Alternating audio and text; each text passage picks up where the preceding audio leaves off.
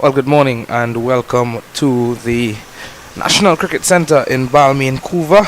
Day 2 of this round 2 clash between Guyana and Leeward Islands of the Cricket West Indies Men's Under 17 Championship. And of course, yesterday on day 1, Leeward Islands would have won the toss and they have elected to bat first. They amassed 144 all out, courtesy Gulcharan Cholai's 4-wicket haul. And in response now, Guyana, they are 108 for 2. This partnership building nicely between Romesh Bharat and Emmanuel Lewis. And I'd like to welcome this morning alongside me Mr. Joel Bailey. Good morning, sir. Good morning to all. Good morning to all our viewers in Trinidad and Tobago, the Caribbean, and by extension the wider world. Lovely sunshine here at the National Cricket Centre. So I apologize, we had a slight delay in terms of the audio feed, but everything is back on track here at the National Cricket Centre.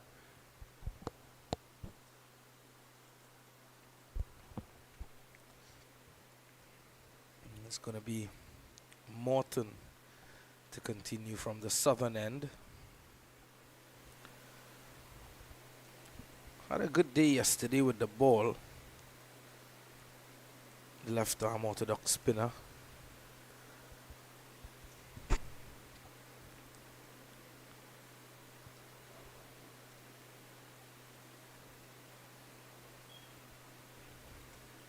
Well pitched up delivery by Morton. Barra just pushes to mid-wicket where it's fielded by Demad Singh. Yesterday, though, Joel, we saw a lot of misfields. I must make mention of that. I think that would have costed the Leeward Islands quite a lot. Guyana as well, it would have cost because of the fact that they would have allowed some of the Leeward Islands batsmen to bat for longer than they would have expected to, given the fact that Guyana was bowling so well. See how things transpire today. Hopefully the fielding errors will be few and far in between.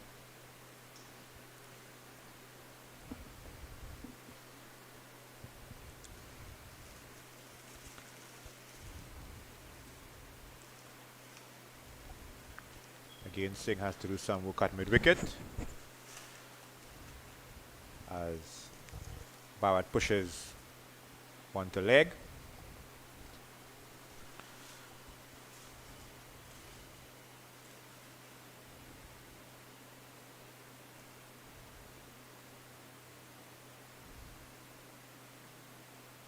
And that's a wicket early this morning. Second over to be precise. Yeah, it looks to be Emmanuel Lewis who has to go. Shortish delivery. Didn't get on top of it. And he didn't get his body close to the ball as well. It was there to hit. But in the end, striking it straight to the fielder. And unfortunately, that proved to be his demise. My apologies. I was calling Ramesh Bharat as the batsman. It was actually Emmanuel Lewis. Got one that bounced and cut straight to point. So Lewis goes for 28 of 86 balls, 108 for 3. Guyana.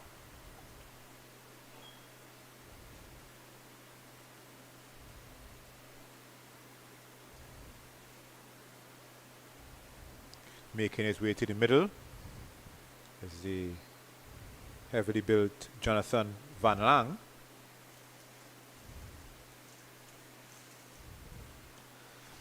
Van Lang, the skipper of Guyana, coming out. You'd have had a good day with the ball yesterday for them.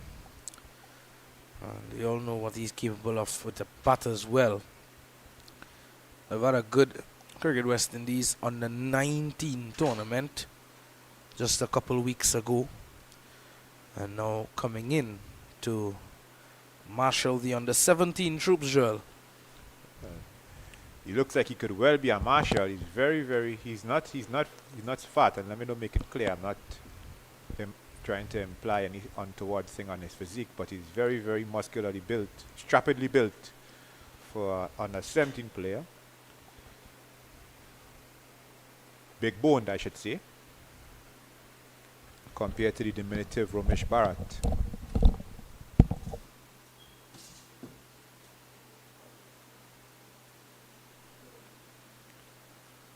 As we see Makeli Tong continuing from the northern end. 2 slips a gully. Deepish point, extra cover, mid on, mid off. Square leg and fine leg.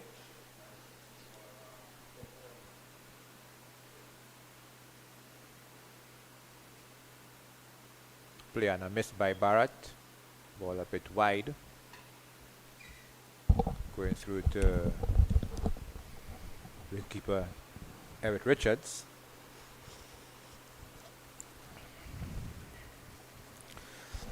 Makeli Tong yesterday would have bowled from the southern end. Interesting to see him swap ends this morning. He's getting some generous bounce and movement as well off the surface yesterday.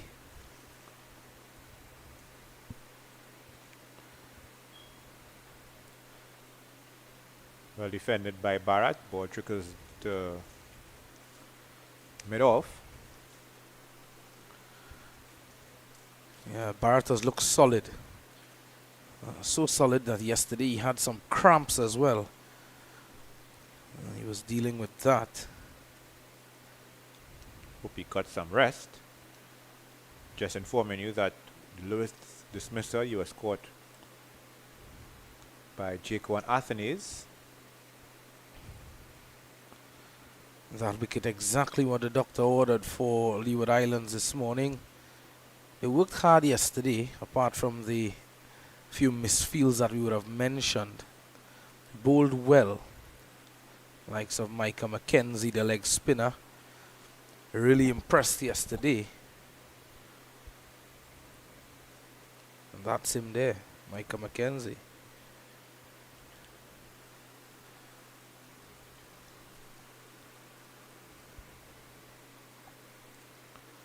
That's an excellent delivery there, Joel. Right up into the block hole. Yorker length. But had to play at that. Driven to Carlton pluck at mid-on. Didn't have to pluck the ball from the sky, but off the ground. See, we have for Leeward Islands, Israel Morton. Morton, a familiar name in West Indies cricket. The late Runako Morton played for both Leeward Islands and Trinidad and Tobago as well as the West Indies. This one bounced on Bharat and defended it to where City mid-on will have been and got a sharp single, quick single. He moves up to 32 after at the end of the 42nd over. Guyana 109 for 3 in response to the Leeward Islands 144. Speaking about persons with last names that you're seeing there that would have played for the regional teams, Joel, what about Gavin Tong, who would have played for Leeward Islands? He would have opened the bowling a couple of years ago for Leeward Islands as well. We're also seeing Adrian Hetmaya in the Guyana setup. I understand he's cousin of Shimon Hetmaya. Yes. So Gavin Tong's Gavin Tong's, he's related to Makeli Tong. I'm not sure if he's related to Makeli Tong. Gavin Tong played a number of years for the Leeward Islands as a quick bowler, as we see Morton continuing, Israel Morton continuing from the southern end with his Solar Farm Orthodox. It's a belated appeal from the keeper and the slip fielder. Umpire not interested.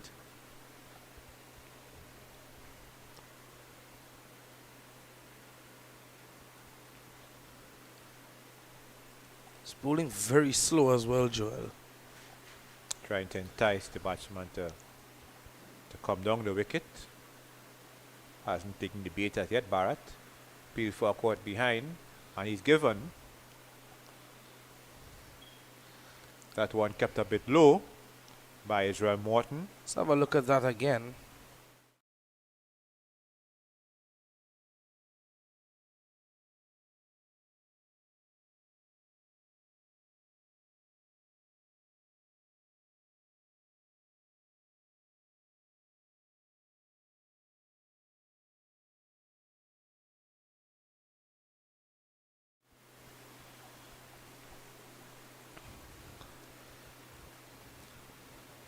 So Bharat's long stay at the crease finally coming to an end. A good little knock of 33 of 77. I think he'll be very proud with that effort.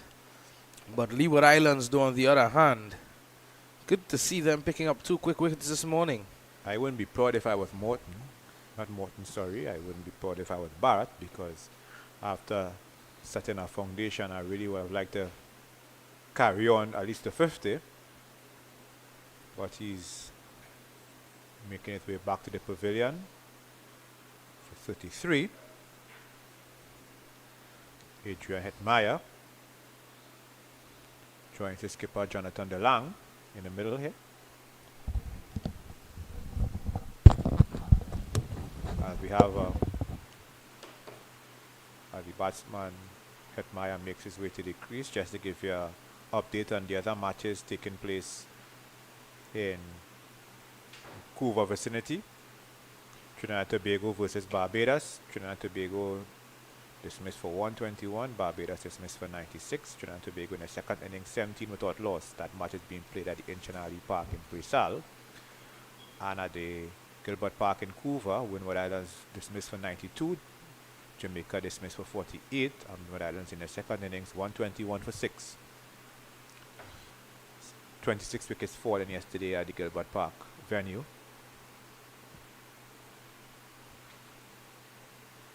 Hetmeyer first delivery comes forward and drives to extra cover. It's fielded by Carlton Block. This one spinning away from the right-handed Hetmeyer. Left it alone as it runs through to the keeper.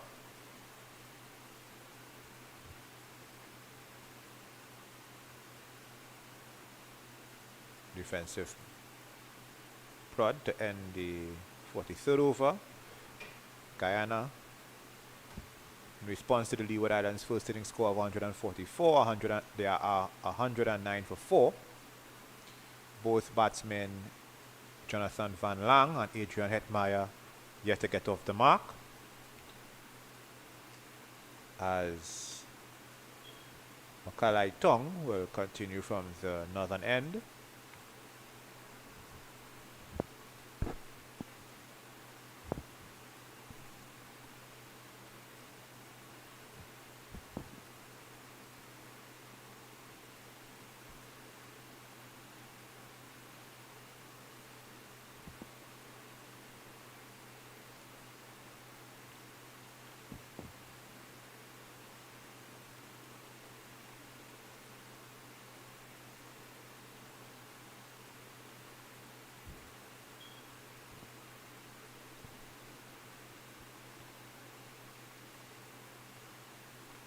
Van Lang flicked that one to square leg, and able to get a single. He advanced down the wicket. He's trying to get a quick single, but was sent back by Hetmeyer.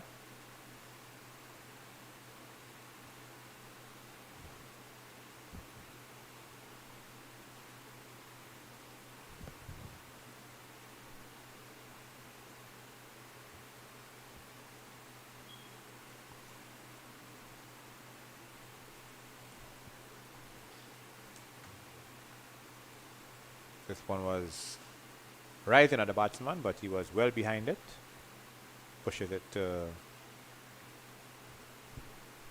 his opposite skipper, Tanis Francis, who stationed at gully.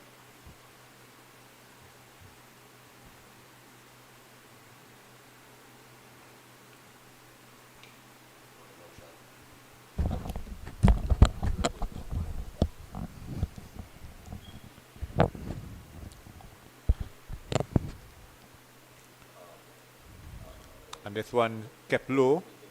And that's the end of Van Lang. Van Lang looks in disbelief.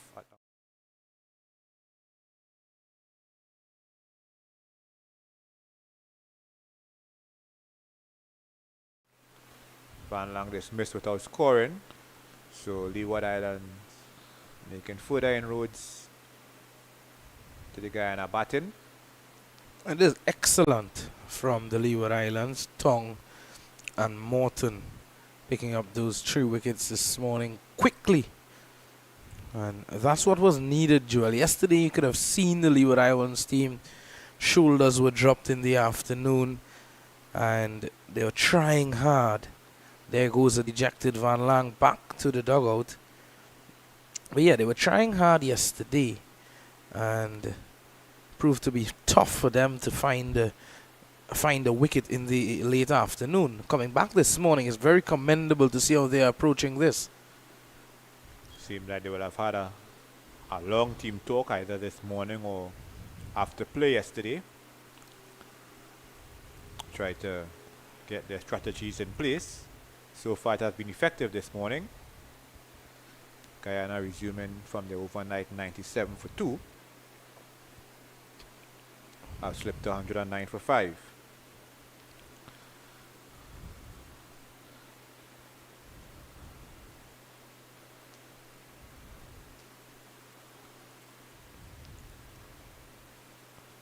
New batsman Romario rammed the hole.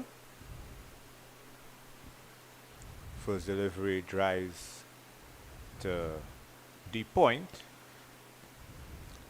Unable to get off the mark there. And Tong is someone who I mentioned would have bowled excellent yesterday. And good to see that hard work bearing fruit this morning. Being able to pick up that wicket.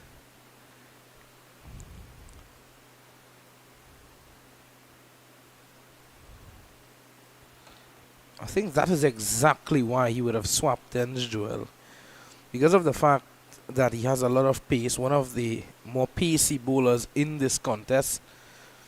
And the ball is keeping a bit low as well on this end. Yesterday we saw it keeping low from the other end.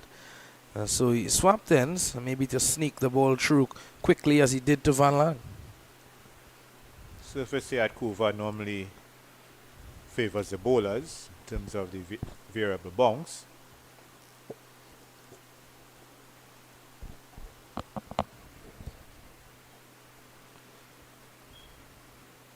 No ball by Tong, so the score goes up by 1.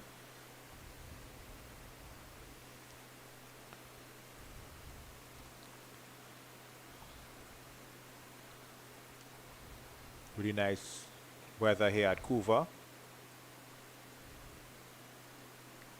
Lovely sunshine. Hope it remains that way until close of play today.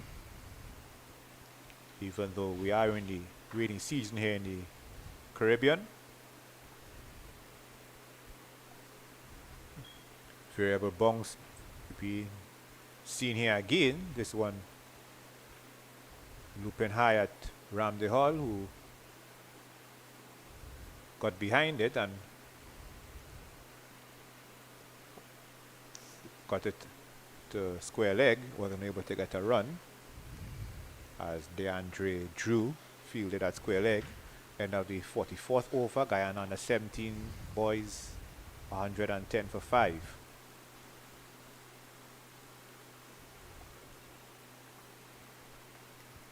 Looks a different story now, Joel, as it looked overnight. Guyana could very easily now get bowled out before that 144. That is something that the Leeward Islands will want to see happen. Morton continues from the southern end. Seems as if this is the match where wickets are hard to come by for the bowlers compared to what's going on at Presal and at California.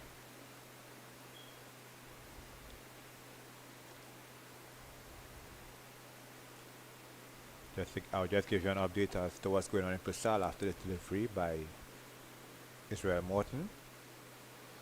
Hetmeyer leaving that one alone. Trinidad and Tobago losing their first wicket in their second innings. Darius Batu Singh bowled by Pollard for 12. So Trinidad and Tobago 21 for 1 in the second innings. They lead Barbados by 46 with 9 wickets in hand.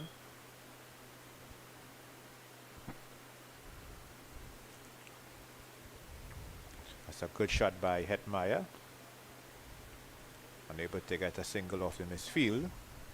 Well, fun fact, Joel, yesterday, after the first hour and a half's play, the score here at NCC was 34 for 4. The score at Gilbert Park was 37 for 7. And the score at Pearsall was 35 for 6. After the first hour and a half's play yesterday. And then people want to know why it is batsmen at the top level are struggling. Seems to be a problem at all levels as the 45th over is completed. A maiden over bowled by Morton, 110 for 5.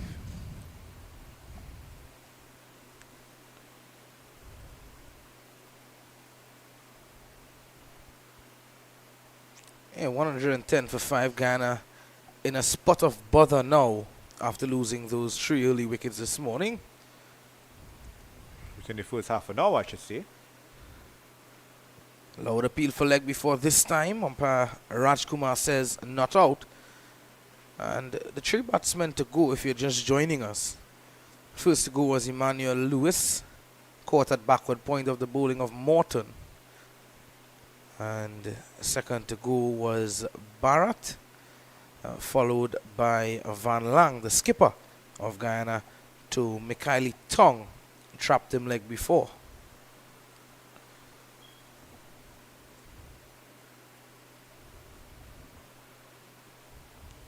It's going to spray down the leg side, and that's going to be 4. 4 byes? Yes, it is. 4 byes. Wicketkeeper not being able to get in behind it there, Joe. Seemed to be arguing with someone as to why he didn't dive after it. For vital runs for Guyana in the overall scheme of things.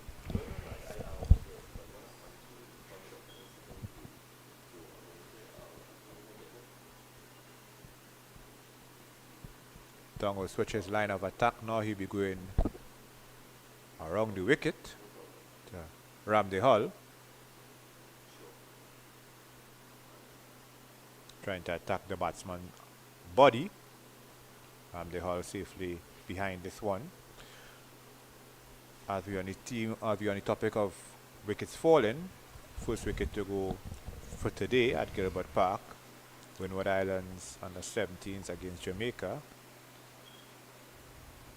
Leeward Islands are now 123 for 7. The fall of Cody Grant, caught on bowled by Laws for 35. Ramsey Hall gets off the mark. Should get a couple here as he pushes it to Morton, who misfields running back from point. So Ramsey Hall gets off the mark with 2. Yeah, it's good to see how he rode the bounce of that delivery. Got on top it nicely. Just guiding it, using the pace of Mikhaili Tong. Not looking to add what's not there.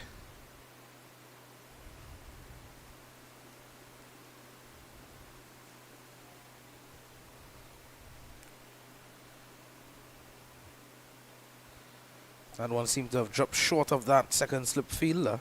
And Ramsey Hall was really in a bad position. He looked like he was expecting a short ball, and this one was pitched up and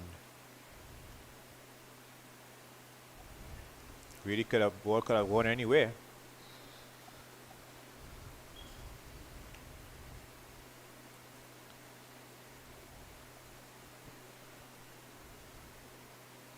So when he drives to mid on, it's fielded by Block.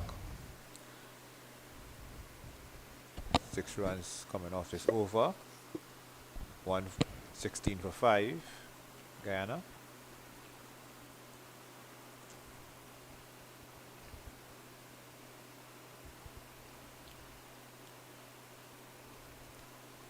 Hetmyer yet to get off the mark.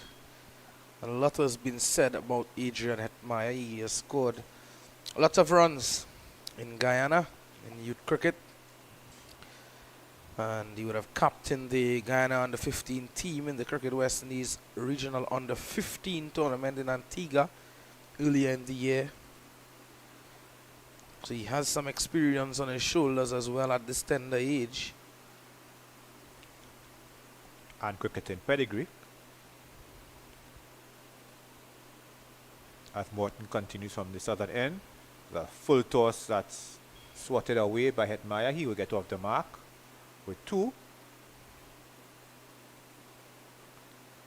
Delivery like that should have gone for 6, but can't be too harsh on Hetmyer as he's hasn't spent a lengthy time at the crease to assess the wicket and what the bowlers are doing.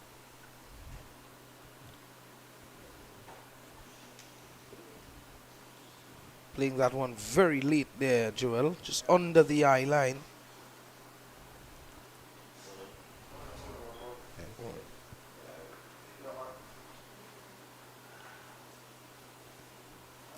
Well defended by Hetmyer to mid-wicket, where it's collected by Demand Singh.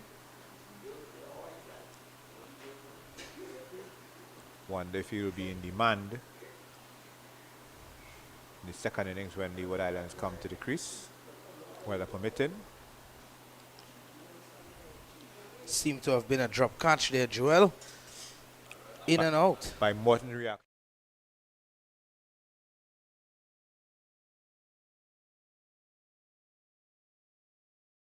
In and out.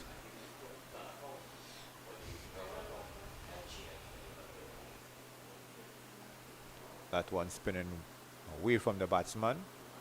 So a mixed over by Morton, just conceding 2 runs, but Hetmyer got a life. 118 for 5, Guyana. Of course, Adrian Hetmyer, Joel, just to correct you, the nephew of Shimron Hetmyer. Correction accepted and appreciated.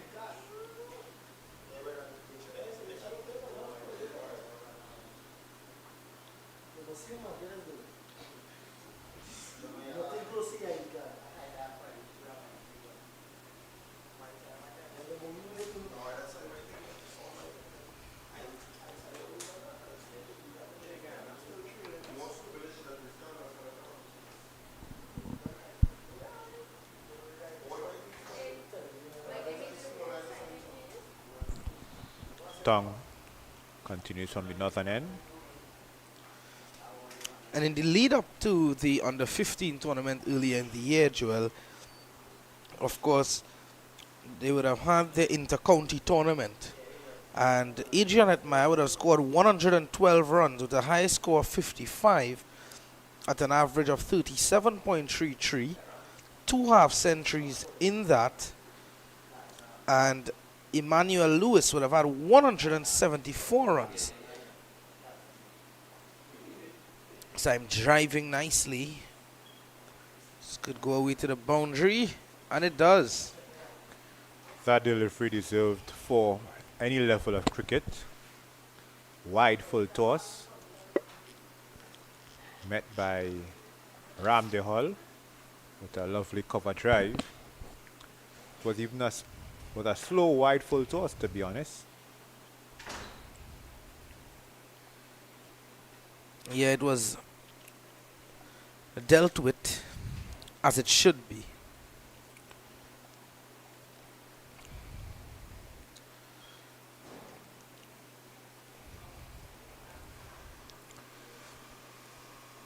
Another one driven on the outside. Could have taken a single there, Ram Dehal, but Hetmyer was not interested. But the single was there for the taking.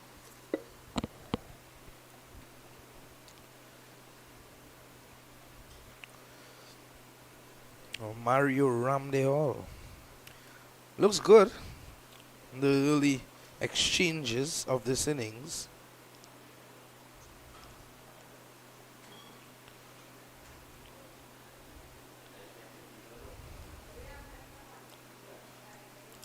I like what Tong is doing.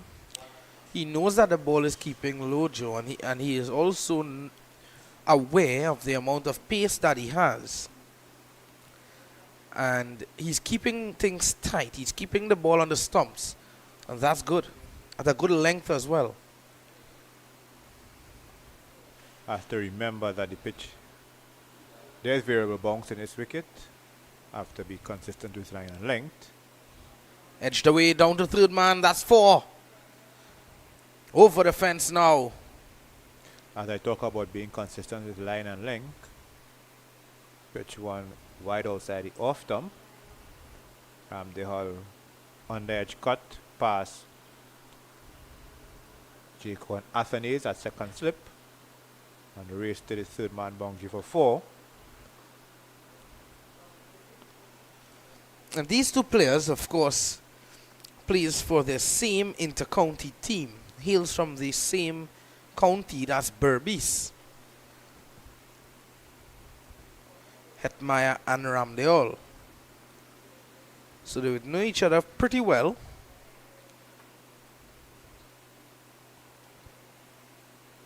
Finding that cover fielder this time. Disappointed there, Ramdehall. That ends the 48 over.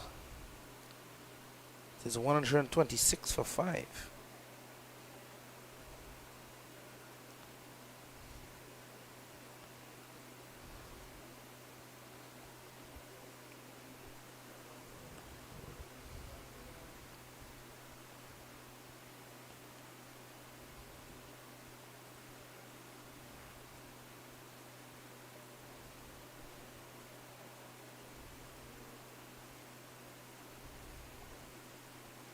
Morton is back. And Hetmyer drives Ramdehall. He's looking to turn that Hetmyer actually driven back to the bowler, no run.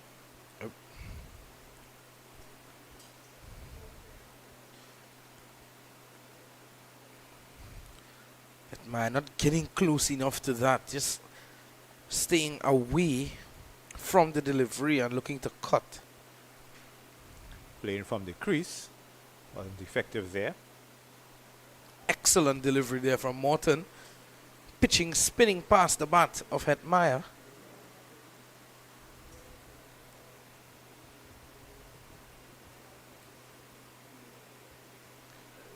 Defensive prod by Hetmyer, not getting a touch on it as the ball goes through to the wicket keeper Vikash Wilkinson.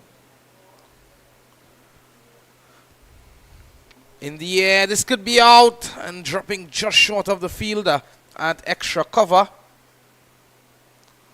Falling just into no man's land. Hetmyer living a charmed life there. DeAndre Drew coming in from deep cover, and Carlton Pluck, who is at extra cover, ball dropping between the two fielders.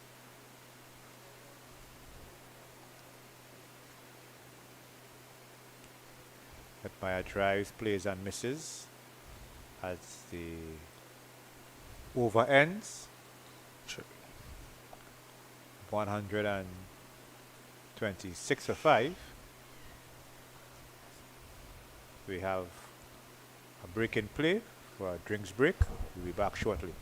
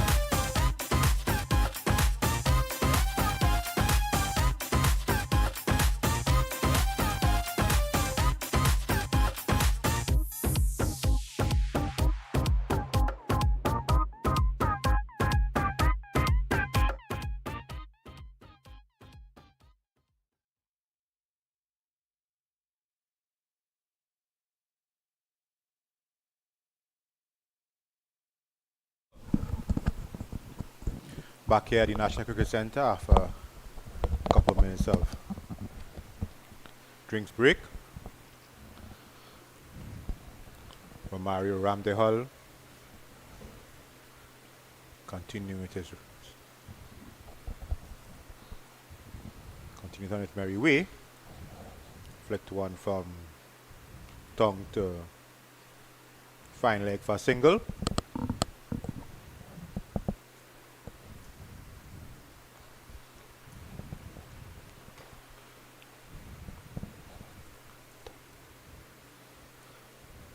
A different approach from Mikhaili Tongue to hit Maya as opposed to Ramdale. You would have noticed that Tongue would have come around the wicket to Ramdale as opposed to over the wicket to hit Maya. In fact, you have a correction.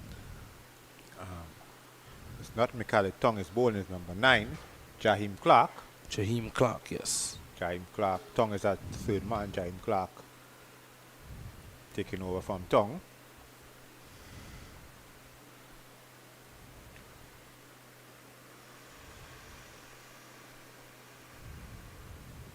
Also have to stand corrected. It was not Vikash Wilkinson. Vikash Wilkinson actually the Guyana wicketkeeper. Yep. The Leeward Islands wicketkeeper is Richards.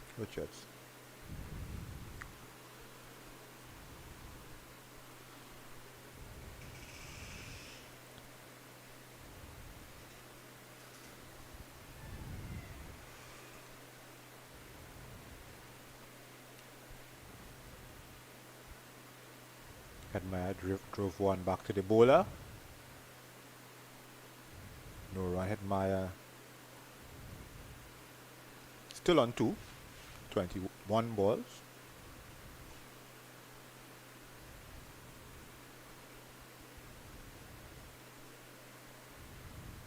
Appeal for a caught behind, mainly by wicketkeeper Richards.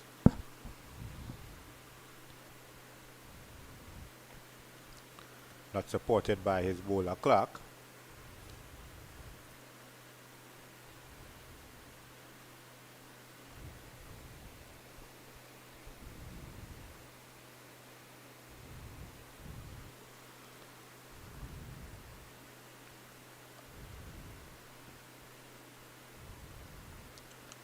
Loud appeal this time, not out, says umpire Raj Kumar.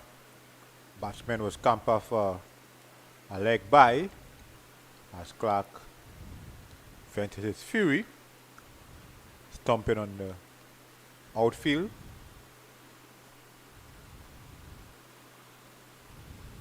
Looks at the umpire in disbelief as the over draws to a close.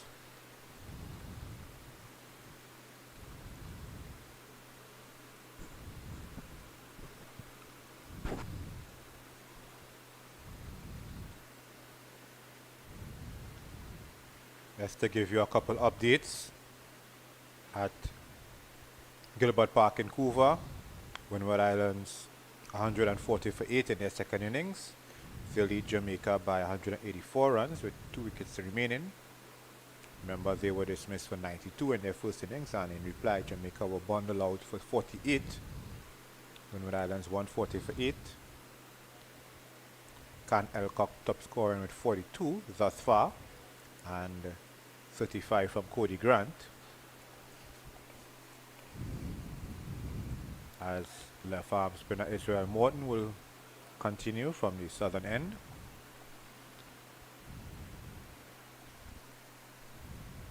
Hedmaya will get a single as he tries to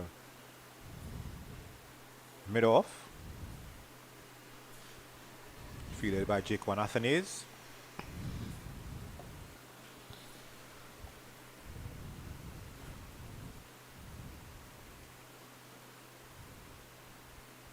As Ramdehal prepares to take his guard at the Ancient Alley Park in Paysail.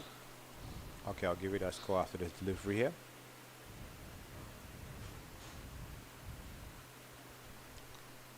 Trinidad and Tobago in their first innings dismissed for 121. Barbados responded with 96, and Trinidad and Tobago in their second innings with serious trouble 26 for 4. peels off the outside edge this time at Kuva. And it's 2. 26 for 4, you say, Joel? 26 for 4. Jakeem Pollard, 4.4 overs, 1 maiden, 3 for 9. My, oh my. Darius Batu Singh, top scorer with 12 thus far. Budu's out? Batu Singh, Captain Budu dismissed for 1. Didn't have a good game at all, Budu, this round. Half century in the first round. A duck in the first innings in the second round, and just one in the second innings. Well, loud appeal, and he's given. Ramdale has to go. That's a 6th wicket down now for Guyana. Still trailed by 18. Morton continues to plug away, Joe. Morton doing the trick for the Leeward Islands, keeping the ball up at the batsmen, forcing them to go for their shots.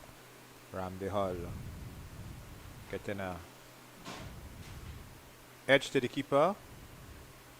Eric Richards. So further trouble for Guyana. 131 for 6.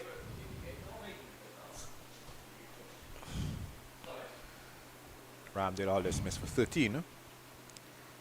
Makes way for Latif.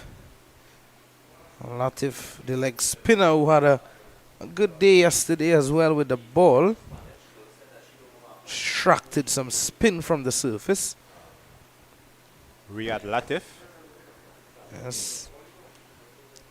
Both him and Gulcharan Chola would have bowled in tandem. And Chola himself was a left-arm orthodox spinner. And we see another left-arm orthodox spinner proving to be beneficial for his team, this time Morton.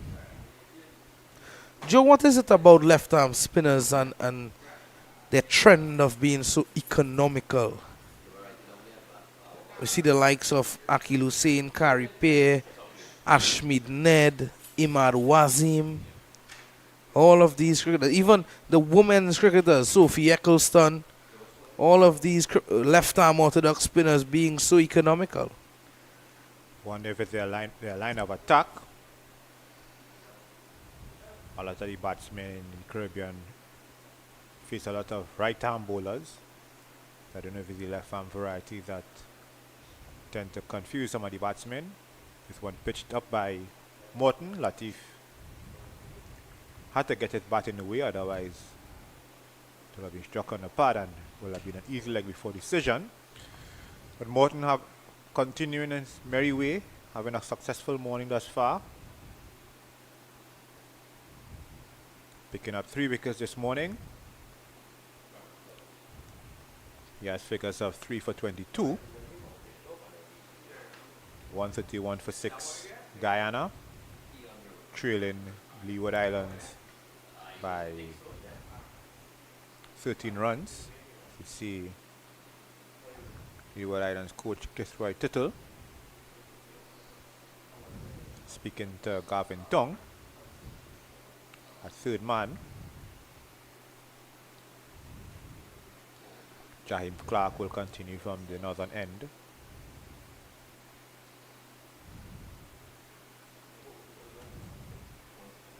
One keeping low, ball taken by Richards, diving to his left.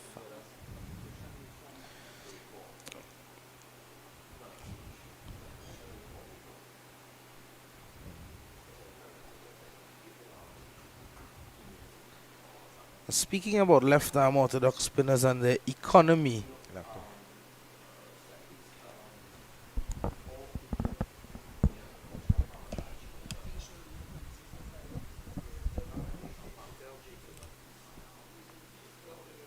Ramdale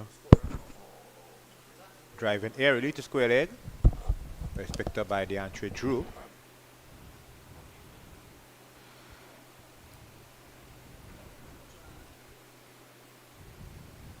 A bit cloudy here at Kuva, but nothing menacing.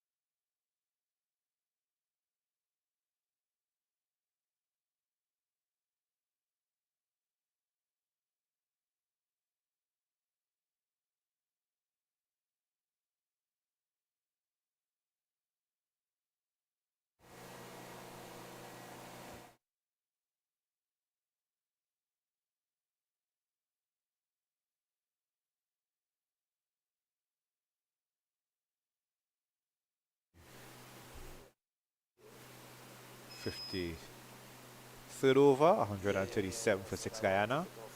They trail Leeward Islands by 7 runs. 4 wickets remaining.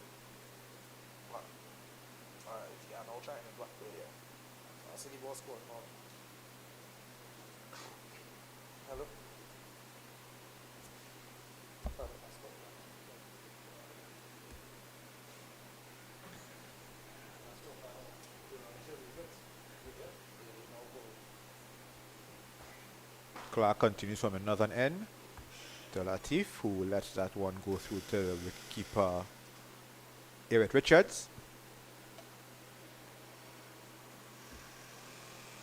So it seems as if skipper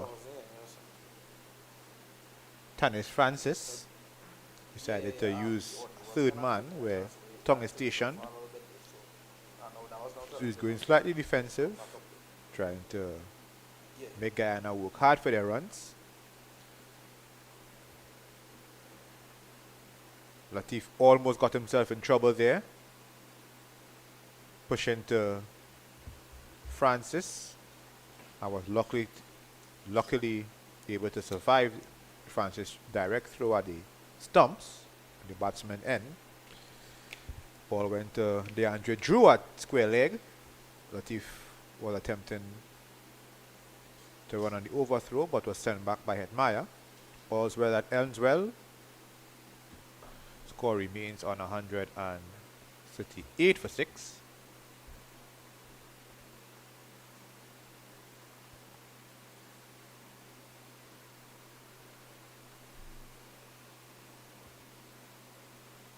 One guided to Francis and Gully. Francis was unable to clean up on the first attempt, but was supported by Morton running to his left at deepish point.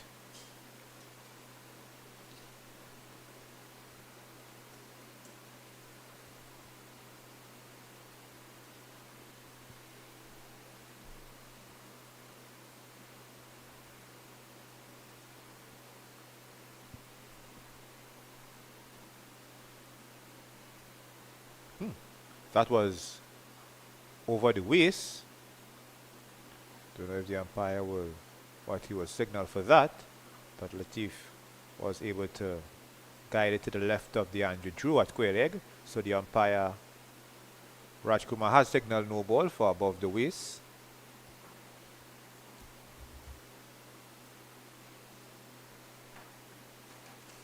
Was heading down your leg side.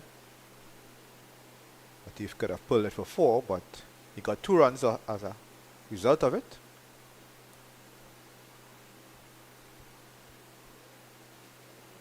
This one well pitched up.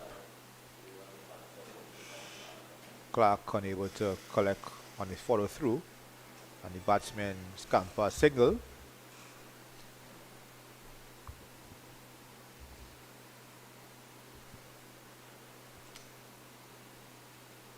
$142 for 6 now here at the National Cricket Centre.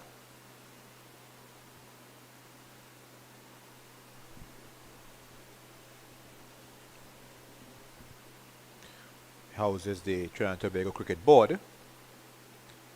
In attendance is TTCB President Asim Basarat, so you have to say good morning to him. He's also the Vice President of Cricket West Indies. Has been the head of the TTCB for over a decade.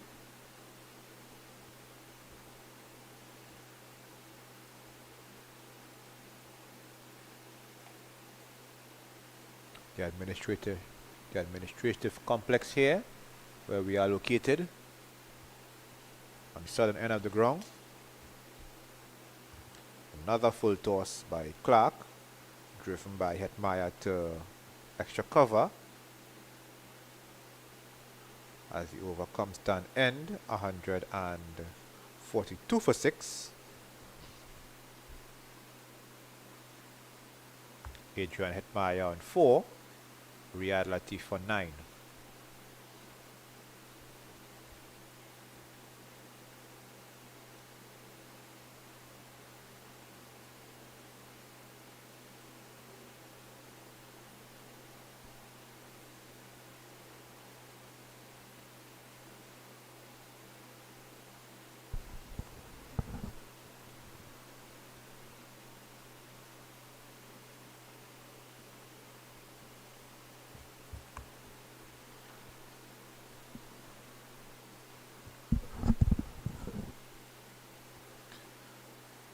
Morton has been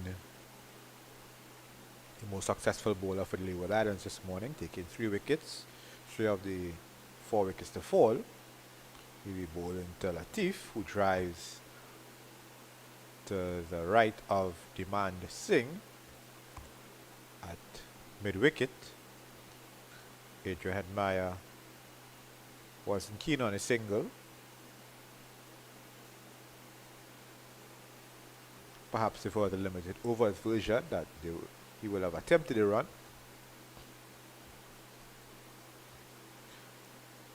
Now they will get a run as Latif plays one to leg, where it's fielded by Jaheim Clark. So Latif goes up to double figures with 10. And Guyana now 143 for 6, trailing Leeward Islands by just 1 run.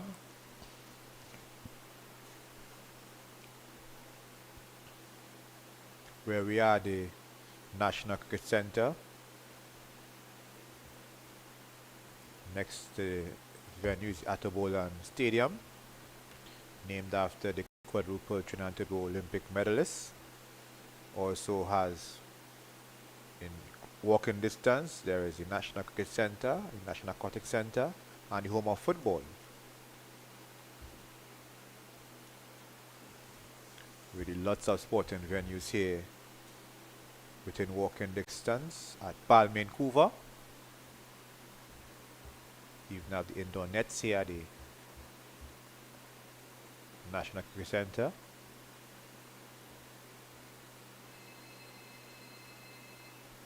Overcome stand N 143 for 6.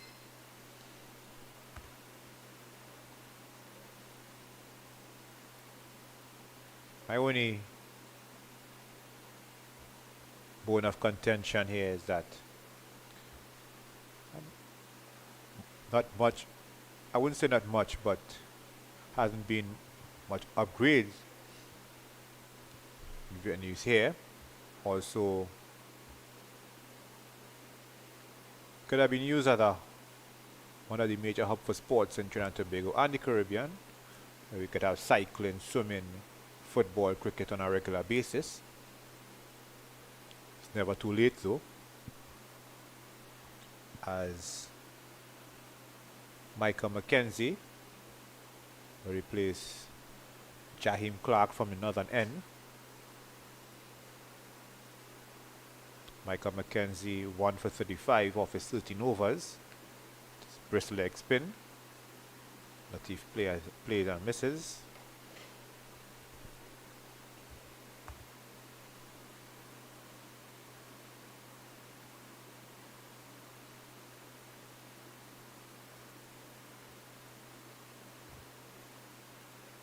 Looping full toss. That Latif gets a single, driven to Jaheim Clark at mid-off. So the scores are level. However, it's not a limited overs match, it's a 2-day match. Guyana 144 for 6.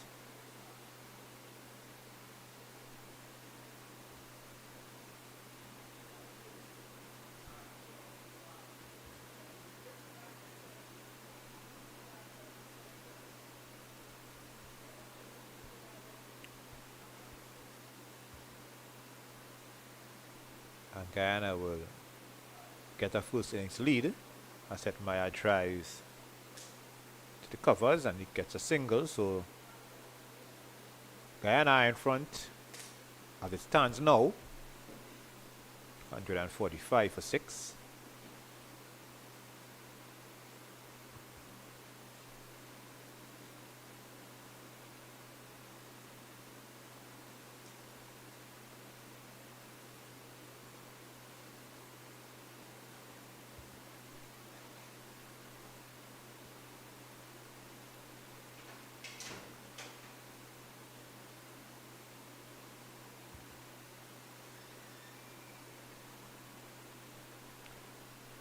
Latif will get at least 2 as he guides one to the vacant long leg position.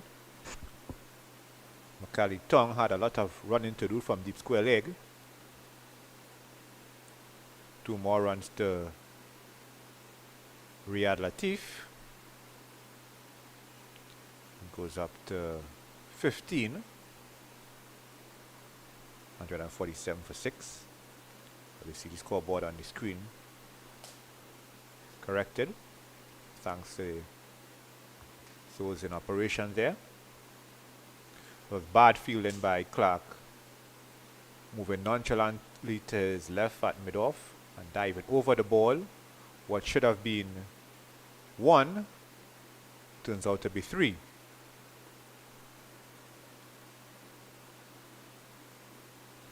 Let's conclude 56th over. 150 for 6. That piece of misfield by Clark brought up the Guyana's 150.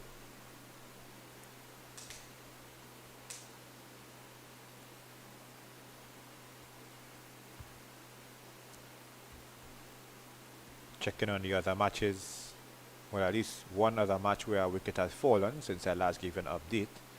At Inchinali Park in Presal, Trinidad and Tobago 121 in their first innings, Barbados 96 in their first innings, Trinidad 40 for 5.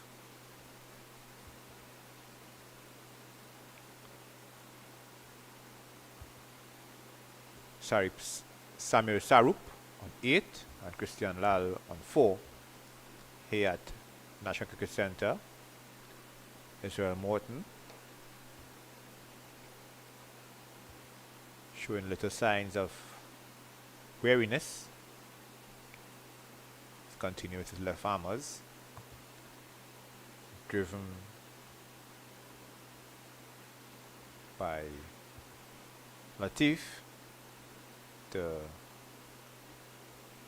deep point.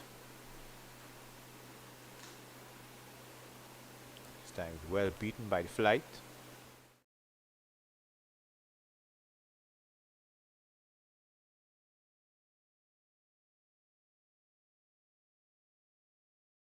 Latif's back foot was well planted.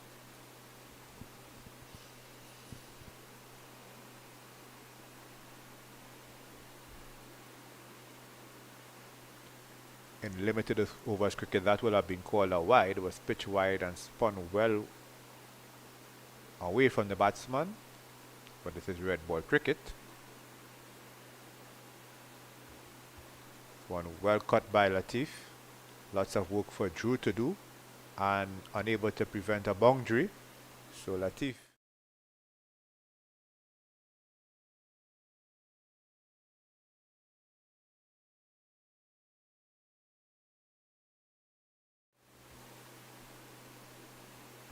moves up to 20 as to conclude the 57th over, 154 for 6. Latif has clearly been a dominant factor in this partnership of 23 for the 7th wicket. He has contributed 20 of those runs.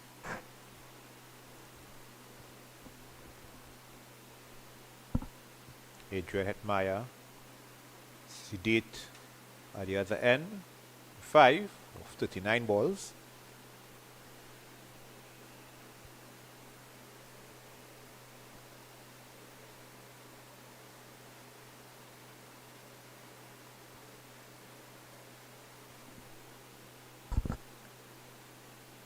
Mackenzie continues from the northern end. That one spinning away from Hetmeyer.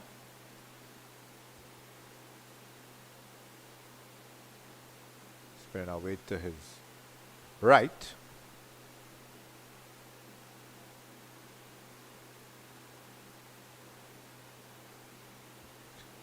That one was a long hop. However, Hetmeyer wasn't able to get it past Carlton Pluck at mid-on.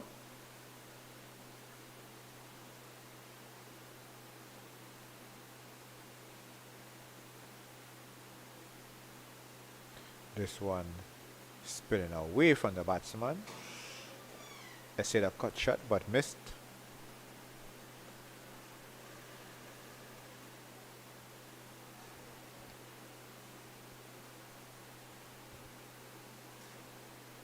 Well defended by Hetmeyer.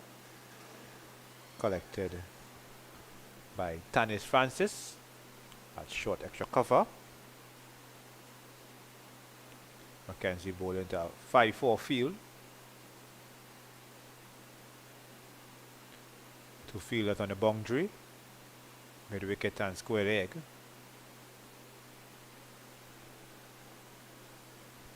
Has kept it tight so far in this over, yet to concede a run.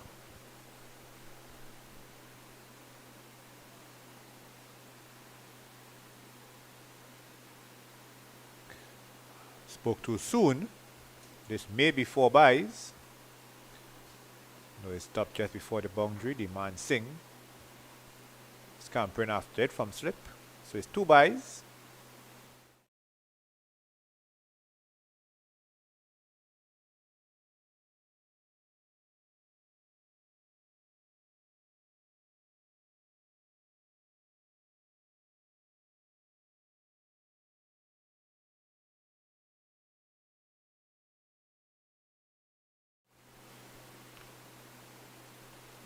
See a Dove looking on at the action.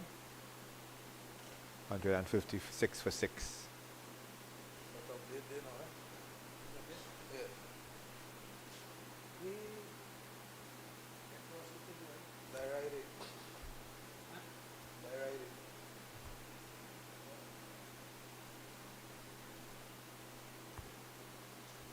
Dove getting a bird's eye view of the proceedings.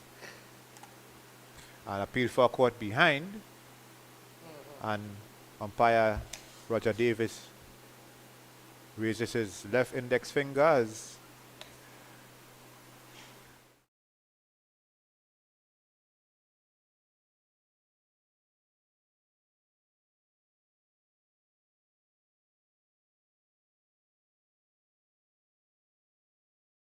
for 7. Once again, Morton doing a trick. He picks up his 4th wicket. 156 for 7 Guyana.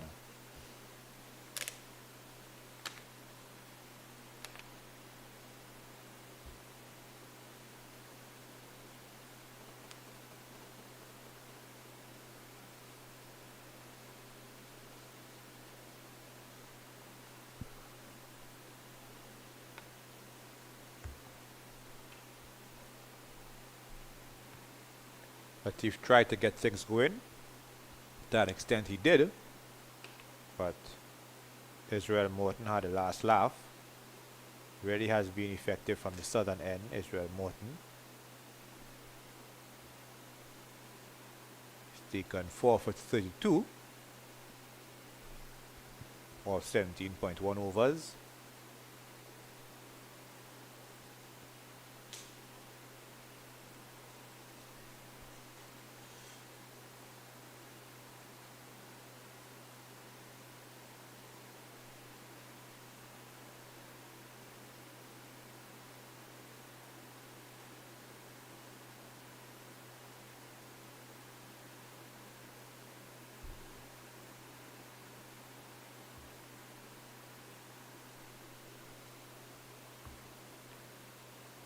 New batsman Devon Wharton pushes his first delivery to cover for no run. This one he plays back, gets it to third man region where Michael Mackenzie had to do the fielding. Had a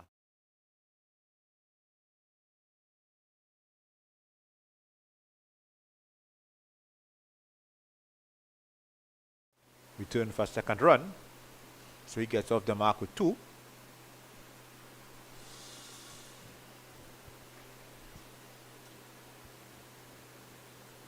So this morning the Guyana have lost 5 wickets, cost of 61 runs.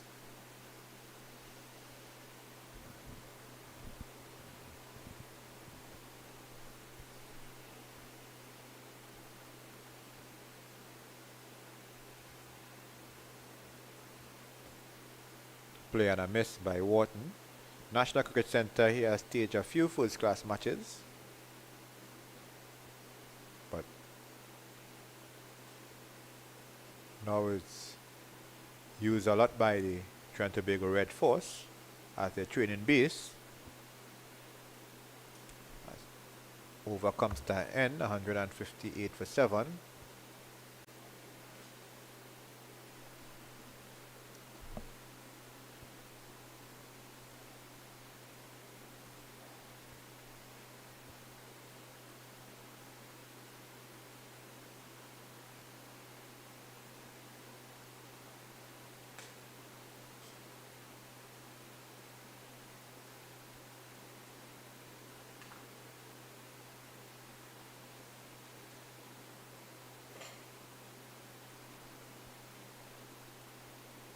National Cricket Centre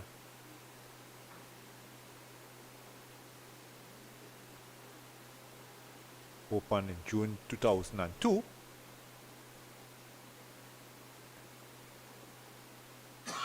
According to the profile on Wikipedia.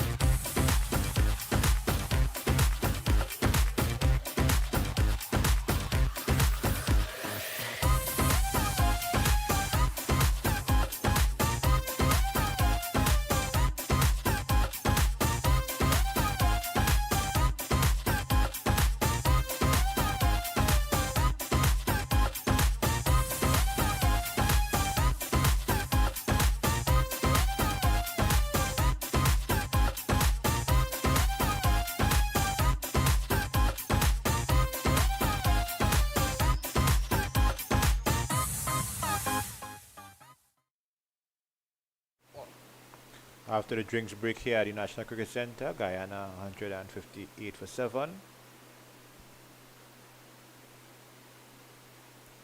Adrian Hetmeyer on 5 and Devon Wharton on 2. Michael McKenzie will continue from the northern end with his leg breaks. Hetmeyer sweeps to deep square leg, fielded by Jaquan Athanaze.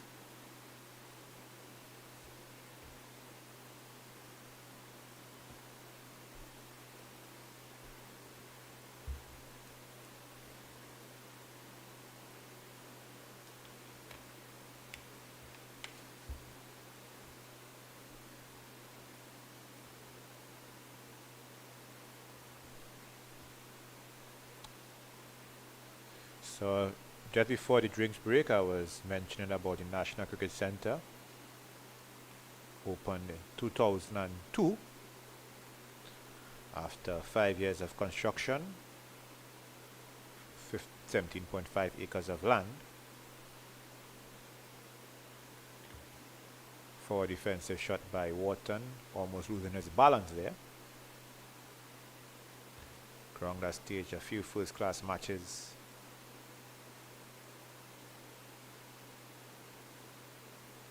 from 2002 to 2010.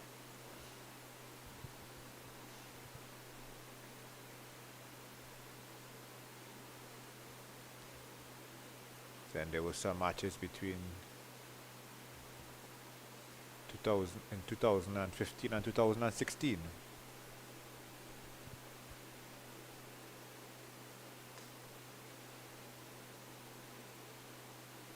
Even staged a women's one-day match between West Indies and Sri Lanka in 2003. So there's some history at the National Cricket Centre, but as I mentioned just a while ago, it's primarily used by Trinidad and Tobago Red Force team at their training base.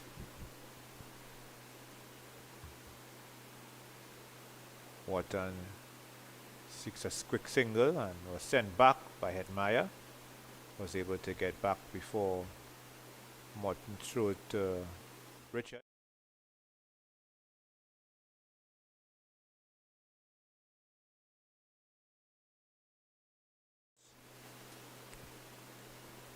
Guyana at the end of the 60th over, 159 for 7.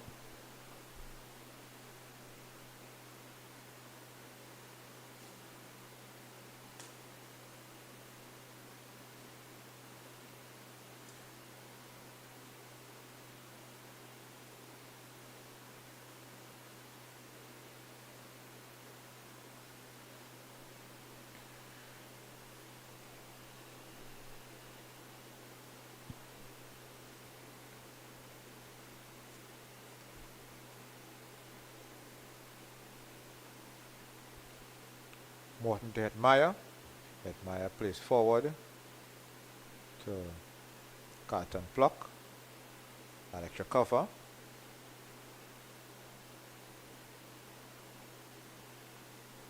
Wonder if Morton will go to lunch at this rate.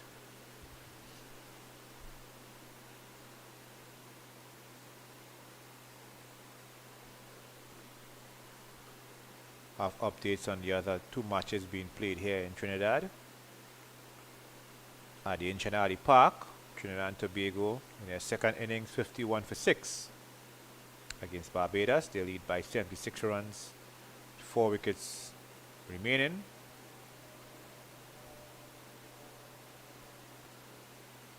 As Hetmeyer will get 2 runs. The deep square leg region, their man Singh had to do the honors. Leeward Islands at Gilbert Park in California, 159 for 9 against Jamaica. So they lead by 203 runs with 1 wicket remaining.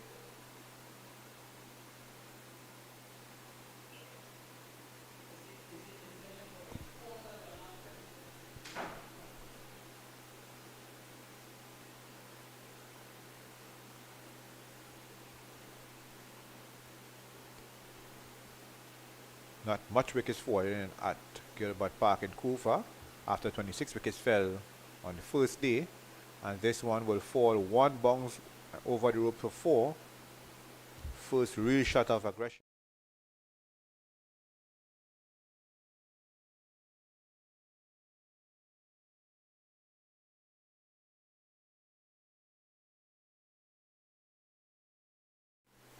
Macaulay Tongue at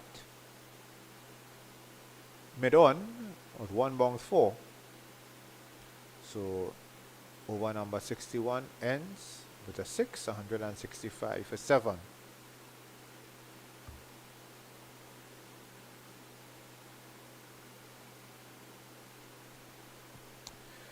All spin attack continues with Micah McKenzie continuing from the northern end.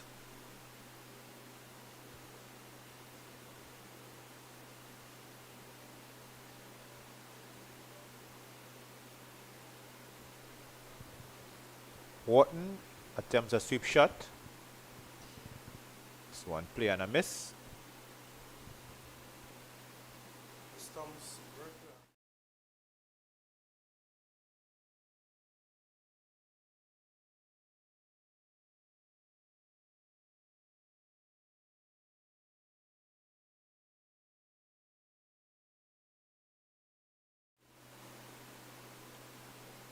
The umpires are conferring.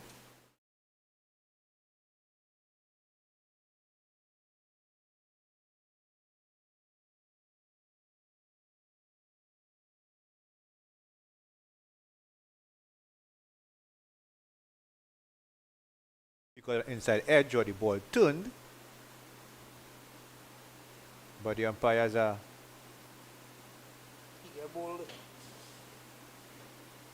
seems as if the umpires are undecided. In particular, umpire Roger Davis. I actually thought it was a play and miss initially, but on replays it's clear that Wharton was bowled. But there are no TV umpires here, so I guess in this scenario what the umpire says goes.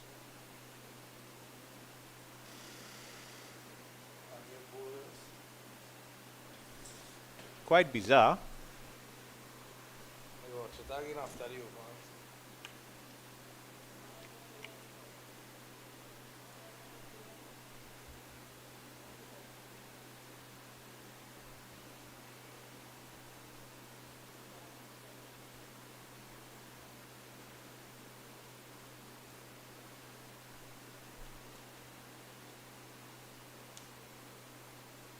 As I said, no video replays being used in this tournament.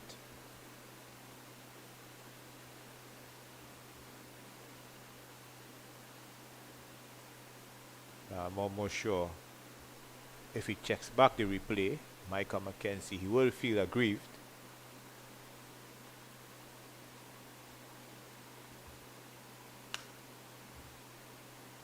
Or even worse yet, the Leeward Islands team will feel aggrieved if Wharton has what you call a big score, 50 or 50 and over.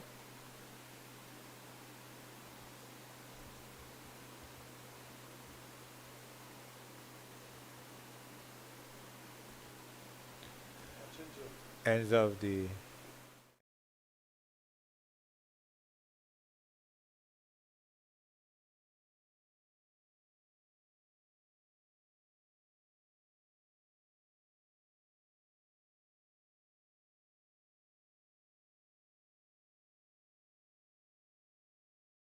but from our angle here, we're looking at it from behind the batsman.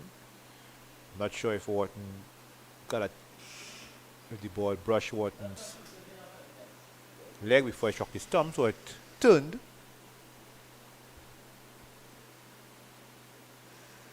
Israel Morton will continue with his marathon spell from the southern end. Hetman drives back to the bowler.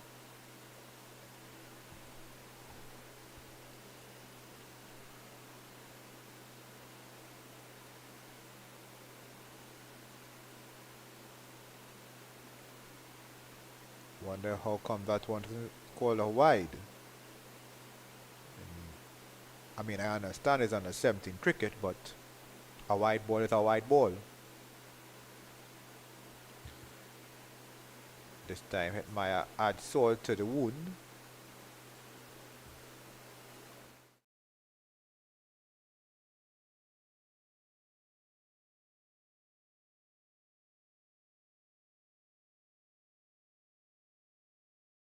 Power on the sweep shot.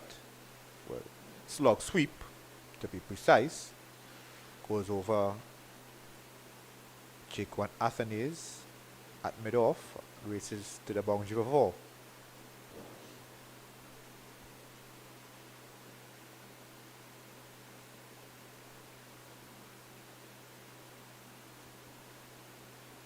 Hetmyer drives back to the bowler. Guyana opened up a lead of 25. 3 wickets hand.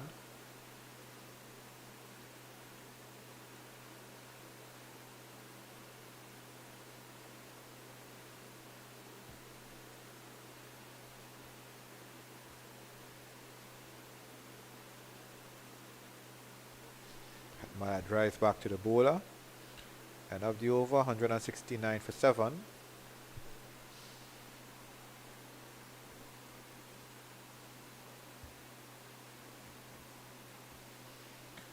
Quick updates on the other 2 matches here in Trinidad. At Gilbert Park in California, Leeward Islands have declared a second innings, 159 for 9, setting Jamaica 204 to win. Jamaica in their first over, naught for naught, well actually after 2 deliveries. And at Inchinadi Park in Presal, as we see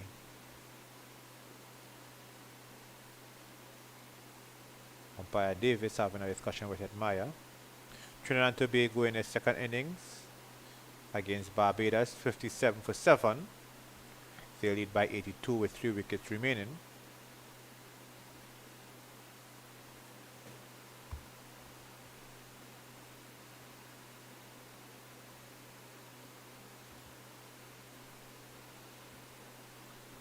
This one, Wharton doesn't make much use of his reprieve as he scooped one to mid-on. Wharton makes his way back for 2, 169 for 8.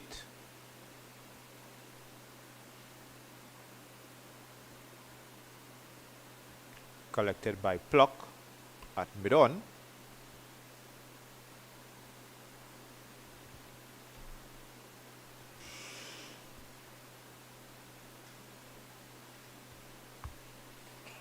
Top edge sweep by Wharton.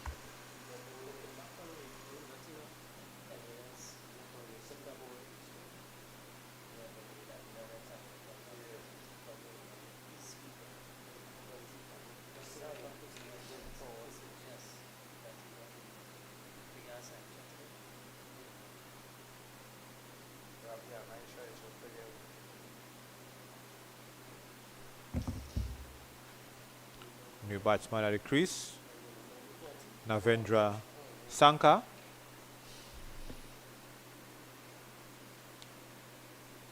So Mackenzie having the final laugh, or last laugh.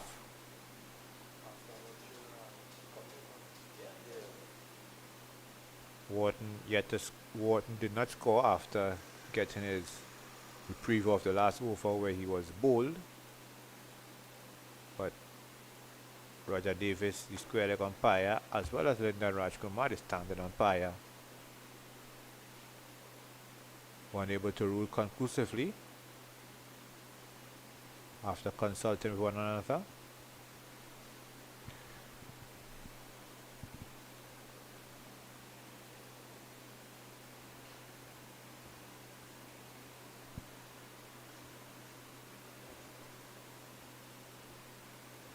Sankar pushing at that, taken by wicketkeeper Richards.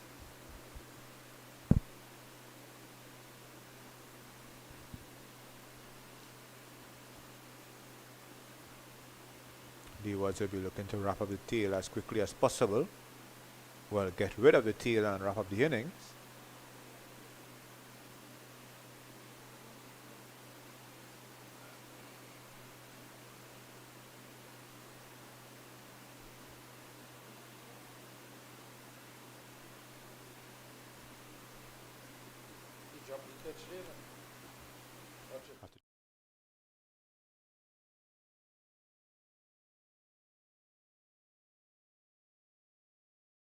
So elementary by the man Singh.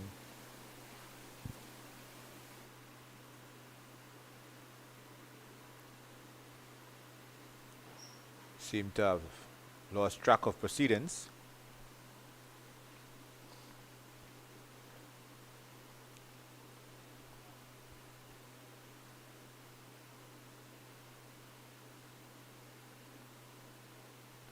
Sanka gets an edge past Morton at slip. Drew had to chase after it from deepish point and got a single. 170 for 8.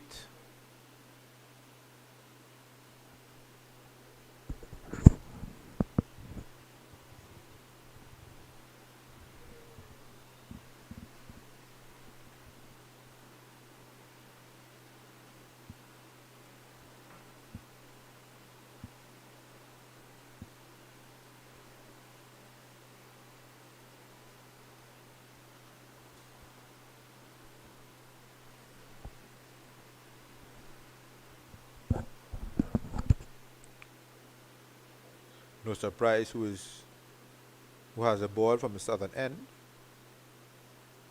Israel Morton, 4 for 44. Bowling to Navendra Sanka.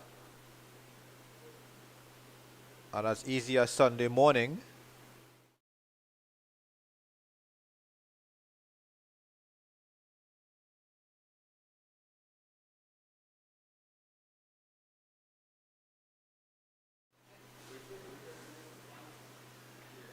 Brought into slip. So Morton's hard work paying off. Sanka didn't make much of his reprieve. He has been dismissed for 1. 170 for 9. Guyana.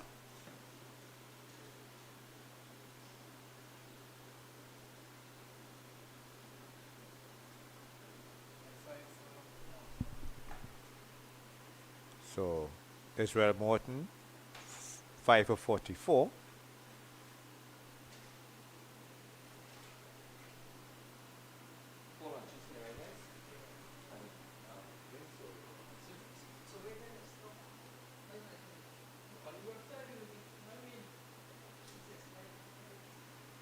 Kulcharan Chulai, number 11.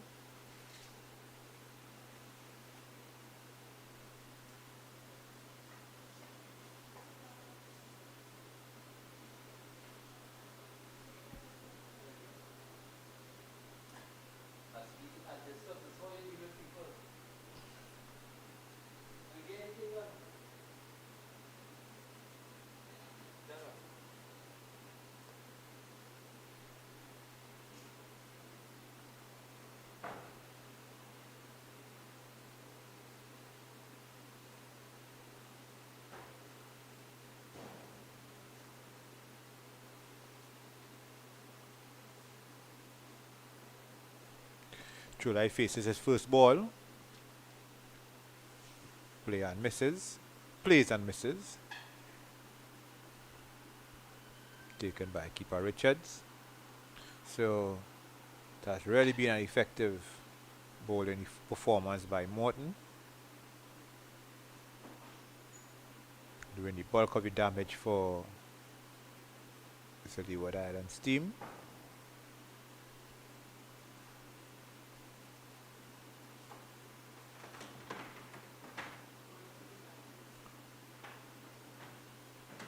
Chulai had to get on the back foot and drives the cover. 2 slips. deep gully or more point. Cover, short extra cover, mid on, mid off, mid wicket, and a deep mid wicket.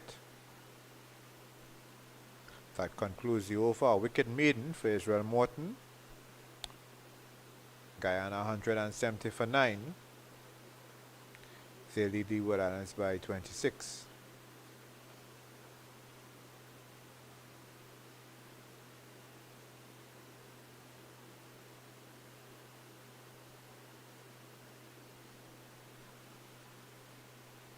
Micah Mackenzie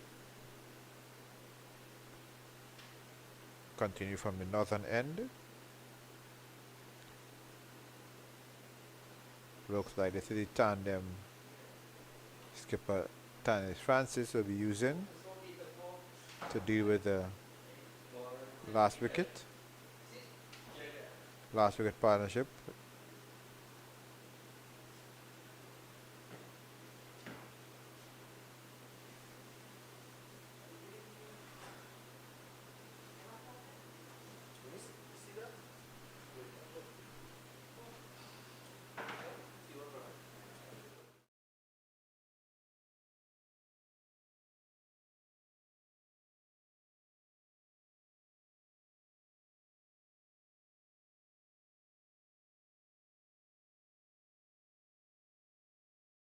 Feel almost suffering some damage to himself.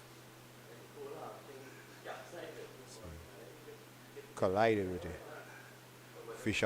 Fisher Sports Limited signage.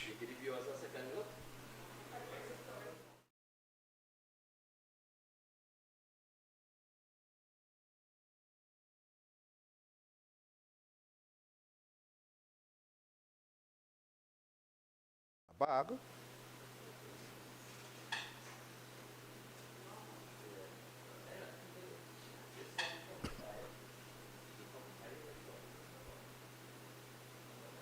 Excuse.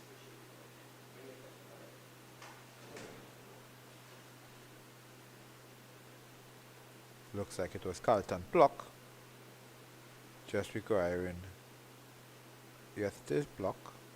Just requiring some drinks.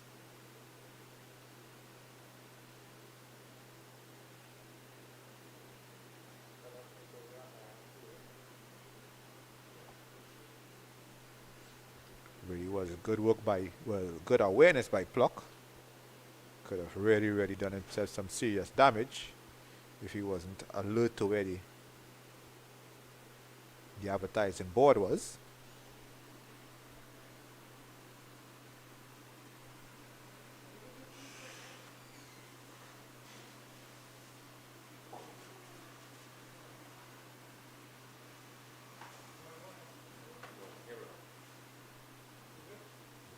This one, Hetmeyer one shot too many, and he's taken by DeAndre Drew at deep mid wicket. So Mackenzie indeed wraps up the innings. Meyer caught at deep mid wicket by DeAndre Drew for 22. So Guyana dismissed for 176. They lead Leeward Islands by 32 runs.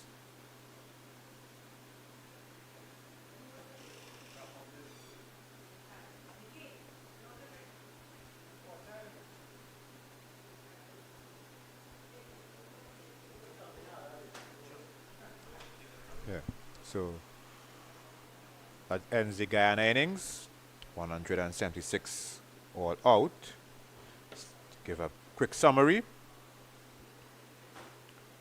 Top score 33 by Romesh Bharat, 28 by Emmanuel Lewis, 22 apiece to Ramprasad Ramnath and Adrian Hetmeyer, 20 to Riyad Latif. Doing the damage have been the spin twins, Israel Morton, left arm orthodox, 21 overs, 9 maidens, 5 for 44, and Micah Mackenzie, the leg spinner, 18.2 over, 3 maidens, 3 for 50. One apiece to Jaco and Athanase and Mikali Tong. So More than likely, they'll be taking an early lunch, as it's 11:53 a.m. here in Trinidad. So that concludes the first innings by Guyana. We'll be back in the next 30 to 40 minutes with play after lunch.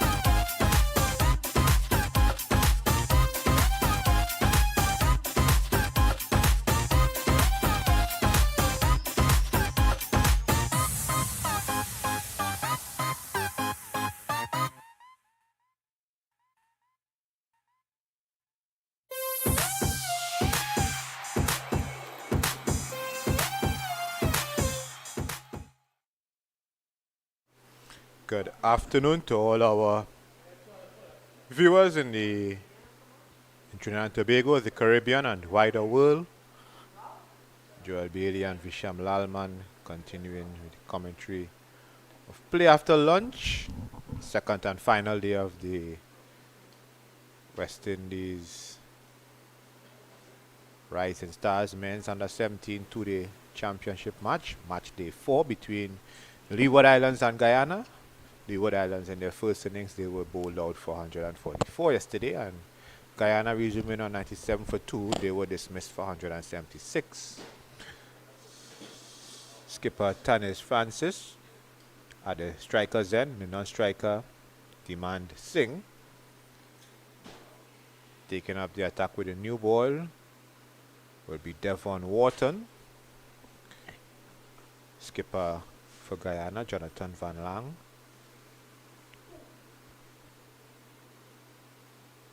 I was not going to say the field, but that will be done in a short while. 4 byes, ones that kept very low, and wicketkeeper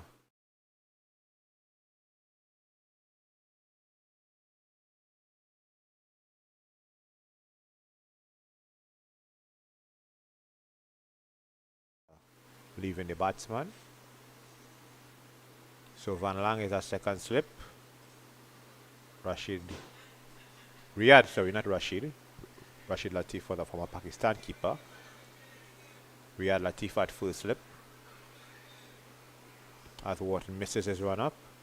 With a third man, a gully, point, extra cover, mid-off, mid-on, and a deep square leg. So there's only 2 fielders on the onside, so a 7-2 field being employed by skipper Jonathan Van Lang.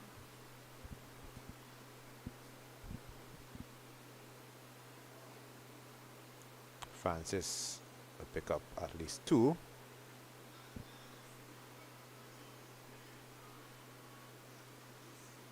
Emmanuel Lewis doing the fielding at extra cover.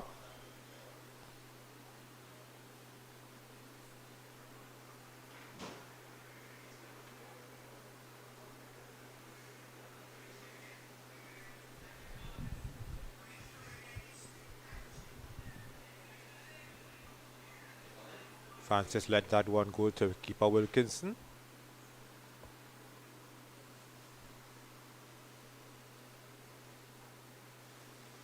It's imperative now for the Leeward Islands to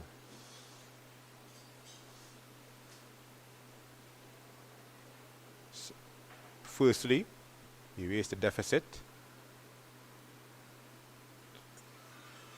Deficit now is 26.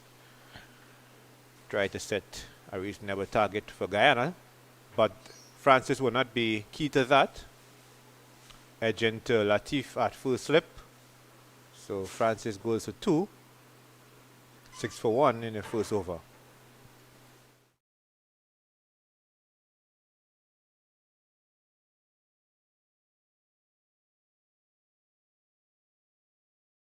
Have to go for quick runs. Playing one away from his body, and was well taken by Latif at first slip.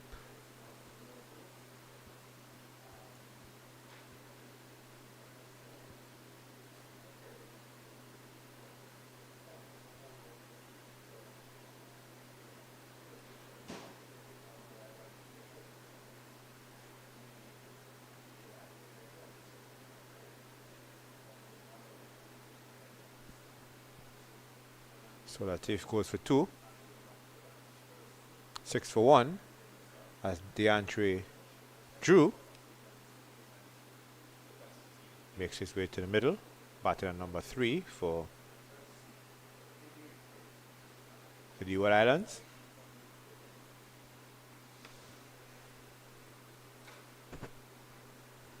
Guyana, on the other hand, will want to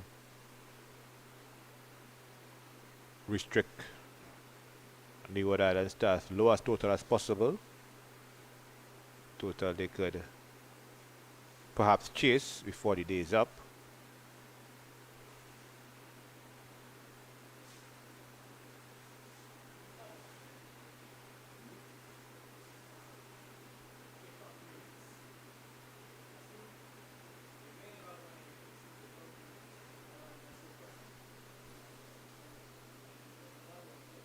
Drew let that one go through to keeper Wilkinson.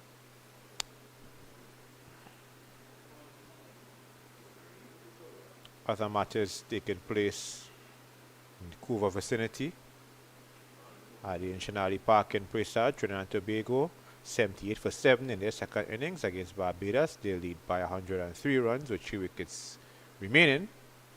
And at Gilbert Park in California, Jamaica in pursuit of 205, sorry, with 204, they are 23 without loss. As and the first over here, Leeward Islands 6 for 1 in their second innings, trailing by 26.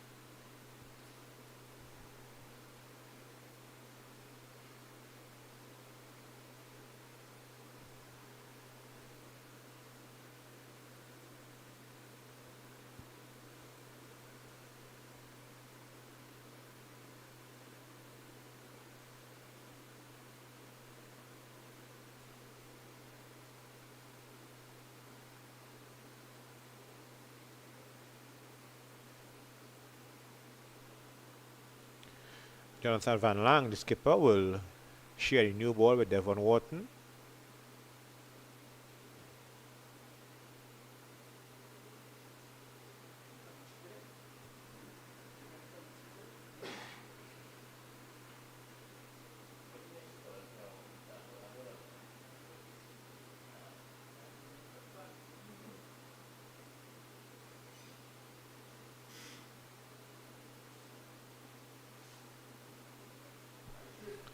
Easy smooth run up by Van Lang with his medium pace.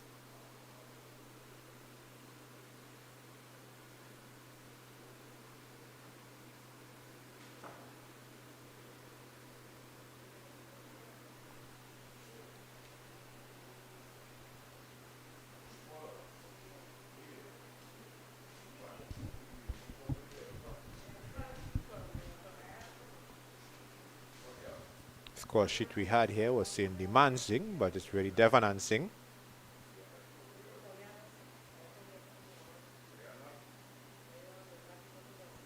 So apologies to all our viewers. Got a typo. Both Singh and Drew are yet to get off the mark.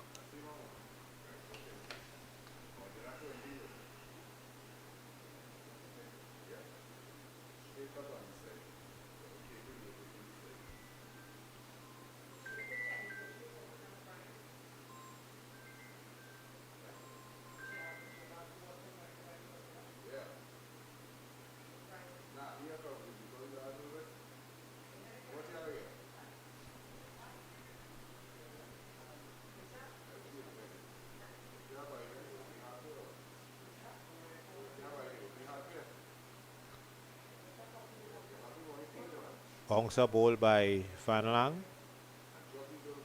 Paya Davis ruling one bouncer to the batsman, which is Singh, one bouncer to Singh for the over.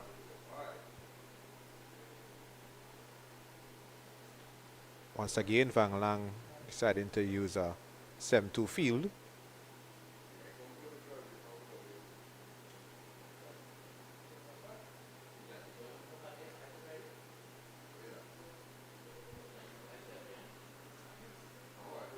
That one was really a slow ball.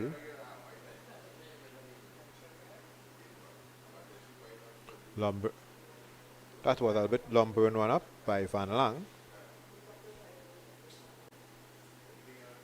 Didn't know if he really wanted to slow down his pace in terms of his run up to effect some bounce. But that delivery did not trouble Singh.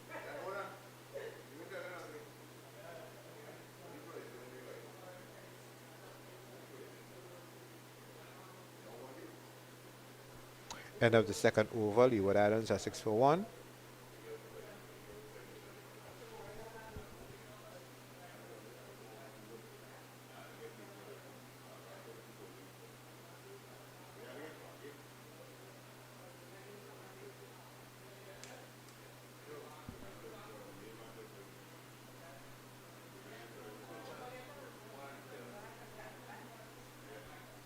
Seen Coach Kistroy Tittle making his way to the indoor nets.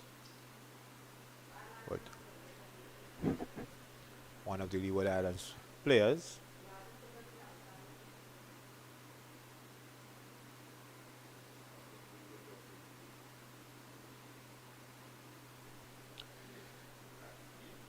Devon Wharton will continue from the northern end. Both DeAndre Drew and Devon Singh yet trouble the scorers.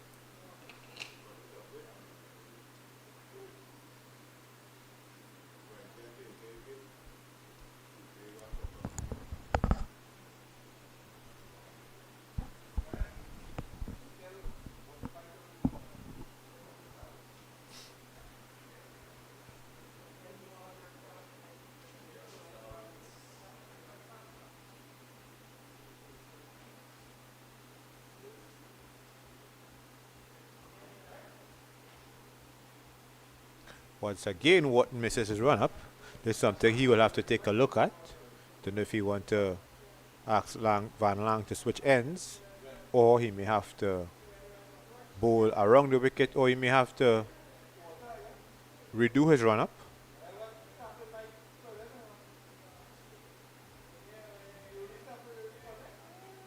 Or he may want to just bowl a bit wider from the crease. This time DeAndre Drew gets off the mark with a pull shot to deep square leg.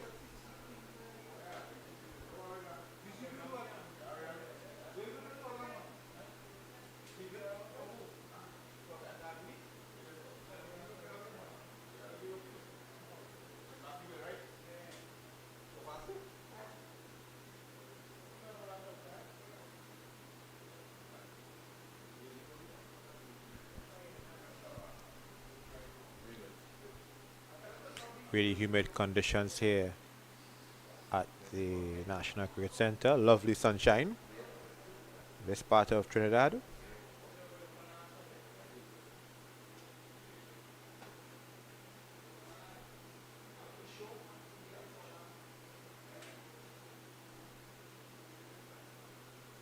Wharton misses the run up. I think it's either the third or fourth time in this innings. He has only delivered 1.2 deliveries. 1.2 balls. See Israel Morton taking a seat under one of the lighting towers.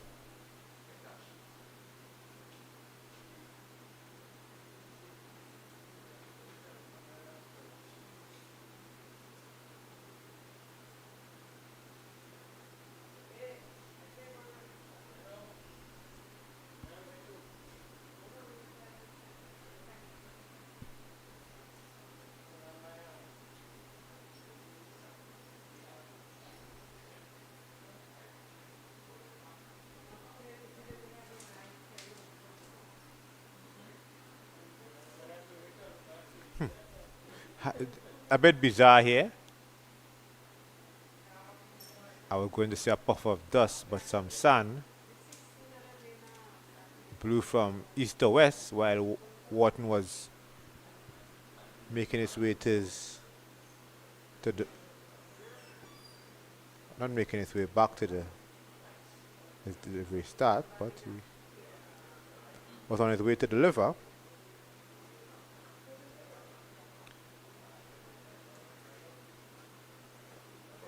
Out of the blue, some wind picked up some sand and Wharton had to make his way back to the bowling mark.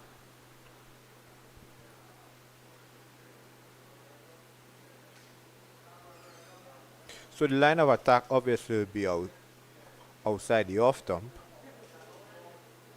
Van Lang doesn't have much to play with on the leg side. And this was a very, very, very poor delivery from Wharton. I understand the it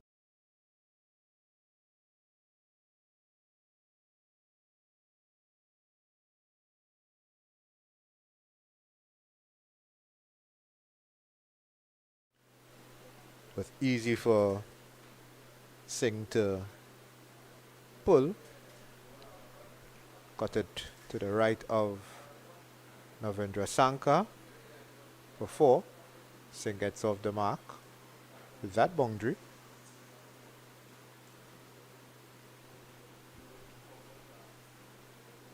Van Lang has asked Sankar to move a bit deep and also to his right. He's at a long leg position. And no ball by Wharton, so really losing his concentration and his focus here.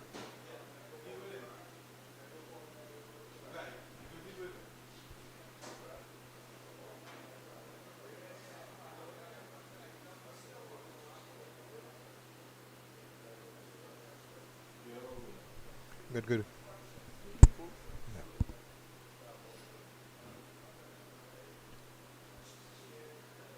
I have to welcome my former sports editor at Newsday, now employed to join the cricket board.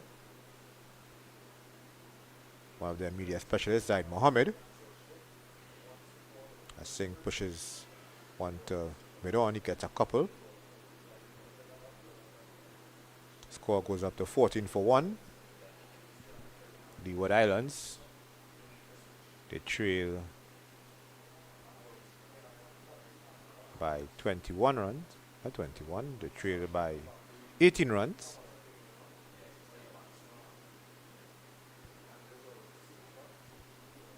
To remember, it's a 2-day affair.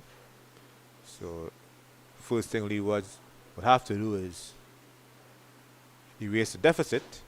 And second thing they will have to do is set a target for Guyana.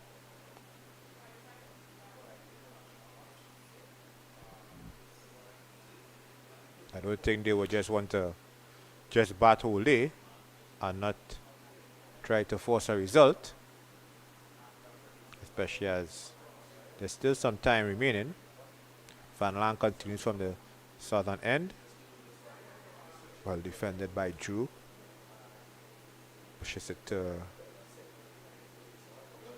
cover.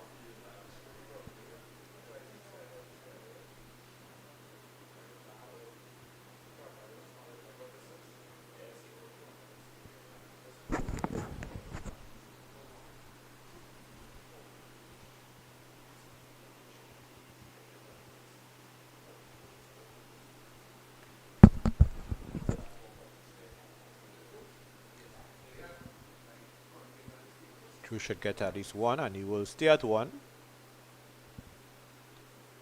Played one along the ground to the right of mid-wicket.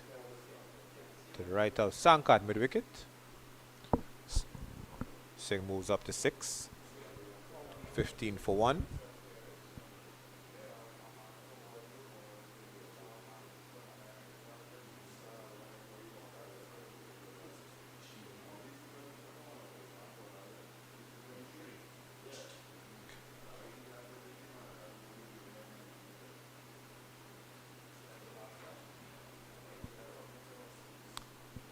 Singh gets a single to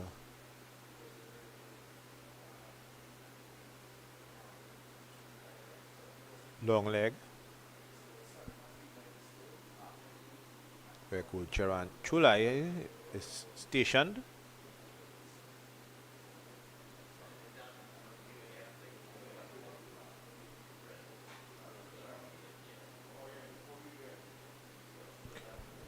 At Gilbert Park, Vancouver, Jamaica, in pursuit of 204, they are 31 without loss. Trinidad and Tobago are 91 for 7 in their second innings against Barbados. They lead by 116 runs with 3 wickets remaining. That game is being played at the Inchanali Park.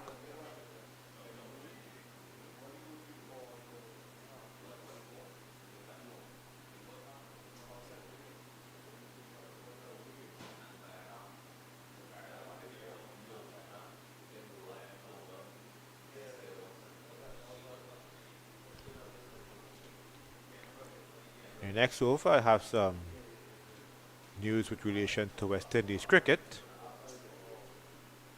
I'll give you that during the next over.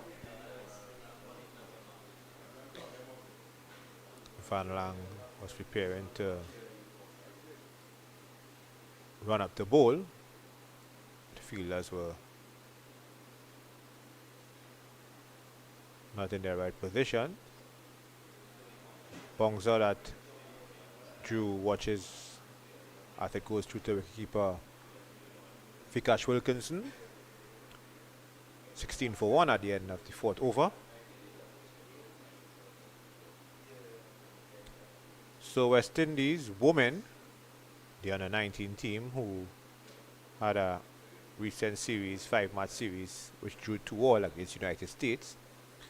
The West Indies under 19 women team have been grouped with India, Sri Lanka and Malaysia. Malaysia are the host nation at the 2025 under 19 Women T20 World Cup. 16 teams will be featuring. Tournament will take place from January 18th and will conclude on February 2nd. Wharton continues from the northern end. One that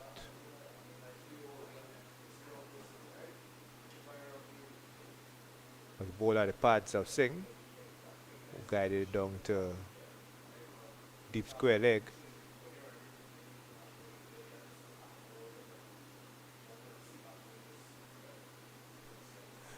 Bit of a misfield there by Sankar, allowed Singh to come back for a second run. He goes up to 9, exactly half of the Leeward Islands score thus far.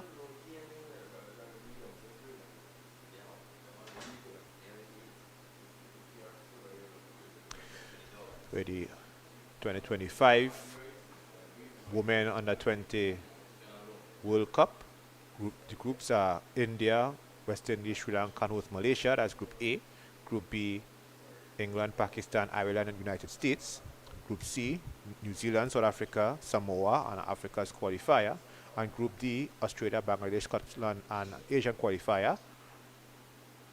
Singh drives along the ground, but stopped at gully by Rampasad Ramnath, who has a wild throw at the non-striker's end.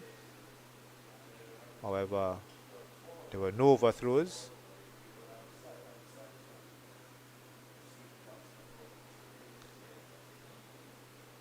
Gulcharan Cholayat mid off,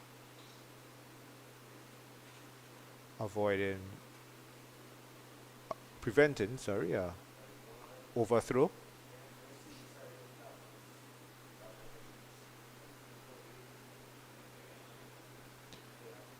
The West Indies on a 19 Women tournament took place here in Trinidad and Tobago in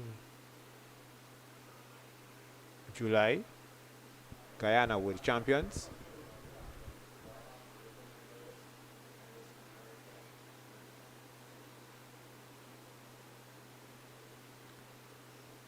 Badly line delivery, 22 fielders on the onside. Easy 2 for Devanand Singh. Goes up to double figures, goes into double figures. He's on to 11. 20 for 1.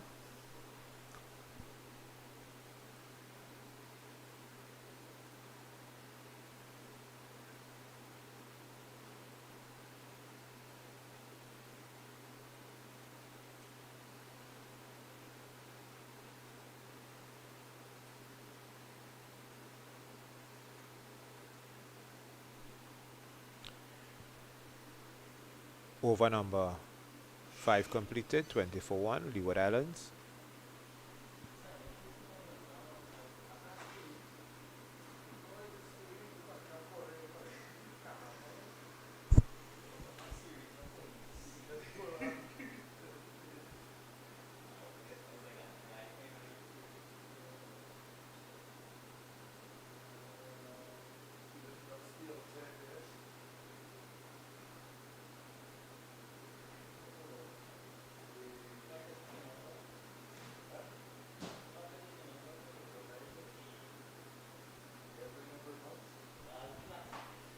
Jonathan Van Lang will continue from the southern end. He'll be bowling to DeAndre Drew.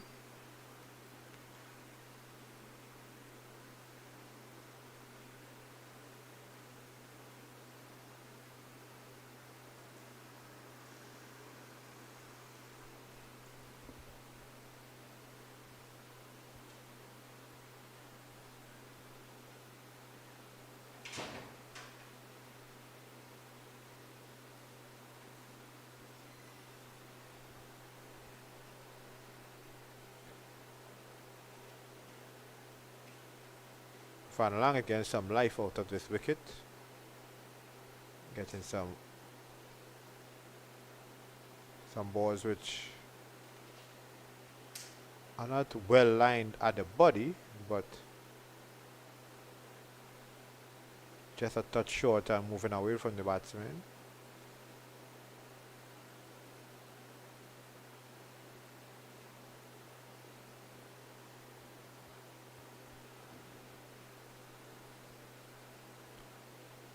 Stifle appeal by Wilkinson, the keeper.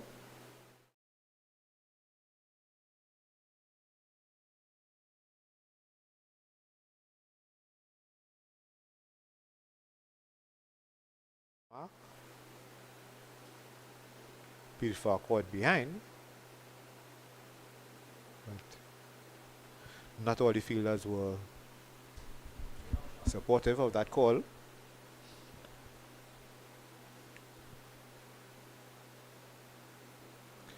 That one has been called a wide by square leg umpire Roger Davis.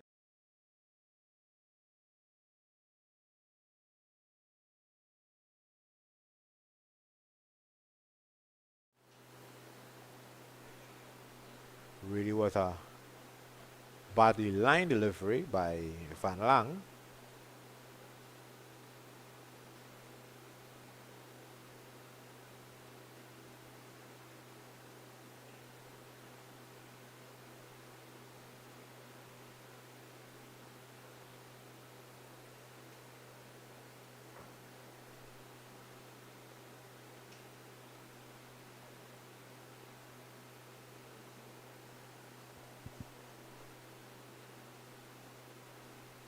Van Lang just checking the area where he's landing, just to make sure everything is smooth on that end. Doesn't want to suffer any ankle or heel injuries.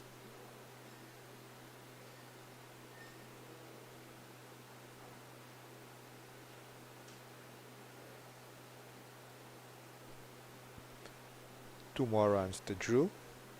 Drew goes up to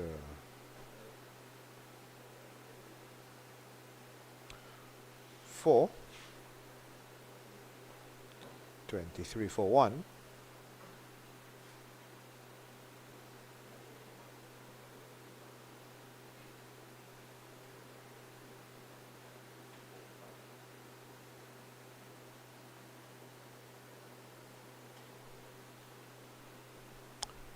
Six overs completed, 23 for 1.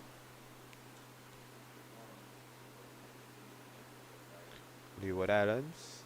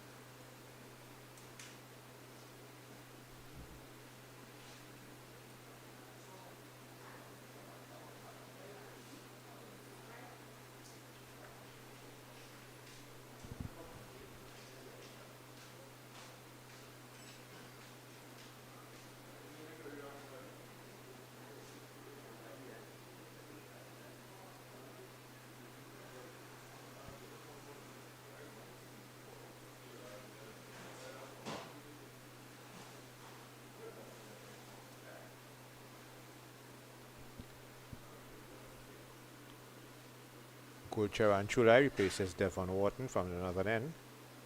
He'll be bowling slow left arm spin, whichever way you feel to put it.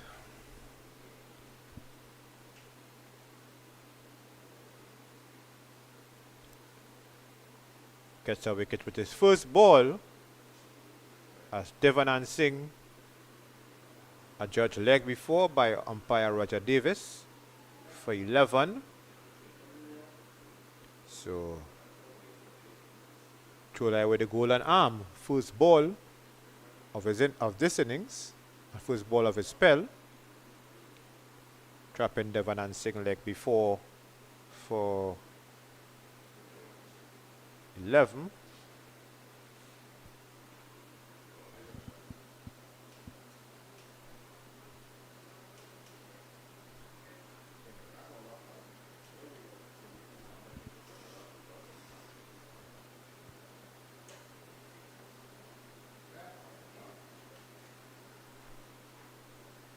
So both openers dismissed for the Leeward Islands. Still need 9 more runs to make Guyana bat again.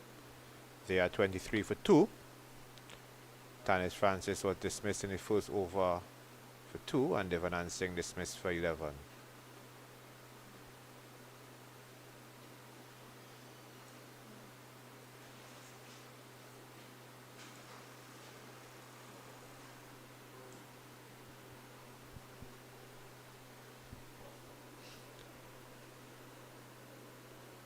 Lith Brown is Lyhte. No, actually it's really Lythe, Lith Brown. Score sheet has Lyhte, so that's a typo on my end. Scoreboard, the score sheet provided to us, the commentators. So Lith Brown at number 4. Quite unique name he has. Never heard that name before, but Brown has a job to do. That one really bounced off a length. May end up being 4 byes. No. Van Lang did well to chase after the ball from slip. Really bounced awkwardly. Brown really didn't have much of a clue about that, as well as wicketkeeper Vikash Wilkinson.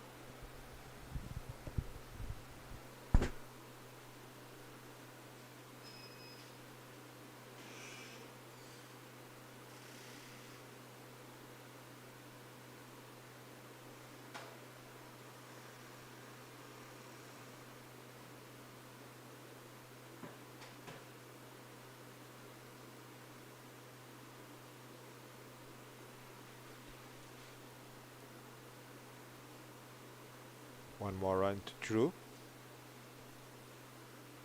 He goes up to 5.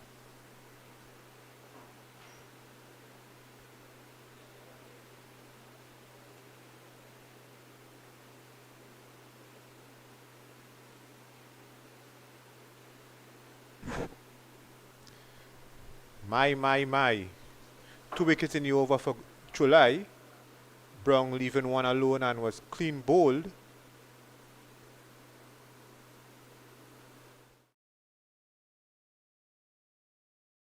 Wanted to do there. Arm ball rattling his stumps. So Brown goes without scoring. So Leeward Islands in a spot of bother, 27 for 3 in their second innings.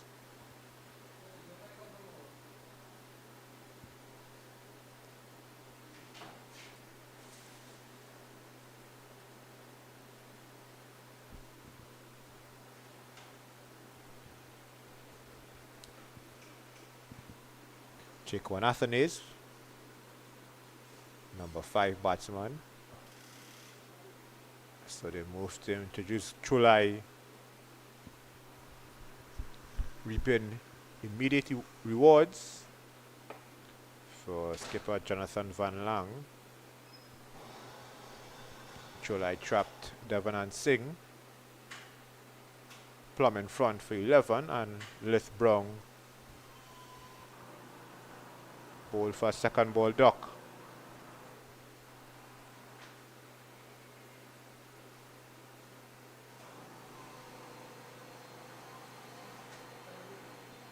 Update from Inchinali Park. Trinidad and Tobago are now 101 for 8 in their second innings. They lead Barbados by 126 runs with 2 wickets remaining. And at Gilbert Park, Jamaica chasing a victory target of 204 or 43 without loss. As Athens plays forward to his first delivery, bowled by Chulai.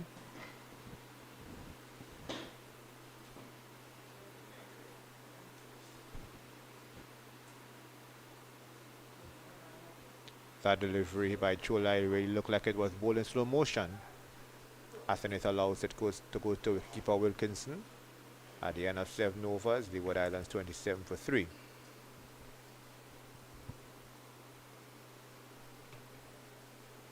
Looks like there will be a change of bowlers from the southern end. Van Lang removing himself from the attack. And Romario Ramdehal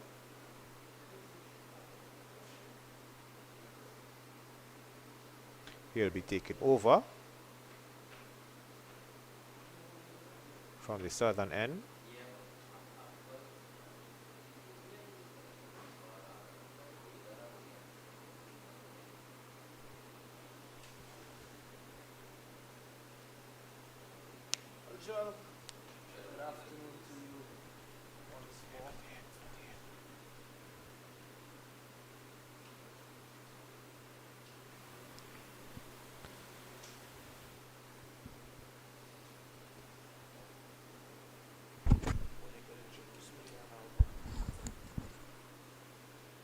Fisham Lalman back at the comments chair. Well, Joel, good afternoon to you once more. Good afternoon to all our viewers wherever they're locked on from. And immediate sign of spin from the Guyanese and immediate success. We were speaking about that in the first innings, whether or not Guyana, they were going to come into the second innings and unleash their spin threat, and that they did. Chulai continues his excellent work with the ball, and Ramdale, he would have picked up 12 wickets in the last game. He has been a trump card for the Guyanese under 17 unit, so he's come into the attack, and I think this is a key period here now for the Leeward Islands batters, in order to see how they deal with the spin threat of Chulai and Ramdale. I think anytime you're playing Guyana in red ball cricket, whichever format, whichever age group, you have to deal with some dosage of spin, whichever part of the Caribbean the matches are playing.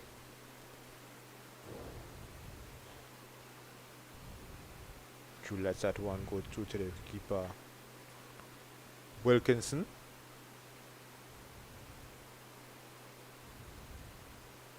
This time Drew drives to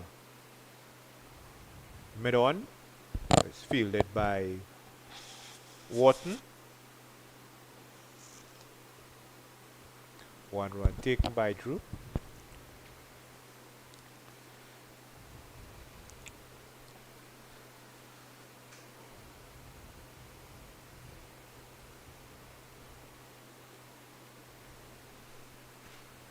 Jamaica moving up to 47 without loss at Gilbert Park. Savio Jones on 31 and skipper Tyreek Bryan on 12. Trinidad and Tobago 101 for 9 against Barbados in their second innings. That one kept really low, but seemed like it was drifting down the leg side. Athens just flicked it down to short fine leg for no run. End of the 8 over, 28 for 3. DeAndre Drew on 6 and Jaquan Anthony is here to get off the mark. Yes, a good passage of play here. The Leeward Islands coach, Mr. Tittle, he is there sitting under the tent. He has been there yesterday. He's there today again. Maybe getting better view from there. And the umpire is just having a word with the Guyanese skipper. A couple of the players in there as well. Van Lang, obviously listening to what they have to say. Not too sure what's the concern at the moment, Joe. I could only speculate. It may have to do with, I wouldn't say on-field banter, might be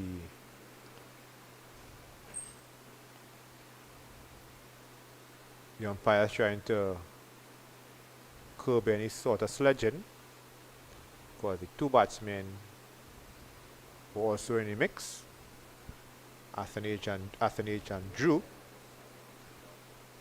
So I don't know if words were said between the players,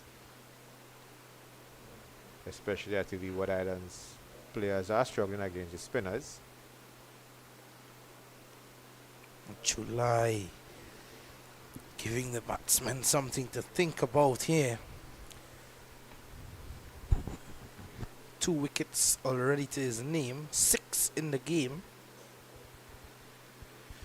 Loud appeal for leg before, not out, says the umpire immediately.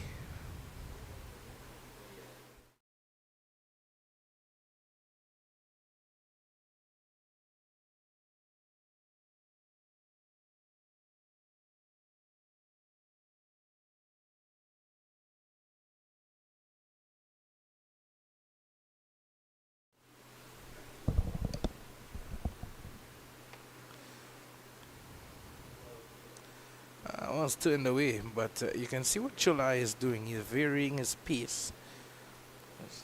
That delivery that would have dismissed the last batsman that was bowled, leaving alone.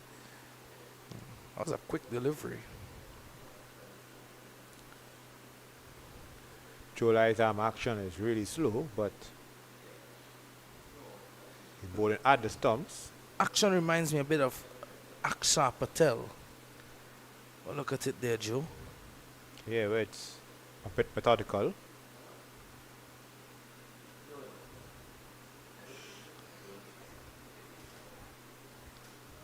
But one thing the spinners have done, have really put a halt to the scoring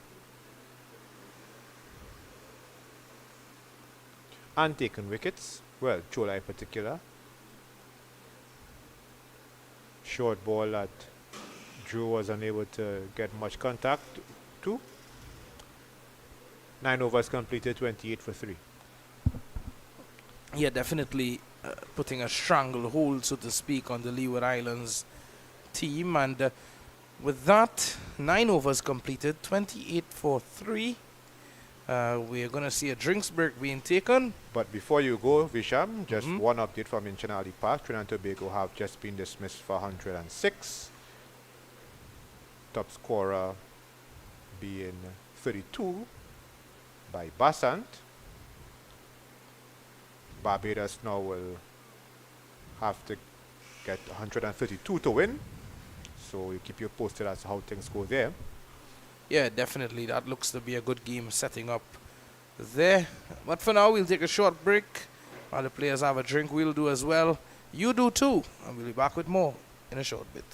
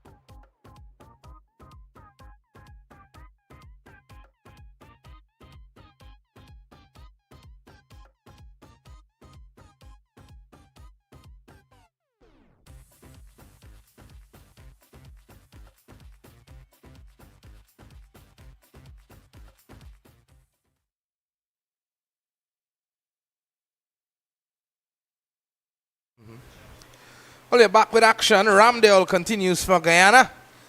Immediately some bounce and turn. Joel Bailey striding, coming across to the seat.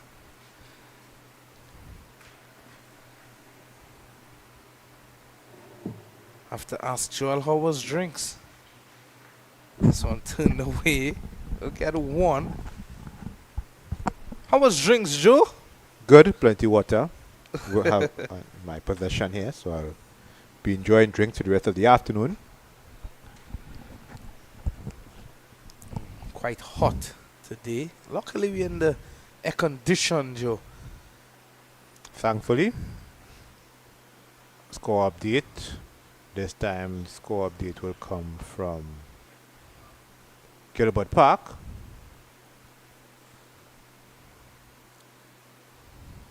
As Drew drives to cover, where he gets no run. Jamaica have lost their first wicket. Savio Jones dismissed for 39 there, 57 for 1. Did Leeward Islands declare there, Joe? I'm seeing 159. Yeah, 159 for 9 declared. Jamaica require 147 more runs to win, with 9 wickets remaining. Well, Jamaica is certainly looking good in comparison to what we saw in the first innings. 48, they were dismissed for. 57 for 1 now. With a marked improvement. Sweeping is Drew. Van Lange giving chase. He loses the hat in the process. And they'll get 2. That's brilliant running from the Leeward Islands men there. Drew in particular taking the initiative to put the fielder, which is Van Lang, under pressure. It's 31 for 3 after 10. And Ramdale, 2 overs, none for 4.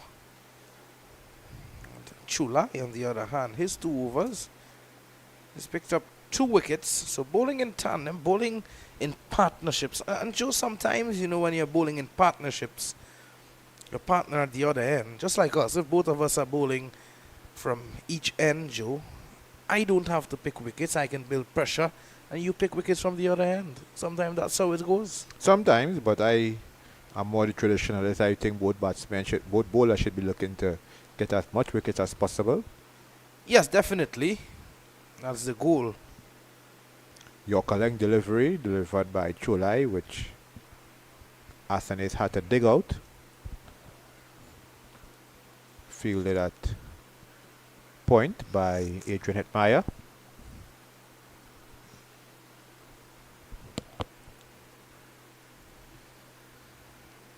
So when he fires in at the batsman, Asanis, who drives to cover.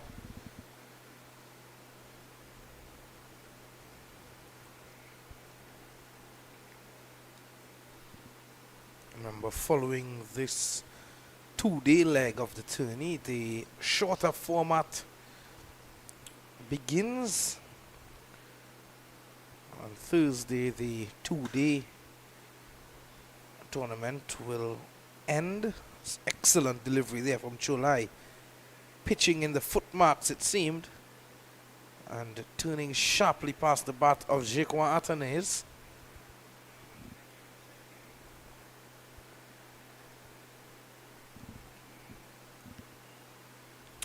Time. Is he gone there? He's not. Umpire Davis shakes his head. Not out. Wonder if some of the players who are here for this under 17 tournament will have a chance to take a look at some of the Women's CPL action. Women's CPL will start on Wednesday. All the matches being staged at the Brian Lara Cricket Academy. First match will be Barbados and Guyana. Barbados Royals and Guyana Amazon Warriors. Castle there, Joe. Cholai strikes again through the gate of Athens. And that's the end of him for 1. Sorry to cut you across. No problem. I have whole day to talk about Women's CPL. More importantly, Guyana put in more pressure on Leeward Islands, especially Chulai. 3 wickets in his 3 wickets after 3 overs. Leeward Islands serious trouble on 31 for 4.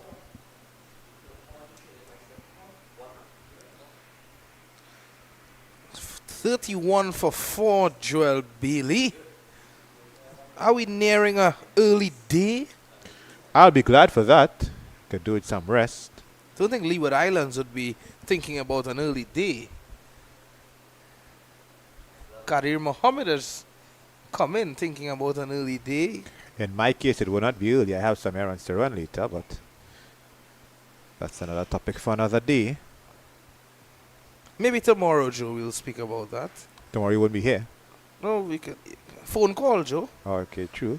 But coming back to the Women's CPL, that's starting on Wednesday. First match will be 7 p.m. Trinidad and Tobago time. Barbados Royals, the defending champions, facing Guyana Amazon Warriors. Then on Thursday, Barbados will play TKR, and Friday, TKR will play Guyana. Friday's match will be second match of a doubleheader. The first match on the doubleheader will be from 3 p.m. West Indies, South Africa in the first of three T20 matches. However, I have a bone of contention with West Indies yet to announce their T20 squad. South Africa announced their squad last week.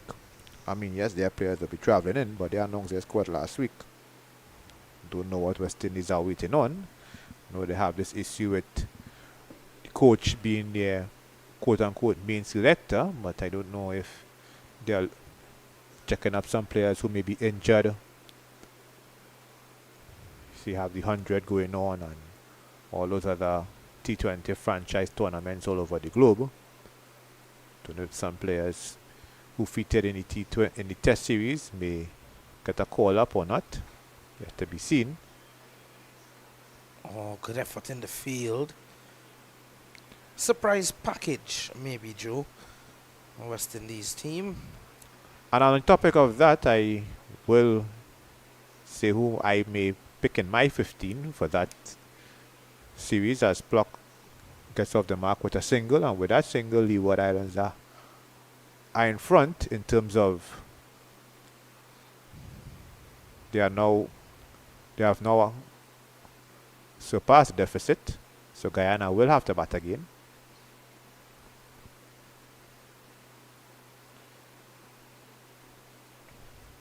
I think Ramdale has settled in, but he's bowling so slow that the batsmen, they have enough time to read the deliveries.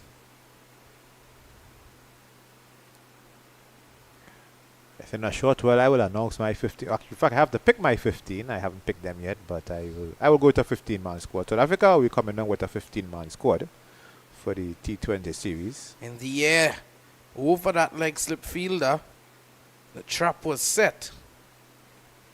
And out of the reach of the fielder, 2 runs to the tally. And we await a Joel Bailey's 15-man squad. That will be shortly. It won't be now, but it will be soon.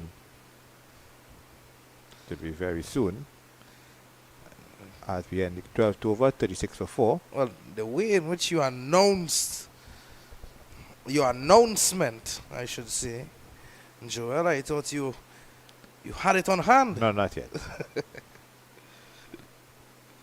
But I think just like what South Africa have done, I think the West Indies will want to throw in a couple new players, not for throwing them in sake, but with an eye on the 2026 T20 World Cup, which is scheduled for India and Sri Lanka, I think. I will double check where the venue will be for the 2026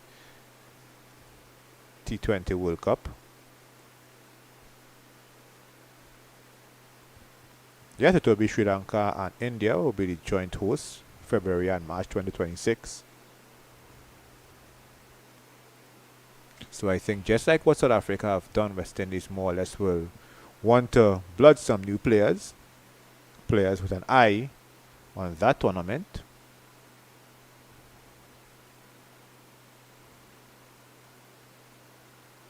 Block looking to cut.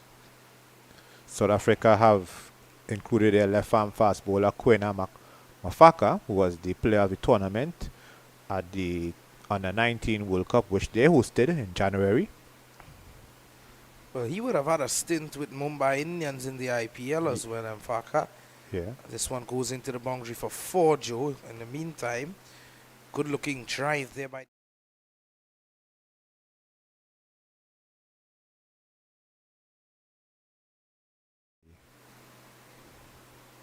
Romesh Bharat wasn't the best. Could have restricted it to 1, but actually went for 4.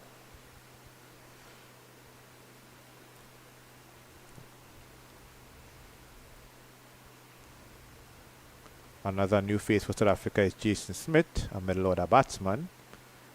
Unlike Mr. Lalman, I am old school. I don't use the term batter for men's cricket. Very strong on my stance that batter is for baseball. Yeah. When I'm commentating on women cricket, I would use batter for gender equality's sake, but you're not going to get me to say batter in a man's game, a male's game. Definitely. Even if I live to see 140, I would still go with batsman. Like in football, I still say linesman. I never say assistant referee. Why 140, Joe? Well, I want to live long. Or just 140? Well, I can't live to 1,040, so I have to be realistic. Well, you never know. But yeah, I don't use line. I don't use assistant referee when I'm talking or writing about football. I say linesman. I still say it. That's the end of the 13th over, 39 for 4. Yes, so South Africa they are bringing Kwena Mafaka and Jason Smith, who I see in this Cricket Info report was the top scorer for the Dolphins team at the CSA T20 Challenge. The South Africans are not using some players who will be featuring in the CPL. Players such as Heinrich Kleysen, the wicketkeeper batsman, David Miller, the veteran middle order batsman, two other experienced players, fast bowler Henrik Nokia and Tabe Shamsi, the left arm wrist spinner.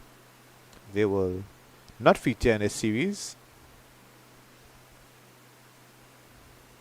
Kagiso Rabada, Kishaf Maharaj, who was the player of the series in the 2-test series which ended yesterday, and Marco Janssen, the left arm pacer, they have been rested. And Kaba Peter, the leg spinner who featured against the West Indies in the 3 T20 series against the West Indies in Jamaica in May, he is recovered from a shoulder injury, so he's out.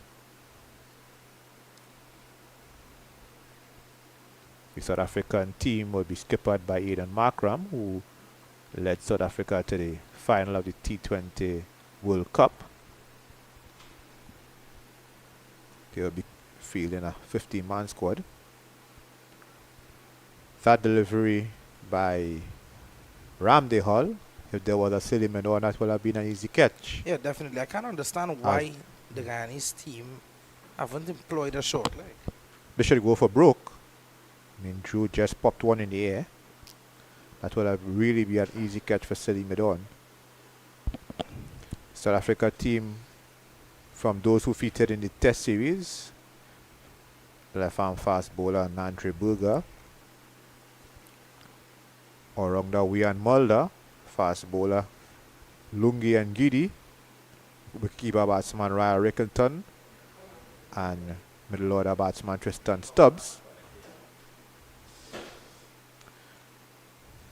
As I mentioned, Jason Smith and Kwena Mafaka, they will also feature. Neil Bartman, who featured in the matches in Jamaica, the fast medium bowler, he will be here. Donovan Ferreira, who was part of Barbados Royals team last year in the CPL, the keeper batsman, he will also be here. Patrick Kruger, Reza Hendricks, Rassi van der Dusen, the experienced middle order batsman, and pace bowler Lizard Williams. Lizard with 2 A's, not an R. That's the South Africa team who will feature. And also left arm spinner Beyond 14. That is the South African team for the T20 series against the West Indies. You call a name initially, of course he wouldn't be featuring in that series, however he'll be included in the CPL. That's Heinrich Kleysen. What a ball striker he is, Joe. I'm not sure what your thoughts on Heinrich Klaassen. No, he's a very good player in the shorter format, both wide ball formats. Reading the report from Cricinfo, I guess that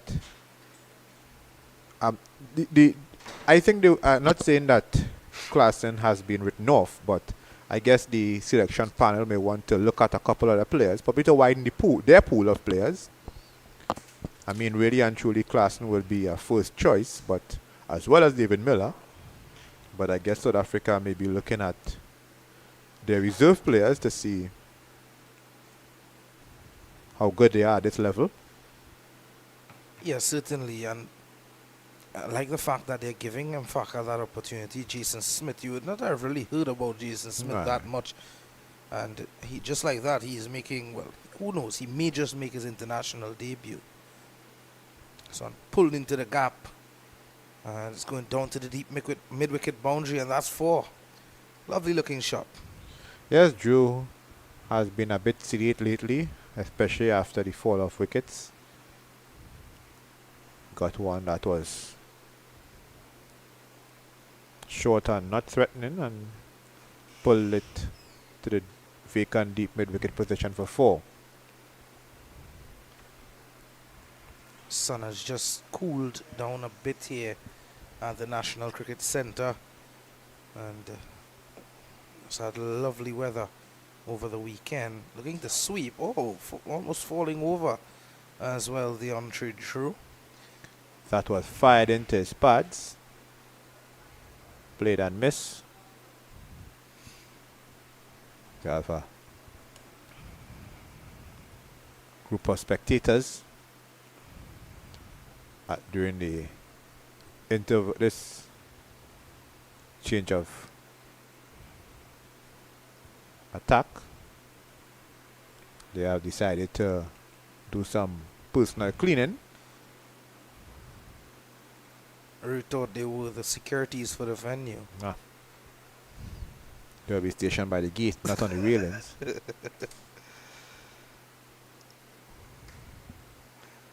Ramdale is back, and 44 for 4. Using his feet this time. Carlton Pluck looked good yesterday with the bat. He came out confidently, very attacking. He seems to be an aggressive player by nature. He's not afraid to take on the bowling. I like the fact that Ramdale is inviting him to go against the spin and over mid-off's head. Longhorn is 3/4 way back to the boundary. The mid-off fielder, of course, is way inside.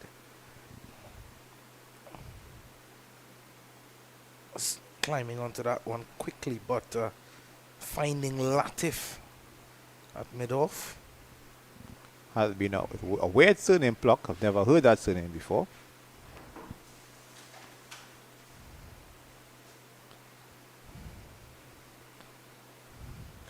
Well, I have breaking news. Joel Bailey does not have any need to name a 15-man squad. Cricket West Indies have done the honors. Email has come 3 minutes ago at 1:36 p.m. I was now jotting down who I think will be on the team. Instead, I will be dissecting who will be the players selected. Just in time. Yeah, I had already jotted down Rovman Powell, Nicholas Puran, Ruston Chase, Brandon King, and Akil Hussain as my 5, but I will give the West Indies team after this delivery. So I'll give it during the overs. Headline reads: Cricket West Indies announces T20I squad for home series versus South Africa. Let me count the amount of players first. 1, 2, 3, 4, 5, 6, 7, 8, 9, 10, 11, 12, 13, 15. West Indies have announced 15. So I'm going to call out the 15-man squad, and we will give our... We won't spend whole day talking about the team, but we can give our views. First thing first, there is a new vice captain in the team. The vice captain during the T20 World Cup was Alzari Joseph. He's not in the team. The vice captain is Ruston Chase. Ruston Chase captained the West Indies during the 18 tour of Nepal. So he is the new vice captain of the T20 squad.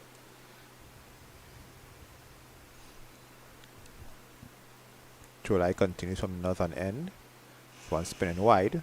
So the other players are Alec Athanase, Johnson Chase. I was going to say Justin Charles. Johnson Charles, Matthew Ford, Sherman Hetmeyer, Fabian Allen, Shea Hope, Akil Hussain, Shamar Joseph, Obed McCoy, Gudakesh Moti, Nicholas Puran, Shilfin Rutherford, and Romario Shepard. I knew for a fact that Andre Russell stated that the T20 World Cup will have been his last at this level. His last foray for West Indies at the international level, because he's primarily a T20 player. I will continue with the media release, and then I will give my take on the team afterwards. The management team: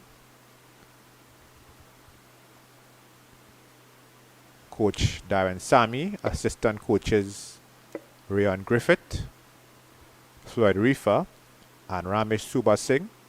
Ramesh Subha Singh is also the coach of the academy.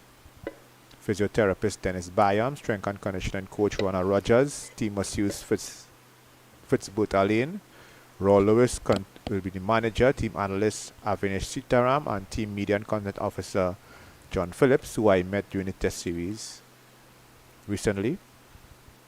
So according to the media release, Miles Bascom, director of cricket, stated that Andre Russell requested a period of rest and recovery. I know Russell made it clear that he was retiring from international cricket after the World Cup, so I don't know if Russell has rescinded his view.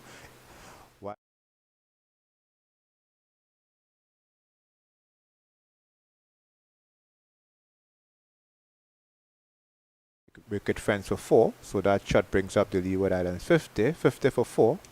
Leeward Islands, Drew is on to 19.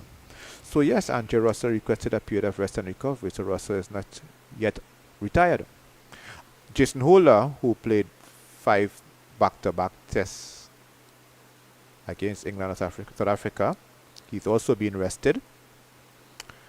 During this period, they will work closely with the CWI Science and Medicine team.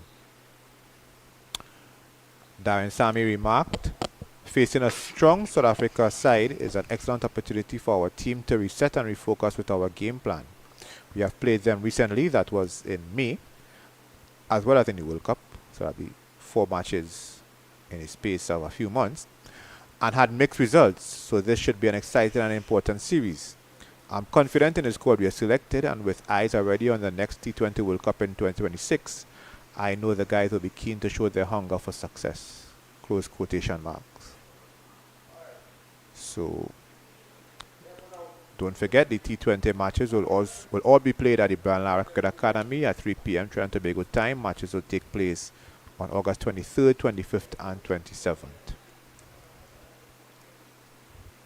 So before Joel decides to spend 8 hours dissecting the who's and who's should be picked and why this one has been picked, I want to know what Visham Lalman has to say about the squad.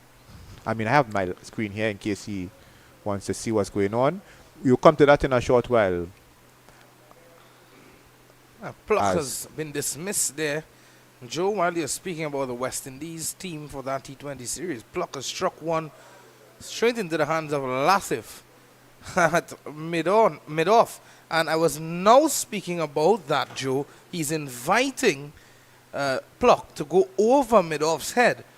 And that is what he has done. In an attempt to do so, though, he's found Latif. Latif plucked one off the sky. Yeah, Latif plucked Pluck out of the sky. Well, look at that. Anyway, in terms of the West Indies team, I think it's a fairly balanced team. I'm seeing there. I see no Kyle Mayers, though. Nothing was mentioned about Kyle Mayers' availability. Remember, Myers was a replacement for Johnson Charles in the World Cup. Yep. And Well, Matthew Ford has gotten a chance. Again, he's in there. He didn't do badly in the matches that he would have played. It's good to see Shamar Joseph being stuck with all the success that he is having. Do you think, Joe, with the success that Jaden Seals is having in Test cricket, do you think it's a case where we could see him feature for West Indies in T20 cricket or in the 50 over setup? I will, and I'm saying this with no cover for my mouth, I will not use Jaden Seals for T20 international cricket anytime soon. I understand that he may want fast bowlers in your T20 setup, but I think, especially with his shoulder and the injuries in the past couple of years, Yep. I will want Seals bowling more overs for me in my matches. So I will have Seals in my tests and in my 50 over teams. I'm not saying he's not good enough for T20, Yeah. but as it stands now, I will play him in the 50 over format and the test format. He could play CPL if he wants, and any franchise tournament when he's not needed for West Indies, he could play wherever franchise, whether it's local T20 or in the Caribbean or wherever in the world. But at the West Indies level, I will rather see him play in a longer format, at least to build back up his fitness. I'm not saying he's not fit now, but I want him to establish himself in the longer formats. Yeah, definitely. In the meantime, Errett Richards has come out there, and the leg bye is now signaled by the umpire. That one went down to the boundary for 4 leg byes. Obed McCoy, I'm happy to see him in the team. Has bowled well for the West Indies team in T20 cricket. In Nepal, I saw him the batsman took a liking to him just a bit, but sometimes you have your off day, Joe. Not every day you're going to be on your A game. Well, McCoy had an off tournament in the CPL last year. He was so bad, but the selectors have stuck with him. I know Darren Sammy had a sore spot for him, especially with his variations. So you'll see how things go with that. How did that miss the stump? I think he got an inside edge because the ball was going towards Van Lang at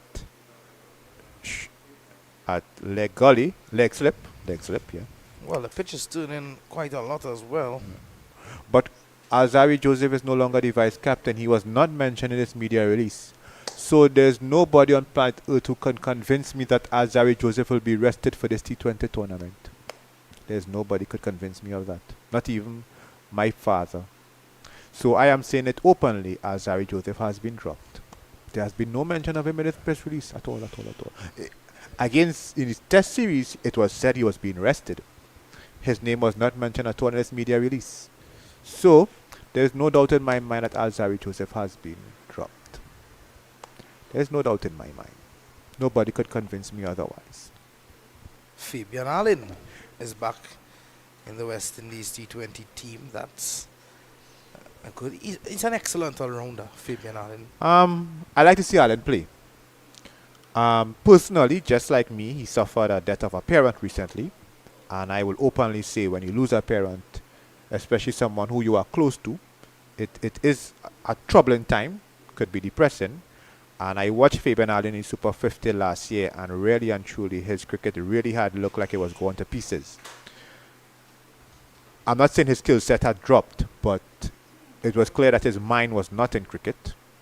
But I will have Fabian Allen on my team for fielding alone. I think he could make my team strictly on fielding. He's not either a tidy left arm bowler and a very good hard-hitting low order batsman, but he could make my team strictly on fielding, especially square up the wicket. But I really hope that, for him, he has a support circle, because I think he brings value to the West Indies white ball teams. I am saying 50 overs as well too, but I think he should get us, or if he doesn't have already, a good support circle, because I think the team will benefit with Allen, especially now as the era of the Darren Bravos and Lendell Simmons, Kyron Pollard, those very good fielders, both inside the circle and outside the circle, they are no longer around. So I think where fielding is concerned, Allen would add value. I will not have had Alec Athanaze on my team. I looking at Athens in England and in South Africa Test series, I think that he really needs to work hard on his batting, especially playing long innings. So I'm very skeptical of Athens' selection in the T20 squad. In layman terms, I think he needs to consistently play long innings, especially as he's batting number 4 for the West Indies Test team. Yep.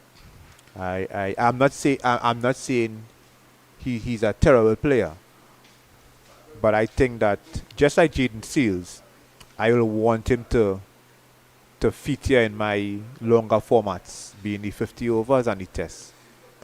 Johnson Charles is another interesting name. Fact being, let me get it here on my laptop here. Johnson Charles is 35.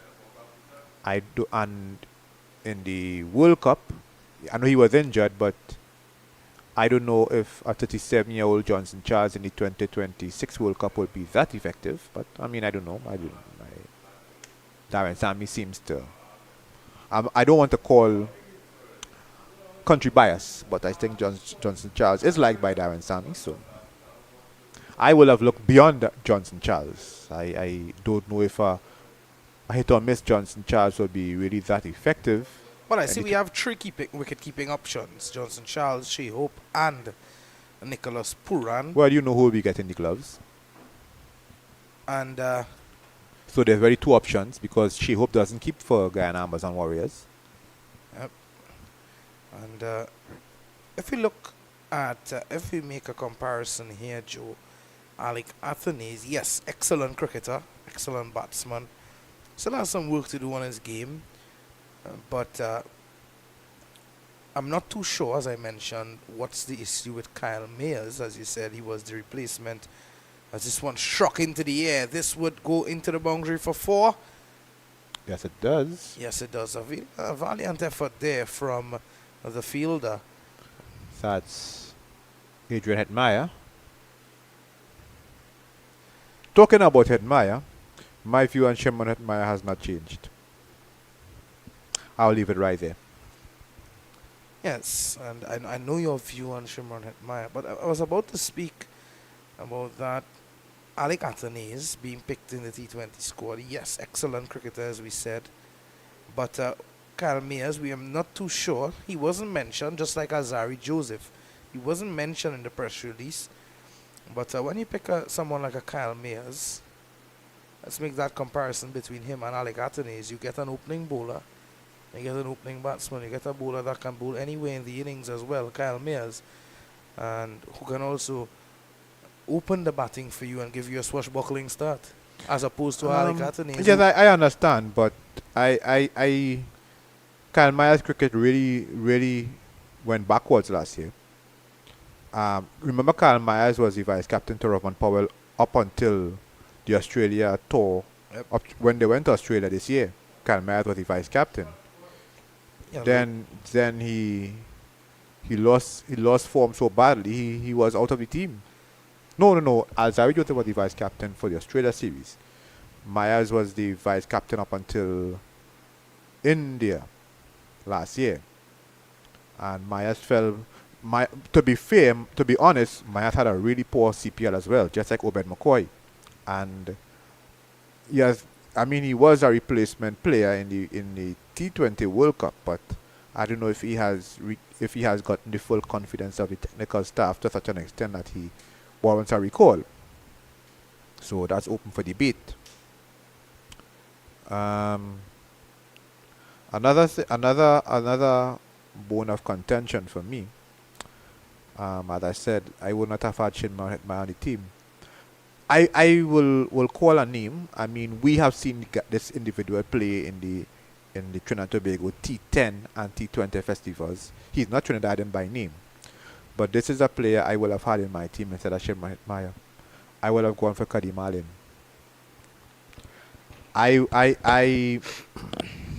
Reason being why I've gone with Kadim Allen. Kadim Allen is only about 24, 25. And really and truly, you're looking for the future. Could give you useful medium pace, and he's quite a decent fielder. And he's a very, very hard-hitting batsman. So I noticed Brandon King's name is not on your list as well too. No explanation has been given, so I don't know if he's been dropped or if he's injured. Time will tell where that is concerned. Gulcher and Chula will continue from the northern end. Visham Lalman has made his exit for a bit.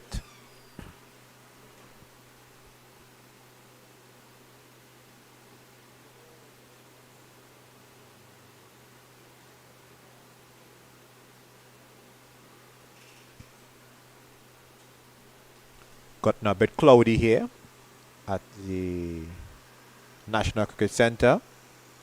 Seeing some clouds overhead. Don't know if it's just clouds or if there's anything sinister behind that, sinister in terms of rain.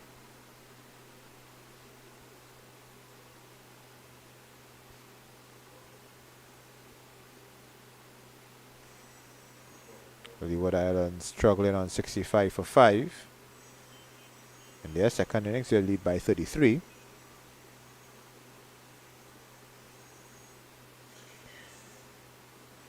Sure, I looked at umpire Davis. Was ready to go up for the appeal, but decided not to.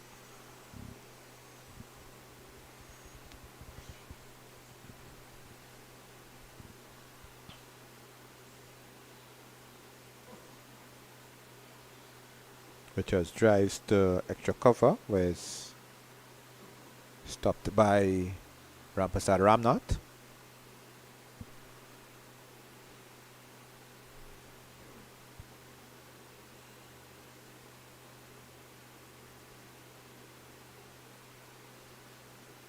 That's the end of the 21st over, 65 for 5.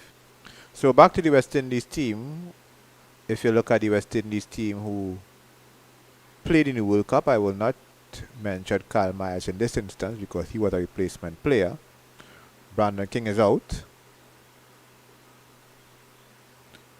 Oh, my apologies. It was Brandon King was Myers' replacement, who Myers replaced at the World Cup. So Brandon King is not in this mix. Azari Joseph.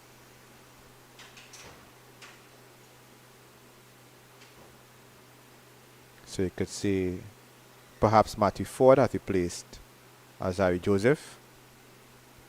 Alec Athen is replacing Brandon King. Well, I'm just speculating. And could see Fabian Allen coming in for Andre Russell.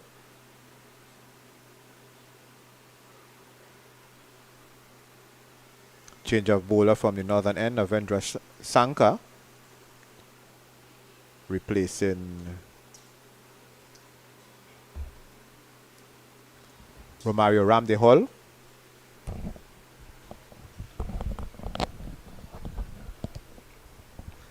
So Fisham Lalman is back here.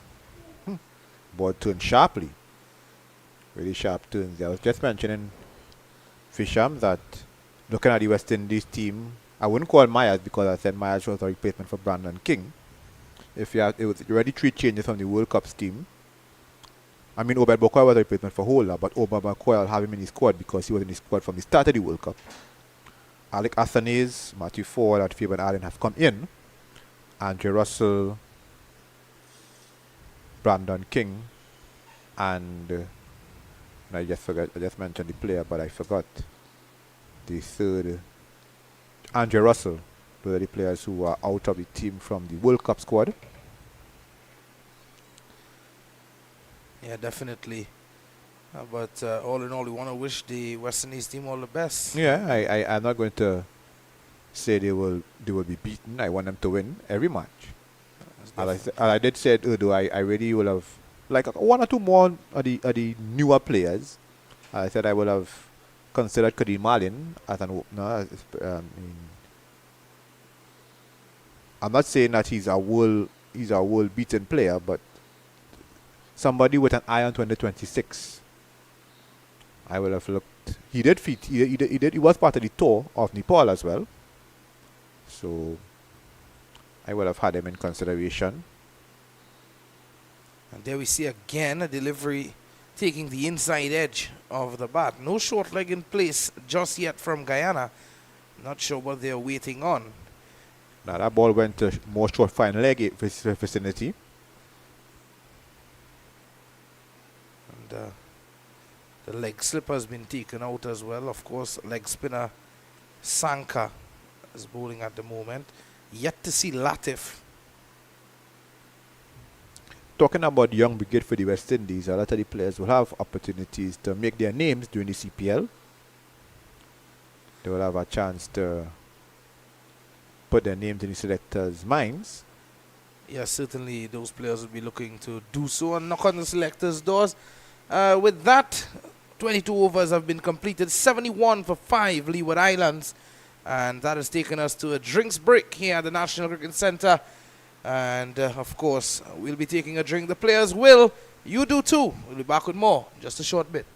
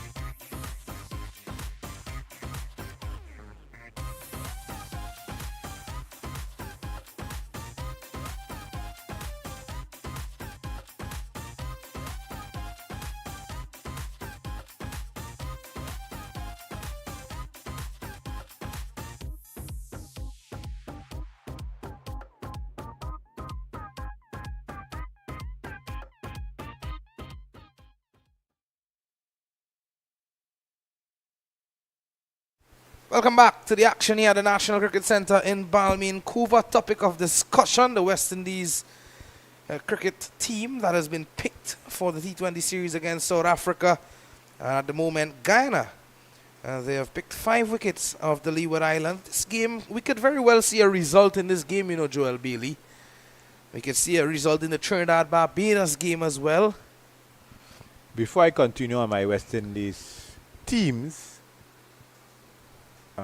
topic, I will give you an update on the 2 matches playing in nearby venues. At Gilbert Park in California, Jamaica in pursuit of 204. They are 82 for 1.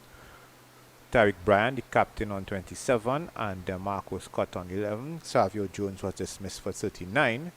And at the Indian Alley Park in Brazil, Barbados requiring 132 to win. They are 18 for 1 after 10 overs. DeMarco Wiggins dismissed first ball duck. Zachary Carter is on 13 and skipper Joshua Dawn on 5. Well, actually, all games are setting up nicely. 2 of them already set up nicely there at Gilbert Park and Indian Alley Park. Once the weather holds, let's always keep that in mind. The couple of grey clouds that are hovering around the Couva area seems to be heading away from us. Normally the rain tends to come from the eastern end of the ground.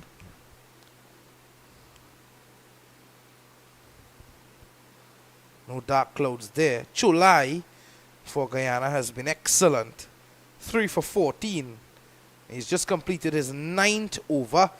And that's the situation. 144 all out. Leeward Islands in the first innings. Guyana responding with 176 all out. And now Leeward Islands batting again, 71 for 5, which tells us they lead by 39.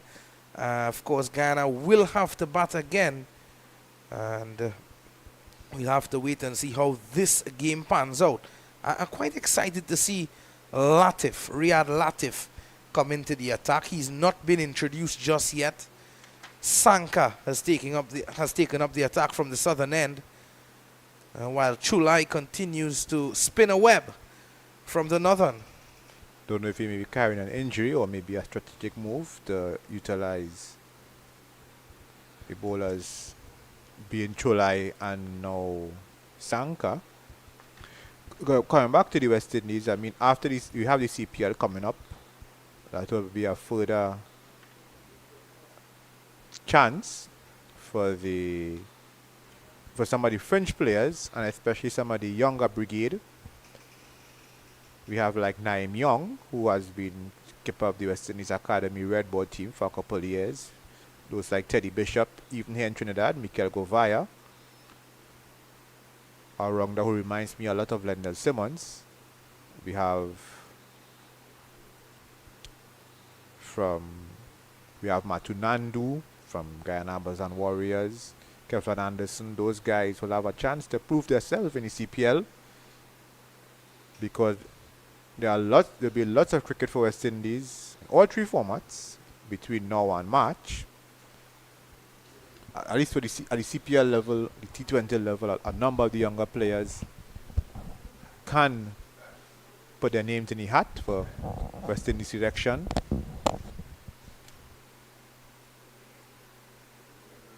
I mentioned Kadeem Allen earlier.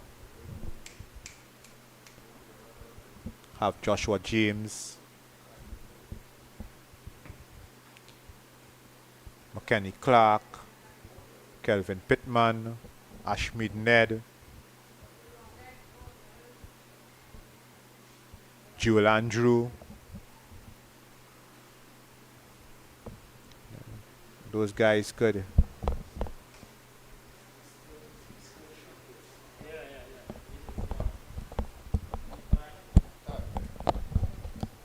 players who featured for the West Indies in recent under-19 ICC World Cups. This one hoiked away over backward square leg, and that looks to be 4. Yes, it is. Umpire Lyndon Rajkumar stretches his arms and signaling his trademark boundary. 3 wickets to Gulcharan Cholai, 1 to Devon Wharton.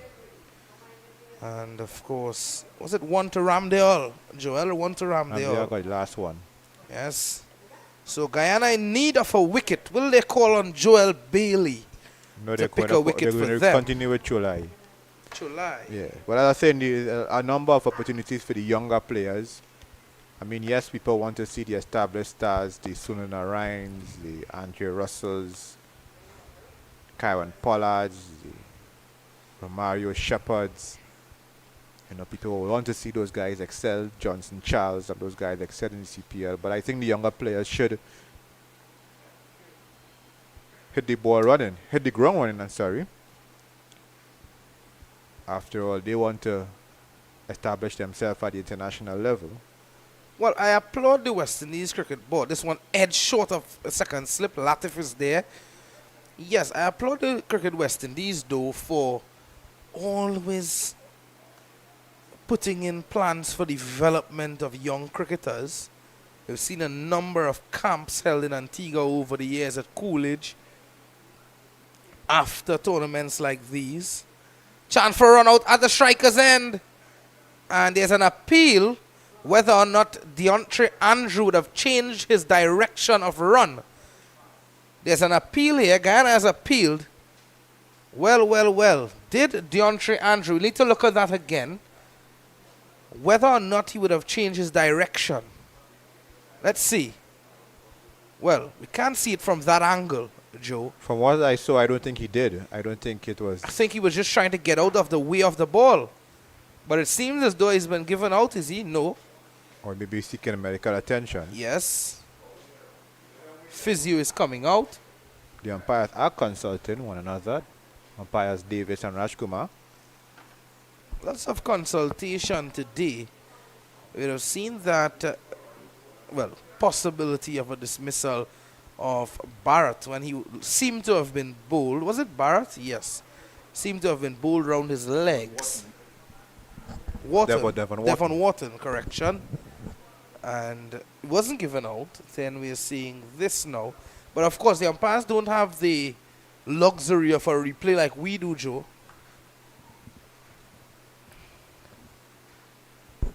And there's always a case as well. For instance, if the umpire is looking at the stumps or the crease to see whether the batsman make his ground, he's not necessarily looking at the batsman to see if he's changing the mode of direction. So that's a cause for concern as well. But it seems as though Deontay would live to fight another couple deliveries.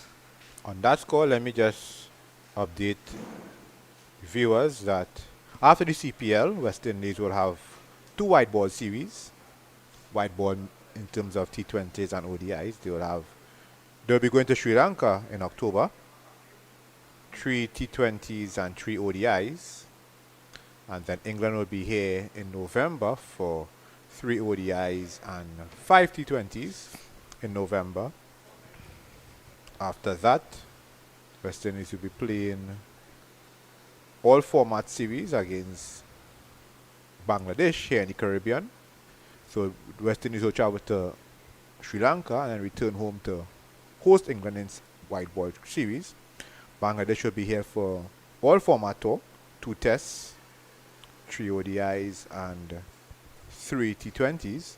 And in January, West Indies will be touring Pakistan for 2 tests and then facing Afghanistan in 3 ODIs. So there will be lots of cricket for West Indies in all 3 formats between now and February. Yes, definitely. Lots of cricket coming your way. International cricket, franchise cricket in the Caribbean. But good news is, Drew is back up and running. Yeah. And seemed to have went to the mechanic, sorted out the engine, Joe, and he's back up. Raring to go. He's on 26 of 60. Raring and reffing to go. Raring and reffing. 26 of 67. 13 of 23. Good friend Mickey seems to be raring and reffing to go. He's packing his bag. 76 of 5, Joe. The dark clouds disappearing. For now, this time of the year, you can't always say that with assurance. So you can only say disappearing for now. So played out into the offside there by Drew. Where is that wicket going to come from, Joe? I know you tend to see the future at times, Joel Bailey. Well, I was named after a prophet, but I'm not one. In the Bible, Joel was a prophet, Right. but I'm not one. Who do you think the wicket is going to come from, Joe? Let me change my question. Wonder if maybe Latifi is now taking up, preparing his bowling mark from the southern end, so he will be replacing Ramdale Hall.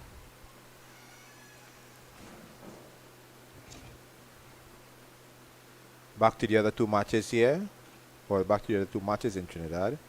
Barbados seem to have stalled a bit. They are 27 for 1 after in the 13th over. Joel Bailey, there's some dark clouds building up in the east. Yeah. To the eastern end of the ground, that is. See how that transpire. The other match, Jamaica now 86 for 2 in pursuit of 204. They're 86 for 2 against Leeward Islands. That match is at Gilbert Park in California. Savio Jones dismissed for 39 and Captain Tyreek Bryan dismissed for 27. So there are likelihood of interesting finishes in the other two matches. This match. Well, to cut you across there, Joe, Latif has been welcomed with a boundary as he come back into the attack. Well. The partnership goes up to 30. And Eret Richards has contributed 17. Drew has contributed 7. Well, today in Couva, they're telling us around 3 p.m. and 4 p.m. there's a 60% and 50% chance of rainfall, respectively, in those times. Well, I think Guyana will be more worried than Leeward Islands. I think Leeward Islands now losing so much wickets early. They will want to play for time. I mean, yes, they will want to set Guyana a target, but they are in the lower half of their batting. So I think that they may just want to hold on for as long as possible. It will be imperative for Guyana, imperative on Guyana, to try to get the remaining wickets as quickly as possible and don't have much to chase if and when they come out to bat. You know, it's really inspirational as the over comes to an end. 26 overs, bowl 80 for the loss of 5. You know, it's really inspirational. A bit off topic though, Joe, but on topic in a sense when we speak about young cricketers. Jaden Seals, look at his mannerisms, look at his characteristics, and the success that he has had. And he would have came up playing these said tournaments, Joe, the under 15, 17, 19 tournaments, and he has found his way onto the international circuit, and he is making it his home. Well, at least for now. Yeah. You know, and this should be very inspirational to these youngsters as well, Joel Bailey. This one pulled away, through mid wicket. Looks as though it may just stop before the boundary. That's an excellent fielding effort. Not too sure who's the man doing the work out there.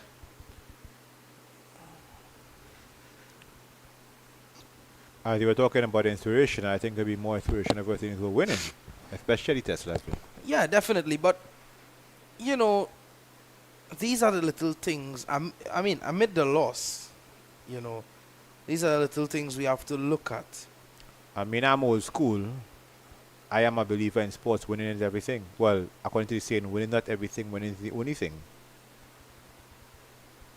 Well, I would like to think so, Joe. That's the main goal of participating in sports. But when you look at a team that's, you know, developing a lot of youngsters in the team as well, despite failing, I think you need to look at the little things such as the success, whether small or big, of the young cricketers within your team. Just Google here. I mean, this is the era we live in. The slang winning isn't everything. It's the only thing. It was attributed to former NFL coach Vince Lombardi, but it actually originated with college football coach Red Saunders. Yes, that's a common term, a common phrase. Winning isn't everything; it's the only thing. Because I mean, if I'm a youngster, I'm looking at a sport, whatever sport it is. I may like a player, but if the player and success slash winning aren't going hand in hand, I will lose interest. It come like, okay, come like I'm an NBA person, right? And I like Detroit Pistons. That's one of the only two sporting teams I back. Detroit Pistons have been the worst team in the NBA for the past 5-6 years. Who in the Detroit Pistons team could inspire me? I mean, I may like a player, but if the team is losing, well, I'm looking for another team to back. But I mean, teaches his own. End of the over. So you're telling me, Joe, that if let's say I'm playing for a team, hypothetically, Yeah. I'm playing for a team, I'm doing very well. You're looking up to me as someone inspire you, but my team is continuously losing. Just saying. You're telling me that you would lose interest in me as a player. Not lose 100% interest, but I will lose at least 50% because I'm looking at winning. I'm looking at a winning culture, and I'm looking at results. But what about that player himself doing very well? Amid the team losing, that specific player you like doing very well. I don't think it will be a tough decision for me to lose interest in a player who's doing well. I wouldn't lose 100% interest, but I will more focus on the players that are winning. I understand, Joe, to an extent. 83 for 5. Okay, let me go to NBA, right? I'm an NBA person. The main name for Detroit Pistons is Kate Cunningham, right? Not much people in the NBA knows of him because he's playing for a losing team. In the NBA, you'll know about LeBron James, Giannis Antetokounmpo, Steph Curry's. Right, we had Jason Tatum, who led the Boston Celtics to the title earlier this year. You'll know about those guys because those guys have either won NBA titles or have played on teams that have been consistently good in the NBA. Mm-hmm. I mean, I personally like Kate Cunningham, but I don't think much NBA players, much NBA fans in the Caribbean will actually know who is Kate Cunningham because he's playing for the worst team in the NBA. So he's not going to, I mean, he is a good player, but he's not going to gravitate a fan support like how you have a Steph Curry, a LeBron James, a Jason Tatum, those guys, Jimmy Butler, those guys who have either won NBA titles or conference championships. I mean, that's just how it is. So, no disrespect to Jaden Seals, but as I said, until West Indies start to win regularly at this level, I mean, I will more lean towards the players that are on title-winning teams. As we see, Ramsey Hall has been switched to the northern end, so Gulcharan Kolai has been given a bit of a rest by skipper Jonathan Van Lang. He bowled 11 overs on change, 11 overs, 6 maidens, 3 for 17.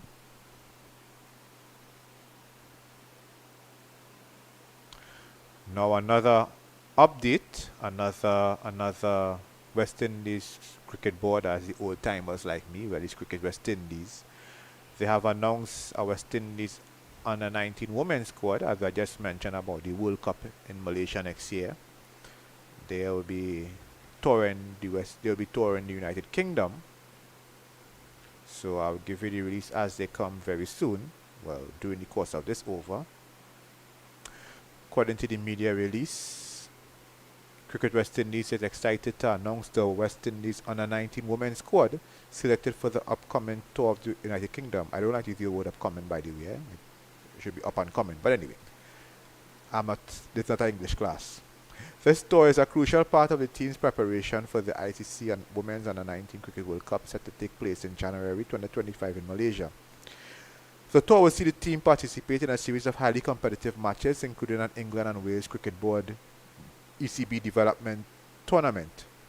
This tournament will feature teams from Scotland and Ireland, with the West Indies under 19 women's team guaranteed 3 T20 matches. In addition, 3 fixtures have been scheduled against an ECB Southern under 19 women's regional team, comprising 2 days of T20 doubleheaders and a 30-over match on the third day. The squad, led by co-captains Asabi Kalenda and Erin Dean, both from Barbados, represents the best of emerging talent in West Indies women's cricket. The players have shown great promise and are expected to gain invaluable experience on this tour as they prepare for the world stage. Now, before I look at the squad, I will want to see... Right, the squad will arrive in United Kingdom on August the 19th. Director of Cricket Miles Bascom expressed his confidence in the squad, stating, in quotes, "This tour is a critical stepping stone in our preparation for the ICC ICC Women's Under 19 Cricket World Cup. The matches against strong international teams will test our players and help us fine-tune our strategies ahead of the global tournament." Now, why I went straight to what Miles Bascom said on the date is that Samara Ramnath, who was the captain against USA, is not on the team. Well, she's not the captain. So when I checked and when I mentioned the date August 19th, I have to remember that Samara Ramnath will be part of the Trinidad Knight Riders Whirlwind team. She is part of the team, Yep. so that's why she has not been selected on the squad. Now I will give you the technical staff. I'll leave the best for last. Coach Steve Liebert, assistant coach Shane Brooks, physiotherapist Ashley Stevens, strength and conditioning coach Yvonne Arthur, and team manager is former West Indies captain Marissa Aguilera. The team is as follows: a 15-player squad, not 15-man squad. Asabi Kalenda and Erin Dean are the co-captains. Aliyah Weeks, Abigail Bryce, Amrita Ramtahal, Anisha Miller, Brianna Haricharan, Denali Mans, Decoria Collymore, Alicia Bowman, Kanika Kasa, Kristen Sutherland, Selena Ross, Fiani Herpert Myers, and Trisha Hardat. So that's the 15-player squad who will be going off to the United Kingdom. Well, based on what I've seen in the Women's Under 19 regional tournament, is that's an excellent team, I can say. That they've picked Trisha Hardat, a very impressive medium pacer, swings the ball quite a lot from Guyana. Loud appeal for leg before.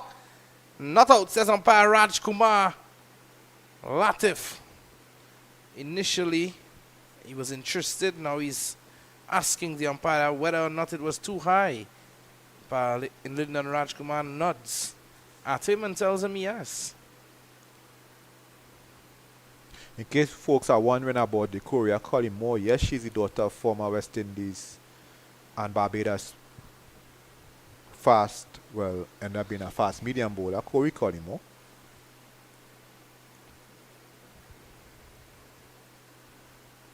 So it's good that the players are getting a chance to test themselves on foreign conditions. This one is struck over mid-wicket, and that goes into the fence of 4.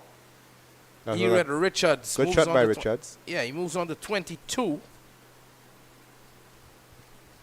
Took advantage of the vacant gap at Cow Corner. Guyana not applying pressure here. They're struggling to apply pressure on the Leeward Islands batsmen.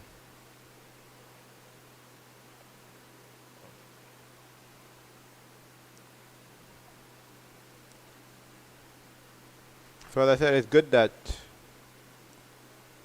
the women are getting a chance to test their skills in conditions that they are not accustomed to. I mean, yes, you can say that the opposition is not the best, but at least they are getting a chance to bond. Consecutive boundaries now here for Richards. Joe, sorry to cut you across again. Driving sweetly this time through the offside. Well flighted by Latif, too wide, with an offer, gleefully accepted by the right-hander, showing his full repertoire here at the National Cricket Centre. I think now Van Lang will have to rethink not really his bowlers, but in terms of his field placing. Doesn't want this game to get away from Guyana.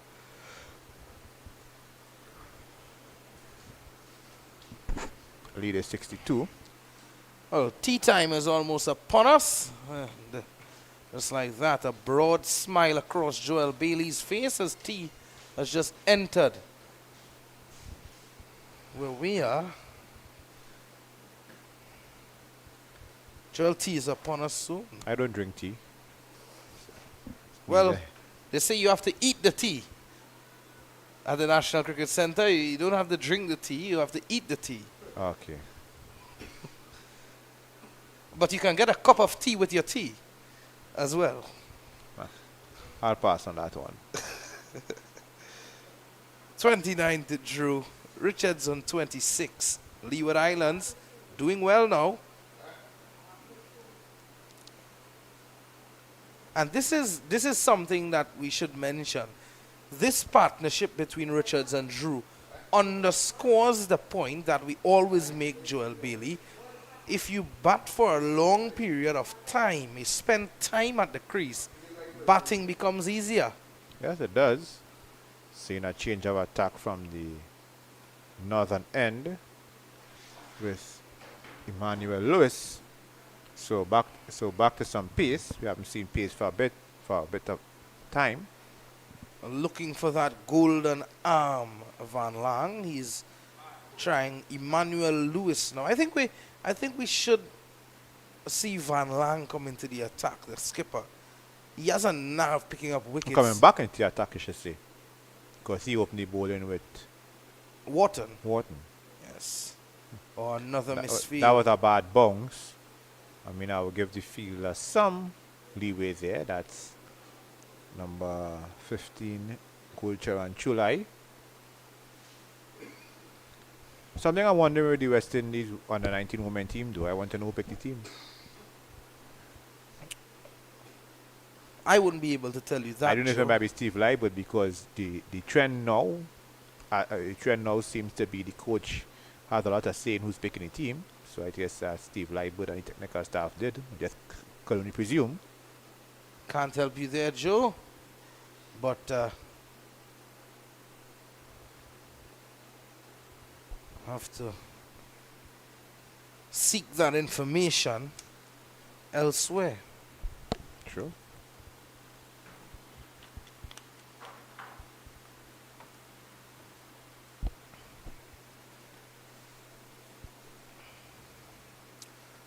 I have a question for you, though, Joel Bailey. If you're telling me that when a team begins to lose consecutive matches or lose a lot, you lose interest in players.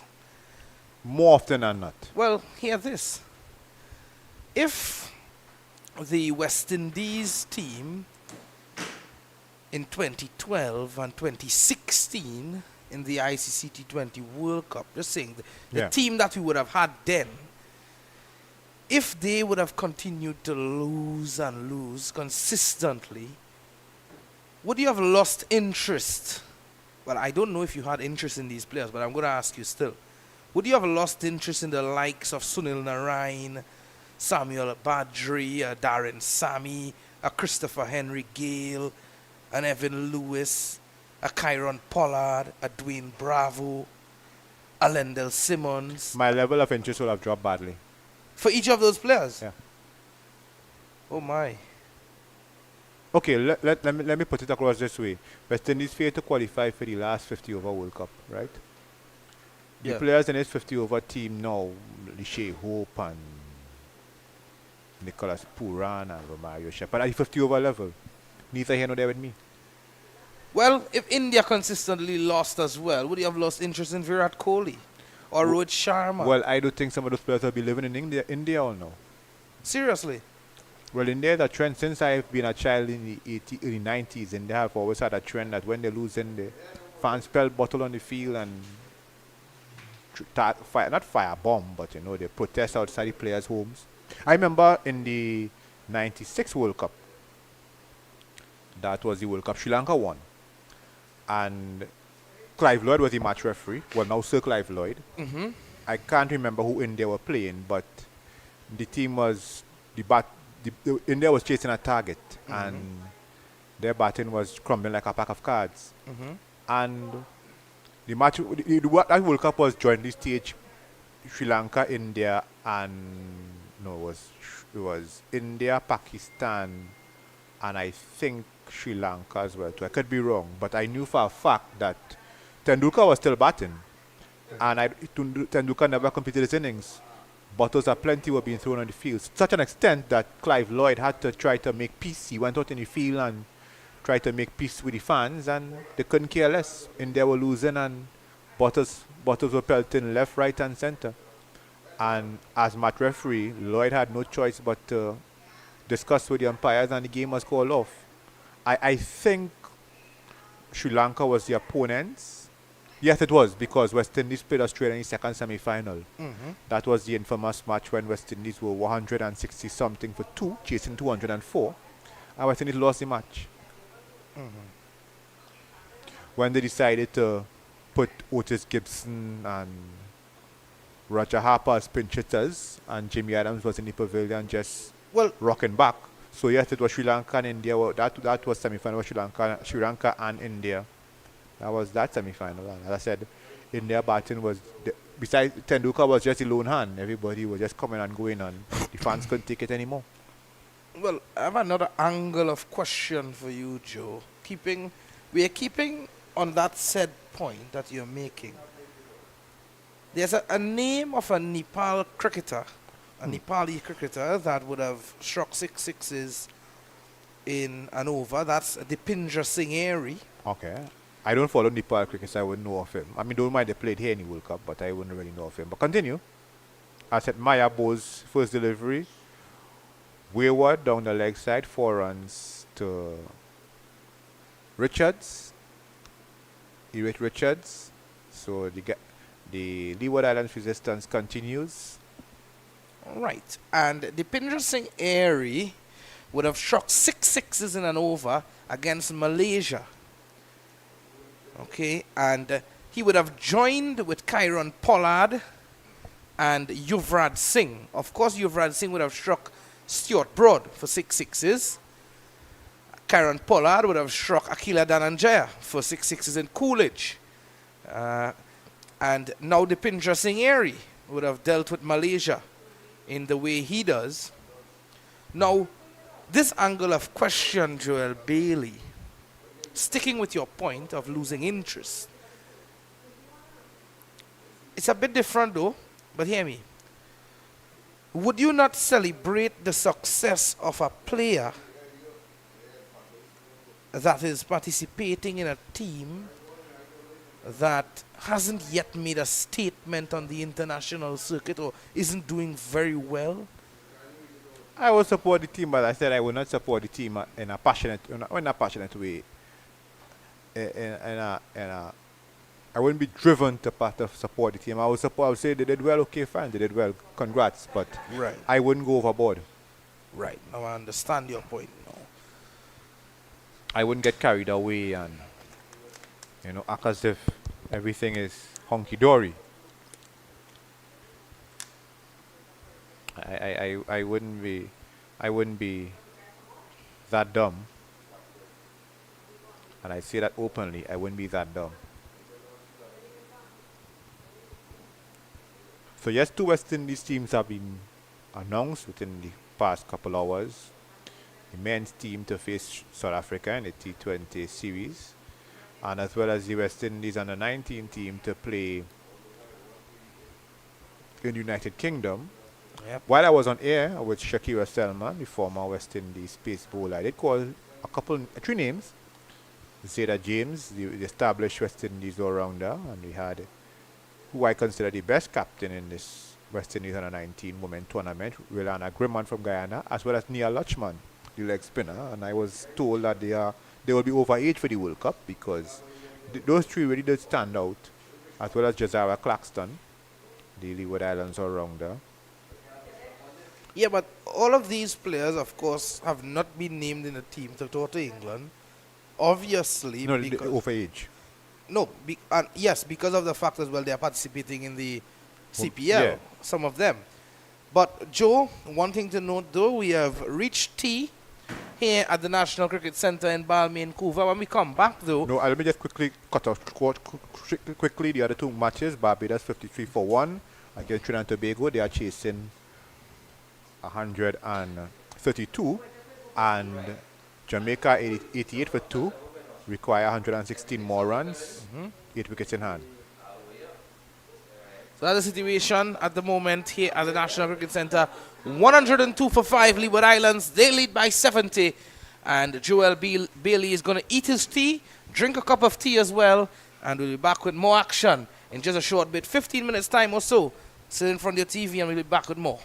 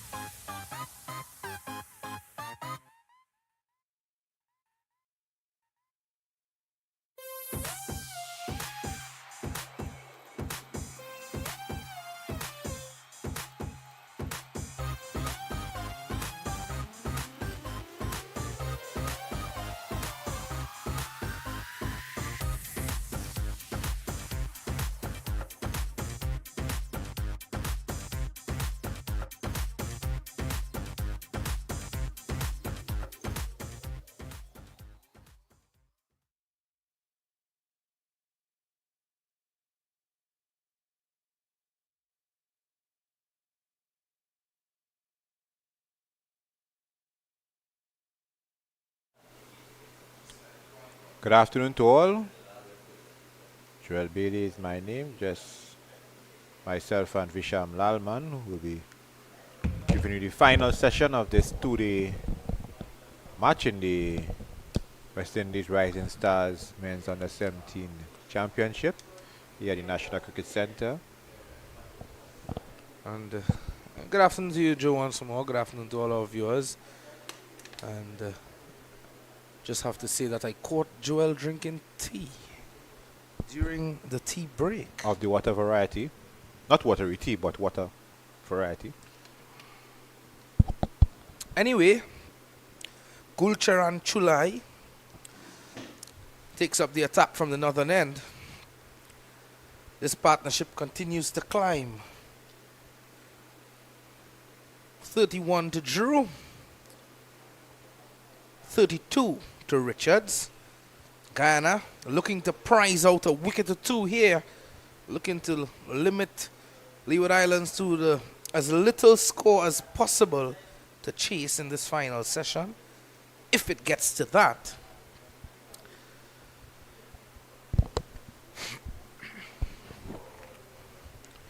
Spent a lot of time at the crease, Drew. Yesterday as well, he did the same.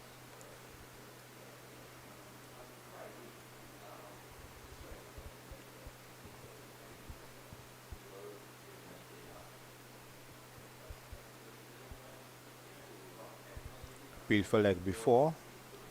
Not out, says umpire Davis.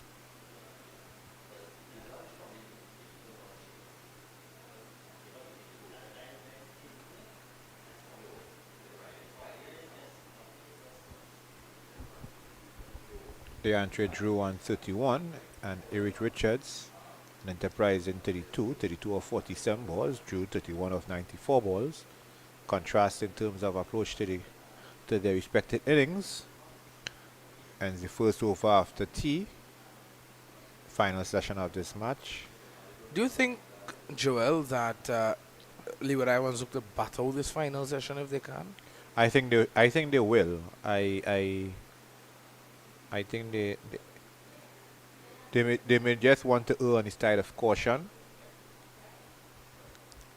I mean, if depending on the amount of the lead, no, just 37, not 37, 70. The lead is 70, and I think they may. The time, let me say, they want to get a lead of about 150. That will be 80 more runs. You have to take into consideration that it's left to the tail now. So I think they may want to be more cautious in their approach to the innings. So I guess let me say by the time they reach 150, by the time they get a 150 lead, maybe almost 5 o'clock. Well, I think if they can get up to 120 lead and give Guyana that to make in the final hour, give their bowlers 15 overs to see if they can dismiss Guyana, I think that would make the game exciting. Yeah, but I highly doubt that their bowlers could get all that wickets in 1 hour. I mean, stranger things have happened in cricket, but I don't think the Guyana team is that bad where they will just fold in an hour. I mean, that's just speculation. Short, punched away, good fielding at extra cover.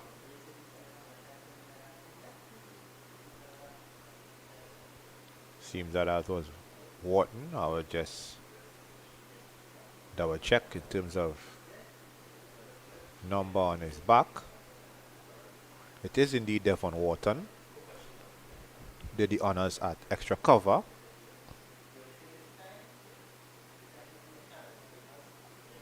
So I'll be giving you a regular updates on the other two matches, seeing that both the other two matches are on the home stretch. One way or the other. Well, 3 results still on offer in those 2 other games. At Gilbert Park in Couva, Jamaica 88 for 2.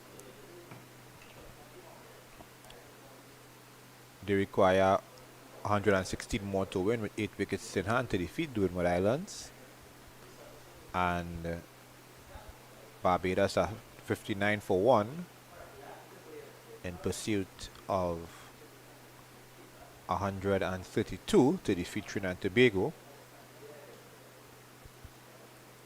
The way how looking at the scores, the scoreboard, Zachary Carter 31 of 68 balls and skipper Joshua Dawn 27 of 65 balls. So I wonder if Barbados are just taking a cautious approach and may go for broke in the last hour. We'll see how those two matches play out as Chulai continues from his northern end.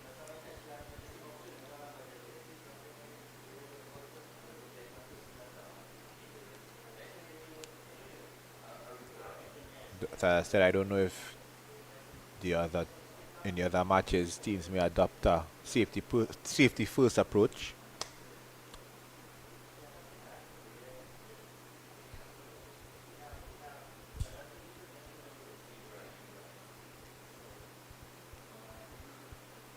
Drew's just happy to be watchful still at this point. Have to be mindful for the delivery spinning into him. Chulai getting some bounce. Seems as though the shoulders of the Guyanese team has dropped just a bit. Can't afford to do that. You have a team 103 for 5. Under 100 runs lead. Just 71. You're smelling blood. Can't afford to sleep on that blood, Joe. Well, the blood was hotter when I was 50 for 5. Partnership 53 for the 6th wicket. Back to him and he's gone. That's the breakthrough they were looking for. Chulai strikes. That's the man with the golden arm. He picks up his 4th. That's 8 in the match now for Gulcharan Chulai. As easy as you like. Into the buckets. And Richards has to go for 32. That's a 6th nail in the coffin for Guyana. 103 for 6. Leeward Islands. I think Richards could have been a bit more watchful there. Or if not, try to keep the ball along the ground. Really an easy return catch to Chulai. Chulai would not have wanted it any better. See, now he has picked up his 4th wicket at the course of 18 runs and he's in his 13th over. As I was speaking in glowing terms about this 6 wicket partnership, Chulai has sent Richards back to the pavilion for 32. And now the Leewards back in the struggling side, 103 for 6. They have a lead of 71. So I think Guyana now will want to go for the jugular. Try to ensure that the lead does not go up to 100. They will want to get these remaining 4 wickets as quickly as possible so they can give their batsmen some time to chase the target down. Israel Morton, who did an excellent job with the ball this morning, will want to come and show some heroics with the bat.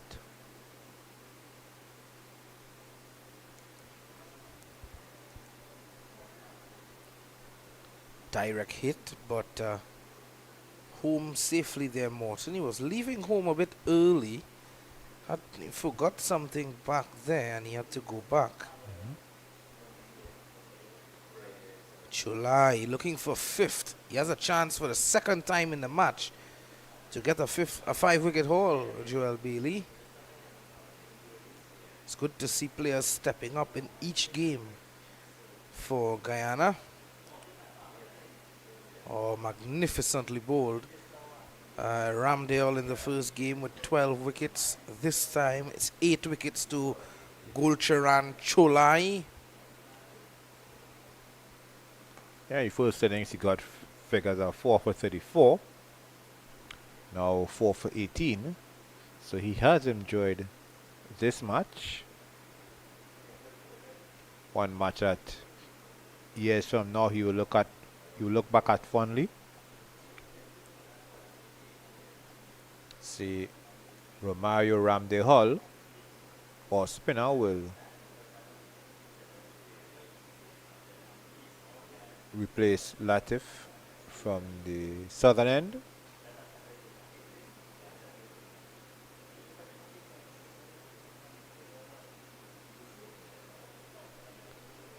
Well bowled there by Ramdale on the stumps. That's what he's doing. He's on target. He's a nagging bowler, Romario Ramdale. Very economical as well. Just about 2 runs per over. Has kept things tight, but will want more in the wickets column. Definitely so. And just like that, he could have snuck one in again.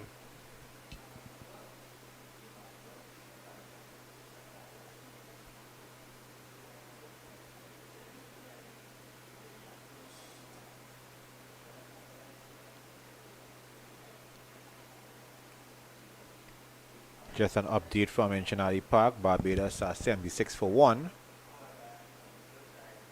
They require 56 more runs to defeat Trinidad and Tobago, 9 wickets in hand. That one kept very low by Ramde Hall and was DeAndre Drew, who had to squeeze the ball out before it struck him on the pad. And it is, with his stance, you might have been adjudged as adjacent.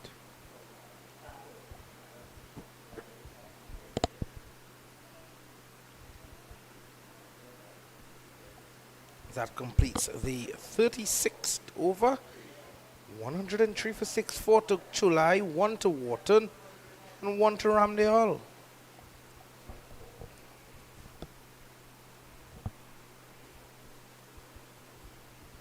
See, July could get a 5-wicket haul. Israel Morton this morning, another left-arm orthodox spinner, was the beneficiary of a 5-wicket haul as well. So, has been a good match for the left-arm orthodox bowlers.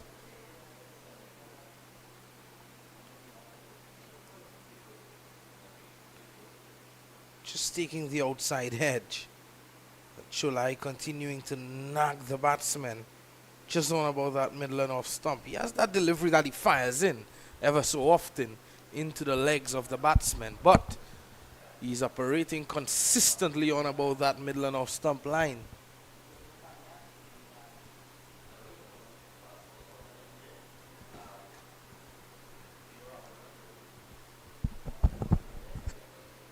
Drew now will really have to be the one to face the bulk of the deliveries. Also, he will be mindful of the fact that he's batting with the tail, so he will really want to take the majority of the strike and also keep the runs flowing. So he will have to play a mixture of attack and defense. I mean, it might make sense to just blocking and lose his wicket, or the other batsman fall on the other end, and Guyana have less than 100 to chase.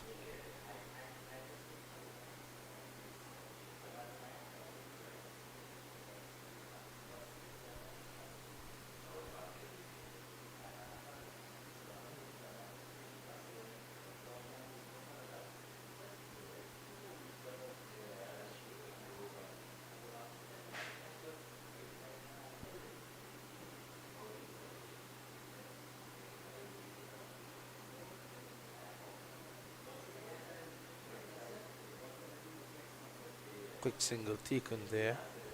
It's good running.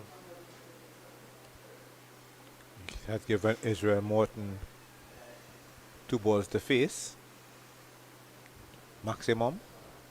Well, 2 legitimate deliveries.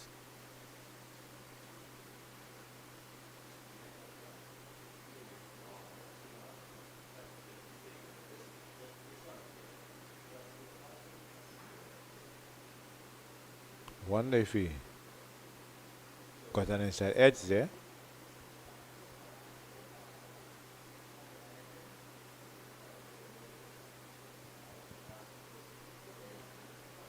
"37 overs completed, 105 for 6. They are trade through top scorer thus far with 33.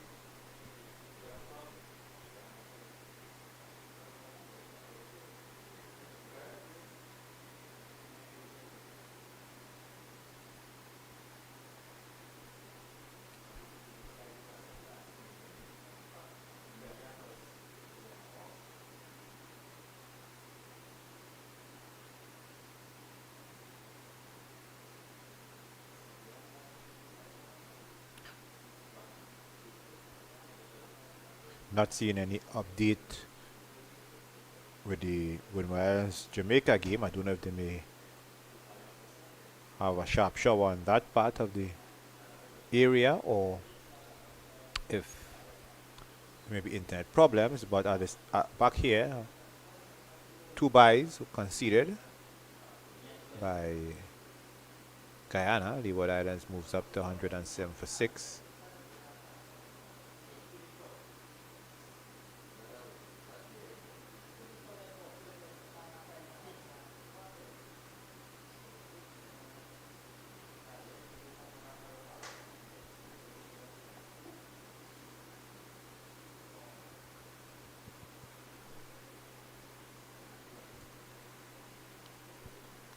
One goes down to the boundary. Very close to the boundary, Joe. Don't know what the umpire will signal. Seems that he will signal. He has not signaled anything, so it may well have been an edge. It seemed to have gotten a bottom edge on that. I think it's safe to say it's a good shot. He was offering a shot there. Good delivery again, but Ramdale bowling slowly.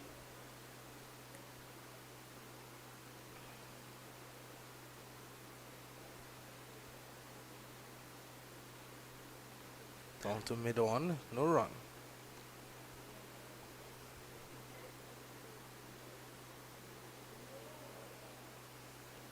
Bowler with a 4-5 field, 4 on the offside, 5 on the on, so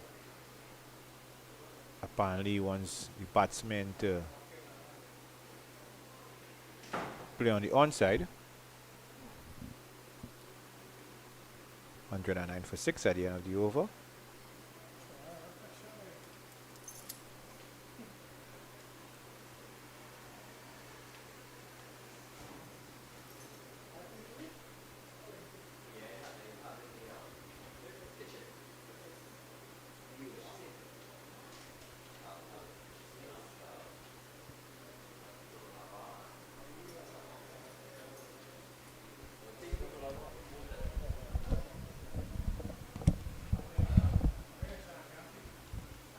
Seems to be a bit of a discussion on the field.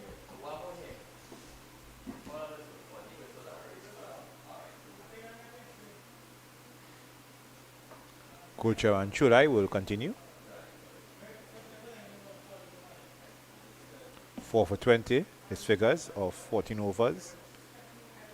Left arm orthodox spinner.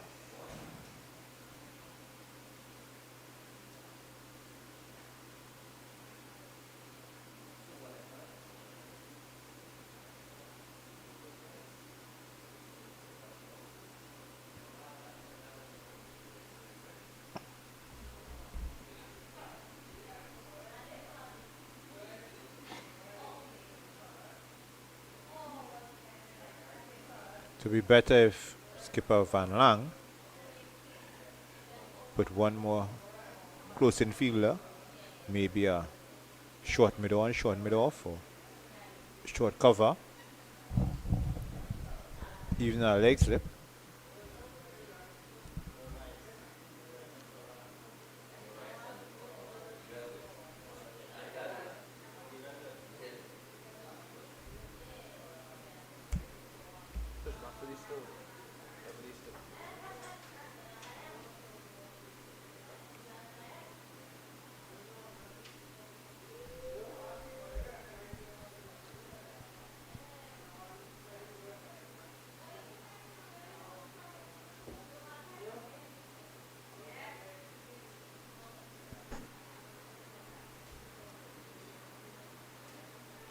I was just querying Barbados' slowness in their run chase, but I don't know if indirectly I seem to have triggered their attention.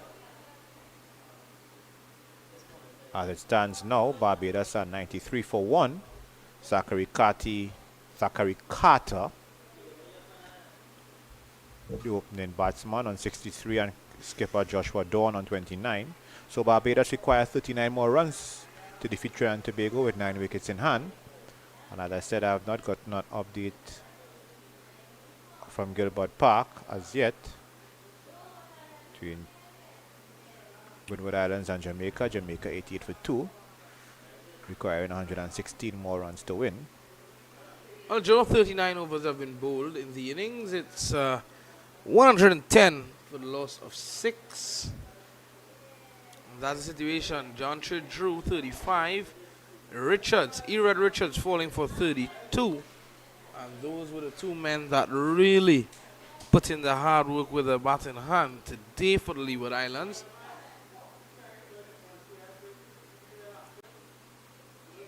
Wonder if it would be Wood Van Lang really kind of at least trying an over 2 of himself, or even some of the other pace. Well, Wharton had got an over, and that was it.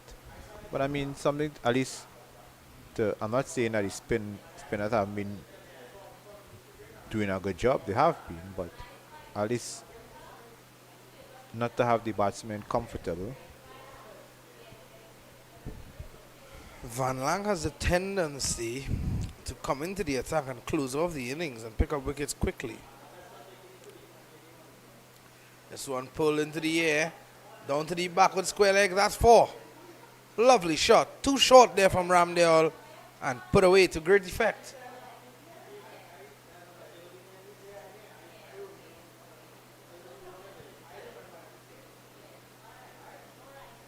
Hetmeyer could have only gone to retrieve the ball. Israel Morton, he's up to 6.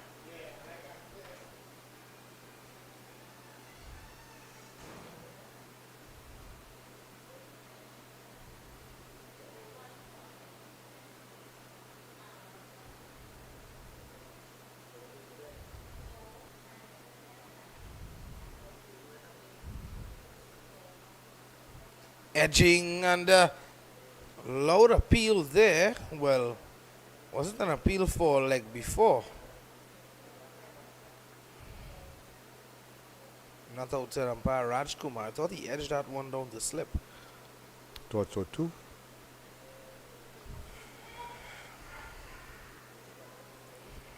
Pushes this one to covers. Oh, the manner in which Leeward Islands are playing at the moment, I think they're going to look to battle this final session. As I mentioned just a while ago, you have to factor in the tail. Well, the least competent of the batsmen. 114 for 6 after 40 overs.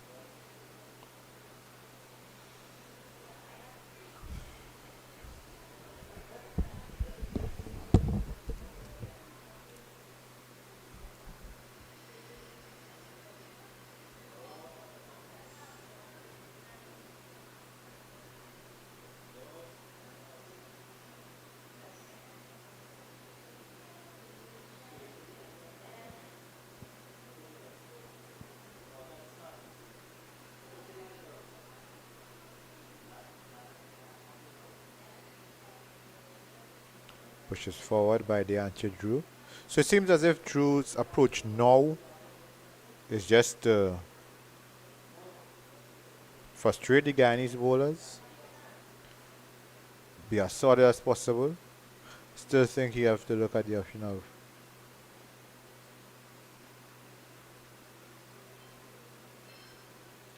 Edging down the slip. Past him though. And goes down to third man. Vacant third man position.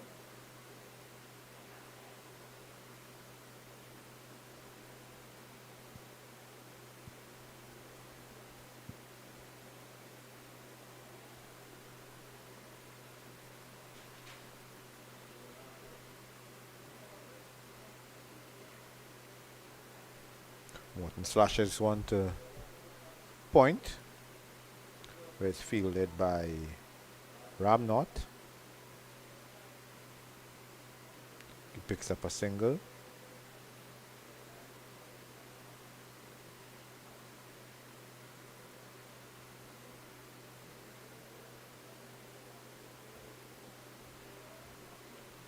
Struck hard down to the boundary for 4. So the entree Drew moves up to 40. Really proving me wrong. Was speaking about how he was keen to play the anchor role, or just solidify one end, but got a bad ball and easily dispatched of it for 4. He moves up to 40.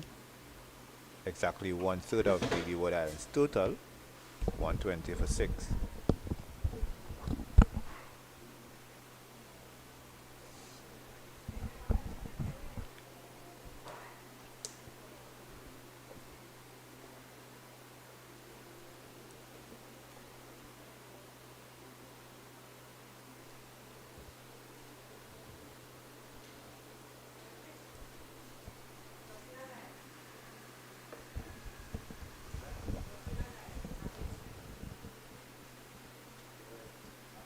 Just get an update from Gilbert Park in California.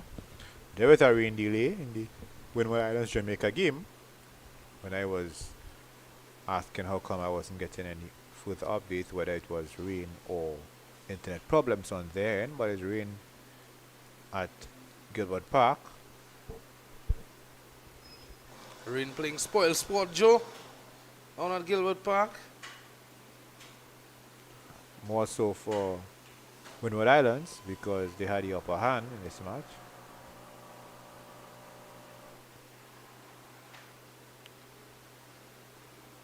Well, they're continuing to stick with Ramdiol from the southern end. There's a lot of options in the Guyanese team to come in. Latif has been sent out of the attack for quite a while now. The leg spinner with 2 right-handers in there. I think Latif would have made amends.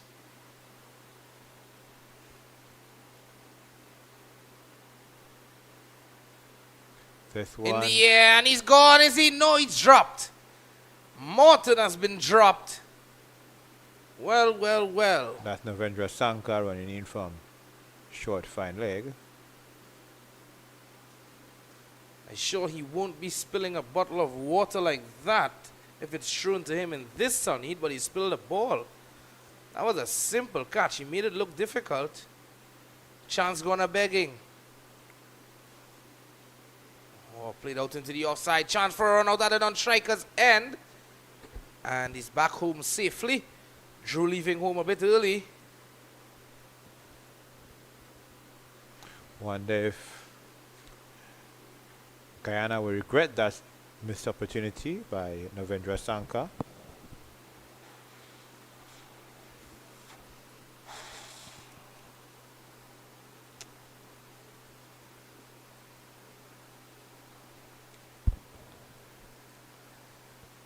One 2-1 for the loss of 6. Drew, of course.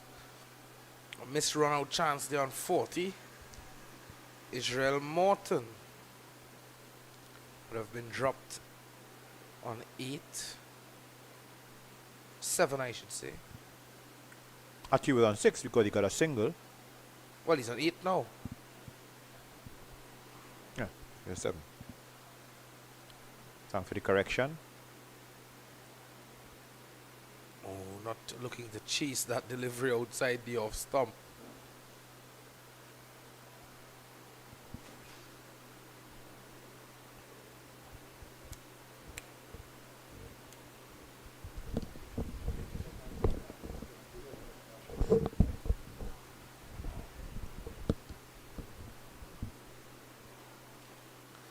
Well, there you go. There's Joel Bailey's ride home this afternoon. Helicopter, hope you can pick me up one time. They just come a bit early, Joe. I think they'll need to make a spin back for you later this afternoon. Please, God.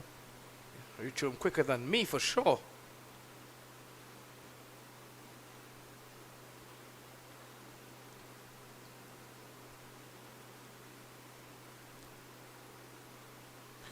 Van Lang having a discussion with Chulai. Chulai has easily been his go-to bowler today. This innings especially.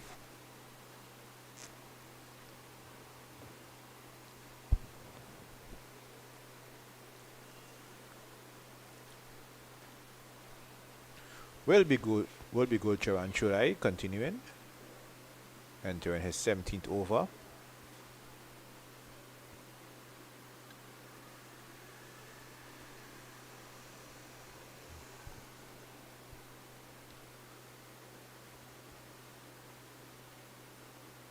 Chulai 4 for 27 and 4 for 34 in the first innings.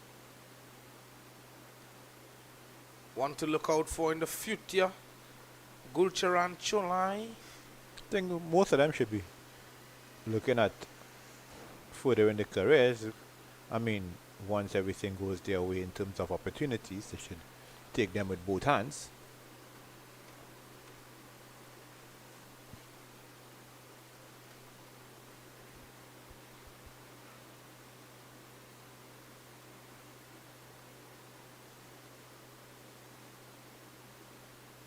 $122 for 6. Remember, these matches would end on Thursday, so there'll be one more round of cricket in this tournament starting on Wednesday. So Wednesday and Thursday. Thursday will be the final day of the 2-day leg of the tournament, and then to be followed by the shorter version of the game. And he's castled! Absolutely nowhere in position there was DeAndre Drew, and it had to be that man Gulcharan Chulai to sneak through the solid defense of a DeAndre Drew. Have a look at that. Poles disturbed. Joel Bailey is happy because he's sensing an early day. Joel, over to you. Drew played inside the line of that ball. Really misjudged the line of it, and he has been sent packing for 40. Valiant effort by the Leeward Islands number 3 batsman. He has been dismissed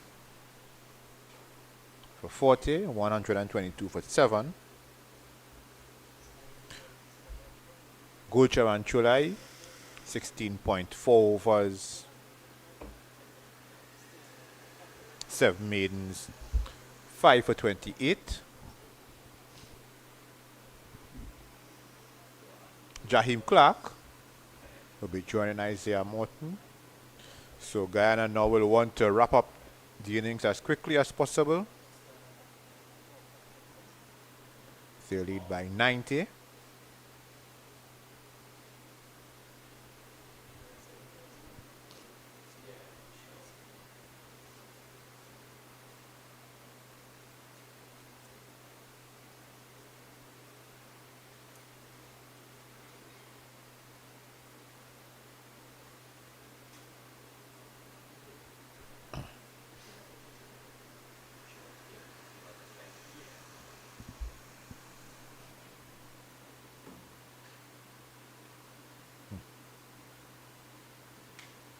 Clark really didn't read that one.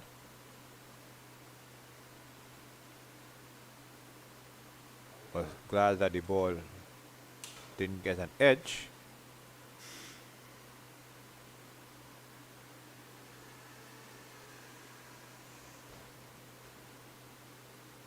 "43 overs concluded, 122 for 7.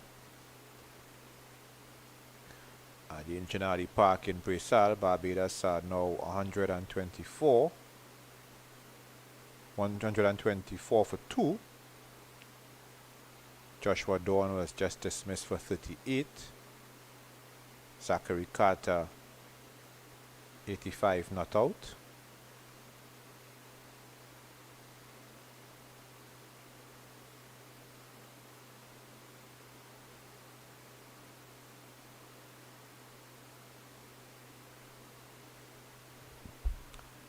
Mario Ramde Hall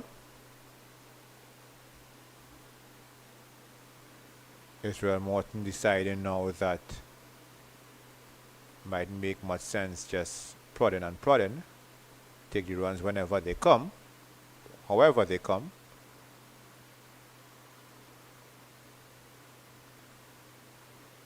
Decided to go after Ramsey Hull, hitting him over the umpire's head for 4. Now it seems as if he may want some attention from the emergency fielder. Well, he's not really an emergency fielder, but one of the reserves.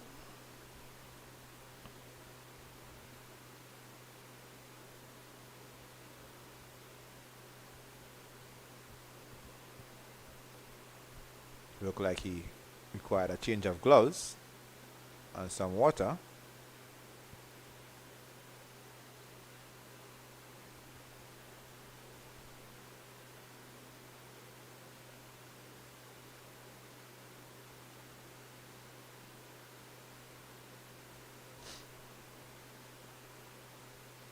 One shot too many for Morton. Top edge pull of Ramsey Hull and collected by Jonathan Van Lang at mid wicket. So 2 wickets in successive overs for Guyana. 126 for 8. Leeward Islands lead by 94.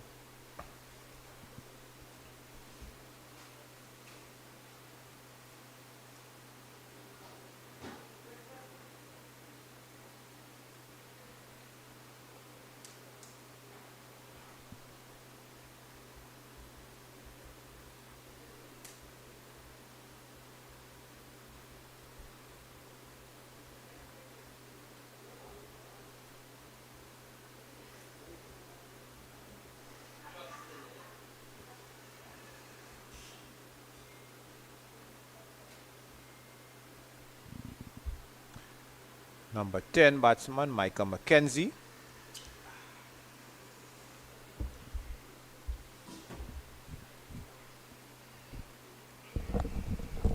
Barbados 129 for 2 at Inchinali Park. They need 3 more runs to defeat host Trinidad and Tobago. So it seems just at the Inchinali Park it's all over by the shouting.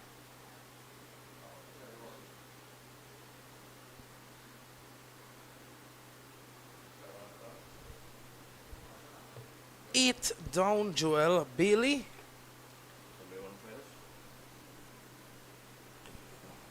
What's that? Yeah. 126 for the loss of 8. Mackenzie, the leg spinner.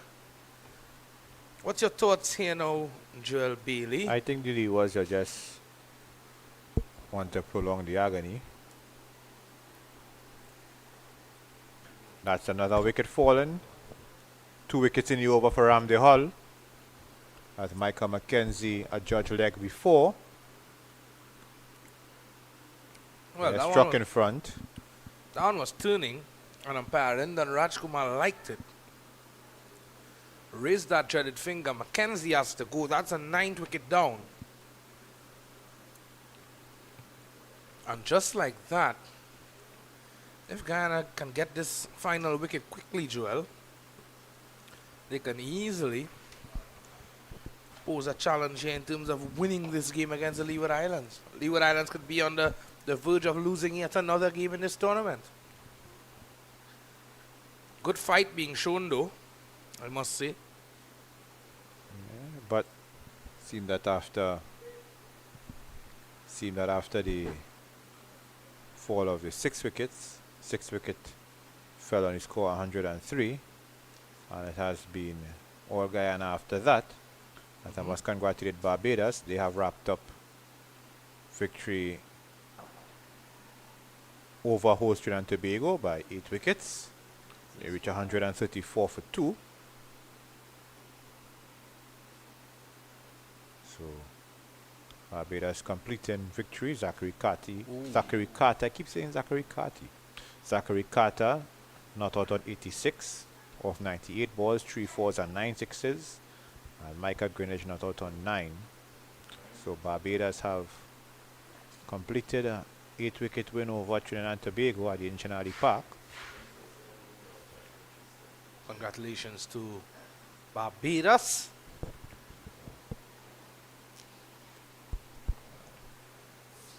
That one almost getting through on Mikali Tong. Had to get some bat on it. So 2 wickets on the over for Mario Ramde Hull. 126 for 9. It's going to be a close one, Joel Bailey. I think we're in for a game here this afternoon. If anything, no threat of rain. Nope.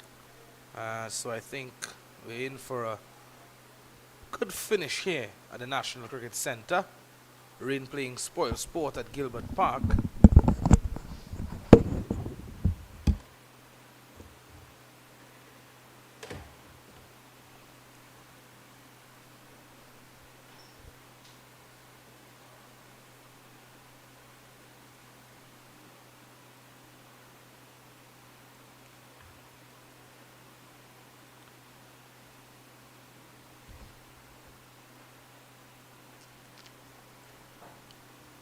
July 5 for 28.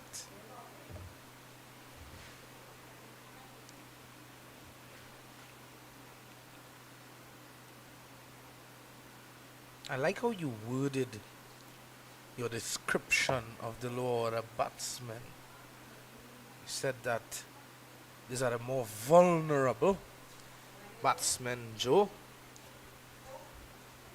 You know, many persons have said that they don't like calling or like the fact that persons call or coin the lower order batsmen tail enders. They prefer hearing the words lower order batsmen.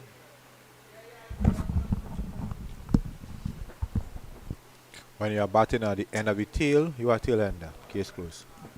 Case closed. Judge Bailey. Oh, looking to cut there. That completes the over. 126 for 9 after 45. If the tail enders have a problem, learn to bat properly. Yes, sir. Joel Bailey has spoken. If you can't bat properly, learn to bat. That's what Joe has said.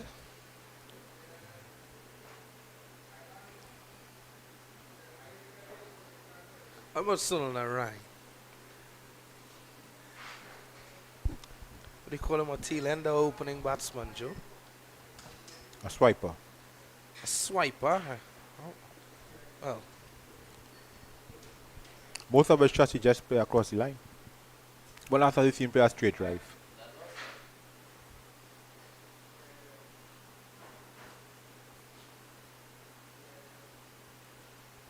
lots of success, though. 1 T20 century. Lots of success. As a batsman. Couple scores above 70 and 80 in the IPL. But he's not. He was opener for TKR for some time, and TKR didn't do much. He didn't do much with TKR as an opener. Let's see what he can do this year. Well, In the air, just wide of Ramdale. he's retired, so I don't know what much he can do. Retired from international cricket, I don't know what much he can do again. What he has to prove. Has money to make, Joe. Yeah. That's what I can tell you. He has money to make. Well, I can't fault that part.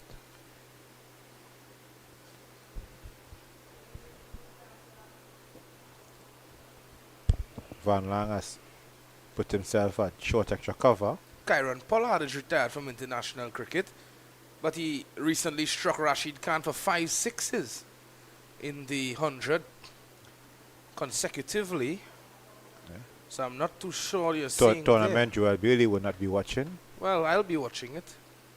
Millions across the world, excepting Joel Bailey. Nah, I'll be watching the CPL Well, the women's CPL and England versus Sri Lanka first test, which Ver- starts this week. Very loyal of you, Joel Bailey. So, 127 for 9 after 46. and I was watching West Indies South Africa test cricket. Wasn't watching a match where you bowl five balls in a over. Utter rubbish.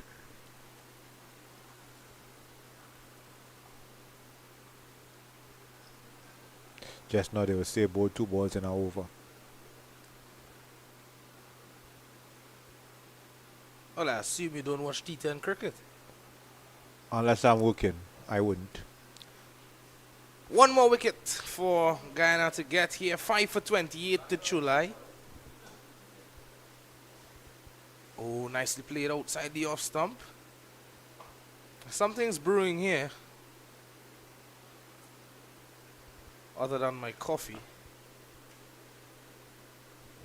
Well, I was going to say a factory, but it's a Sunday.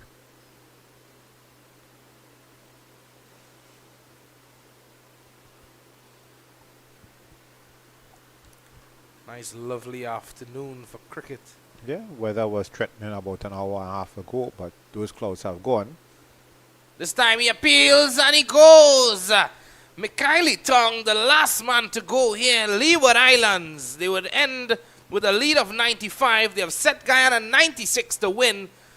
The entire Guyanese team, they are running off and they are smelling blood as we speak.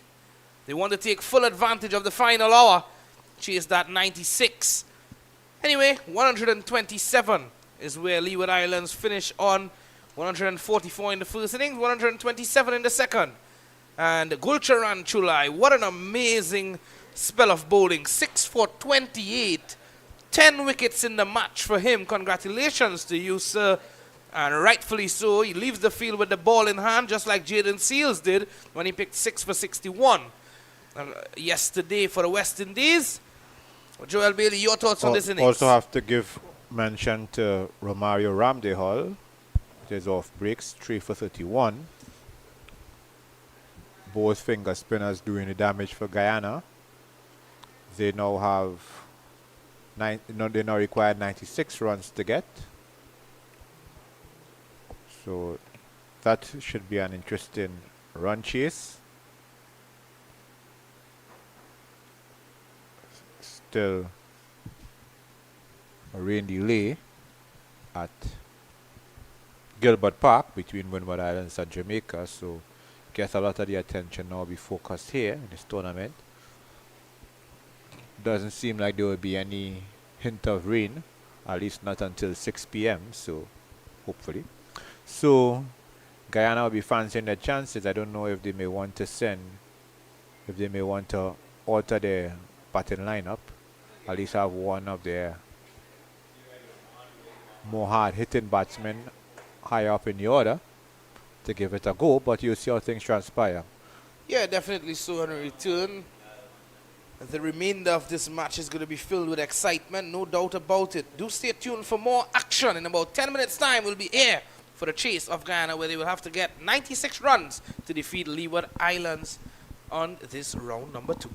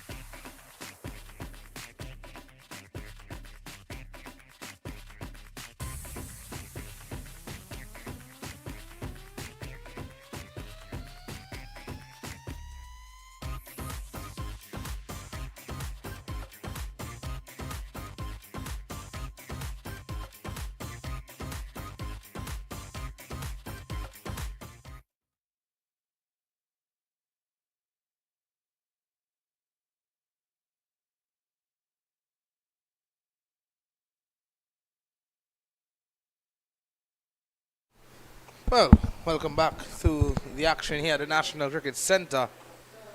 And, well, it's exactly 4 p.m.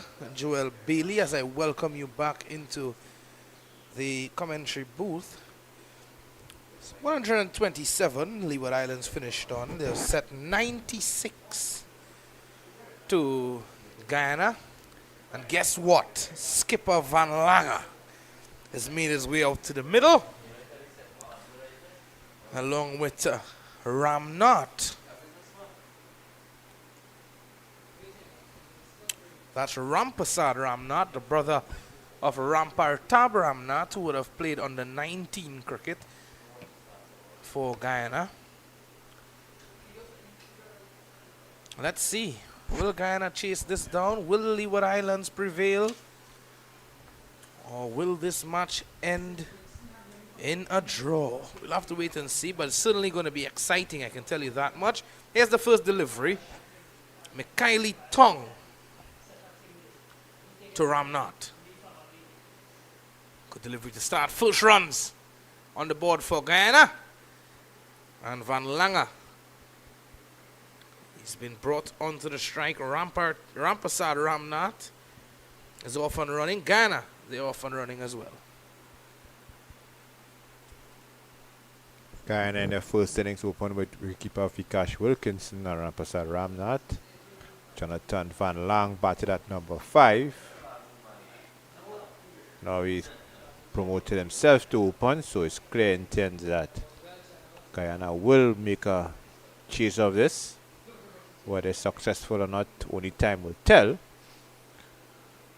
But they are giving it their all they intend to, that is.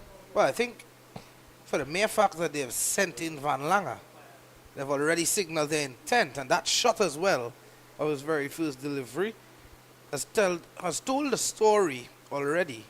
What's going to happen here, what the approach will be, Joel Bailey. It's going to be an attacking approach from the Guyanese team. On the flip side, the Leeward's captain Tanith Francis has 4 fielders on the boundary, third man long leg, where everything that's more or less common. We have a deep square leg and a deep cover, mid on and mid off a few meters back from the conventional positions.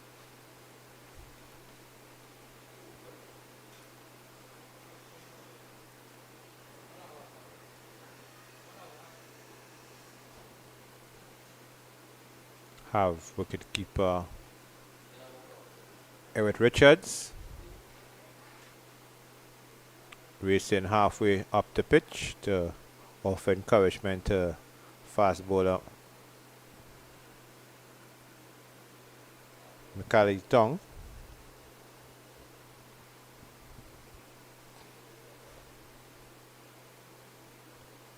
This one is smashed back down the ground from Van Langer. And that goes all the way for 6. Intent shown here by Van Langer. And that's a message sent to the Leeward Islands team as well. And no ball, and nobody, myself included, know where the ball has actually landed. It landed just in front of that signage board to the left of your picture. Athene is going to retrieve it.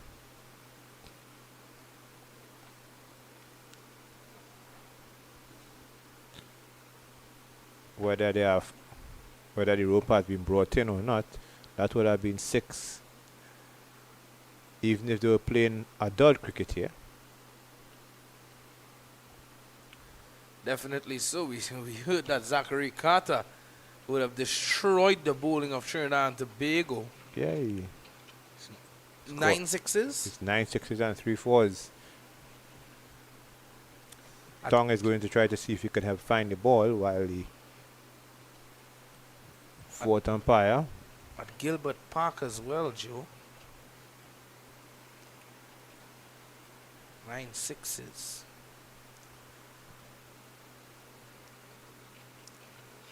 Van Langer has already deposited 1 this afternoon. Umpire Simon Arun, the man with the bag of balls, is making his way out to the middle.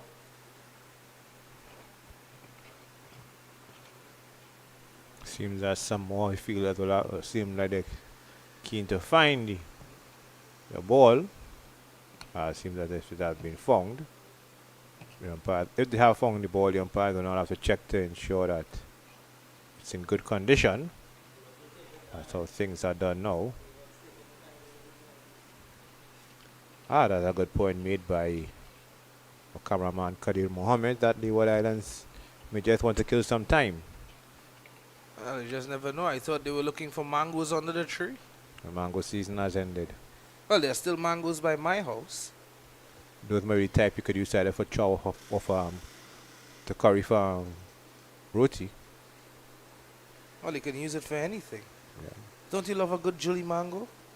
Once it's in season, yes, and once it hasn't fell and has some sore spots, I will eat it. Well, there are still 8 on my tree. I'll save 2 for you, Joe. All right, no problem. 7 without loss, Joe. Van Langer on the charge.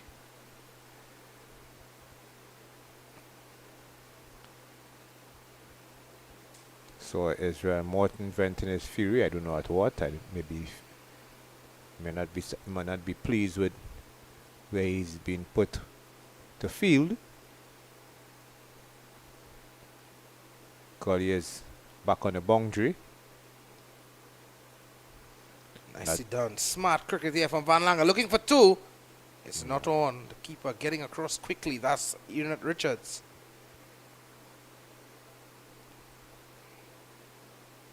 I don't know who is captain, either Morton or Francis. Both Morton and Francis seem to be gesturing at the field as where they should go. I think Morton should have been more preoccupied with the shot he played about an hour ago. That advised top edge pull. Anyway, Ramnath faces up to Tong. Play and a miss. That ends the first over, 8 without loss.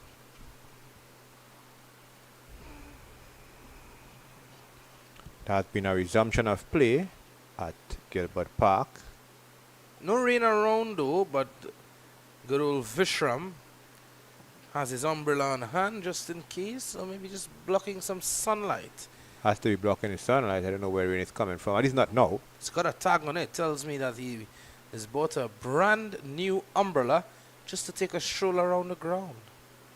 Going back to what's going on at Gilbert Park. Yes, sir. Jamaica are now 96 for 3.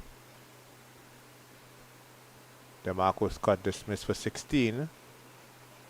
They require 108 more runs to win with 7 wickets remaining.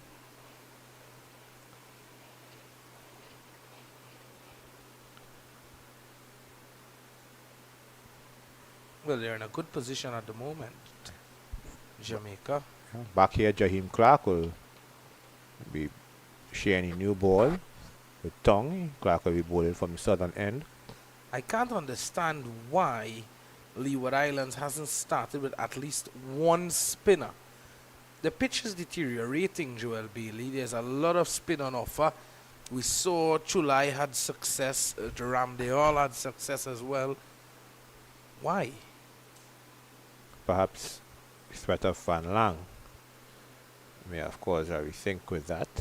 You will see.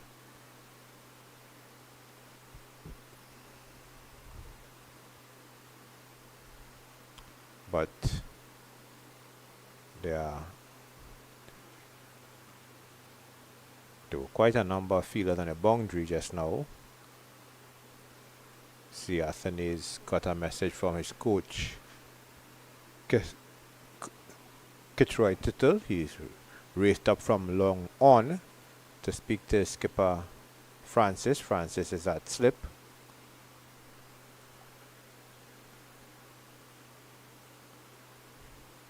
Have a long leg, deep mid wicket, long on, long off, deep cover, and a third man, 6 fielders on the boundary. Excuse. Still think that the owner should be on trying to get some wickets, but I'm in the air conditioned part of the compound. I could only suggest. Leeward Islands taking their time to do everything.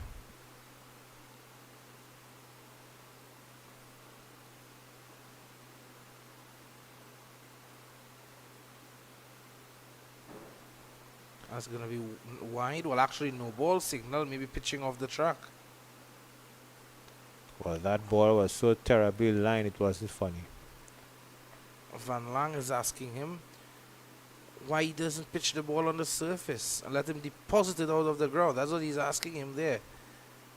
But I assume he's telling him as well he's hiding the ball or attempting to hide the ball, Joel Bailey. If you want to hide the ball, just put it in his pocket and done.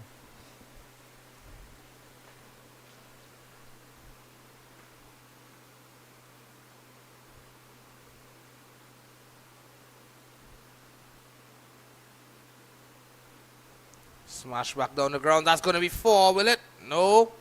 The fielder comes around. That is Morton. And Van Langer gets 2.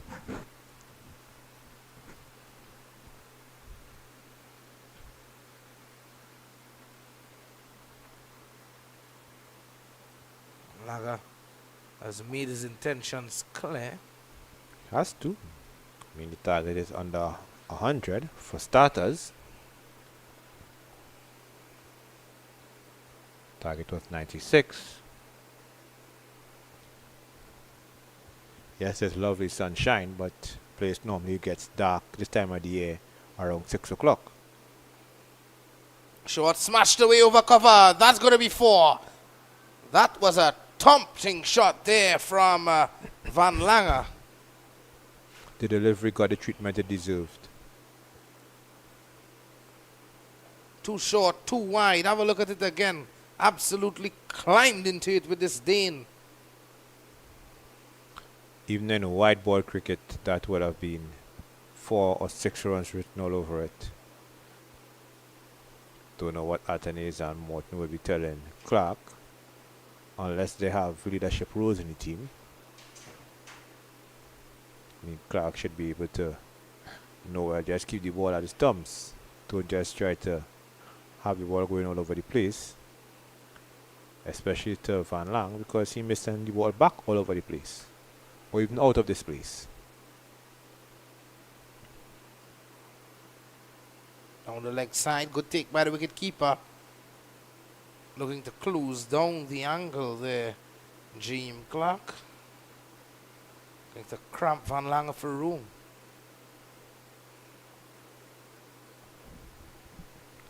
Just overcompensating a bit.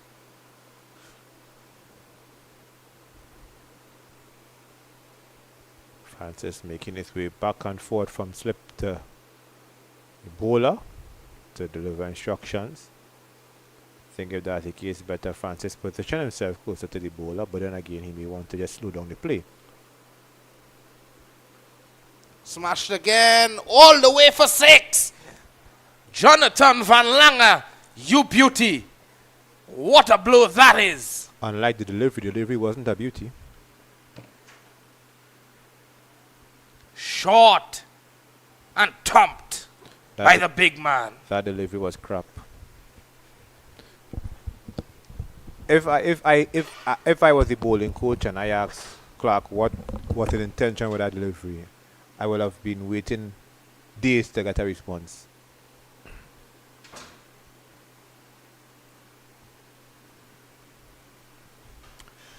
Meantime, at Gilbert Park in California, Jamaica, at one stage they were 57 without loss. Now they are in a spot of bother, 107 for 4. 2 wickets to Joel Durand, 1 each to Edmond Morancy and Cody Fontanelle. Excuse please. David Dua on 11 and Nikolai McKenzie on 6. So that game is in the balance at Gilbert Park in California. Jamaica 109 for 4. Here's Clark. How will he respond to Van Langer's onslaught?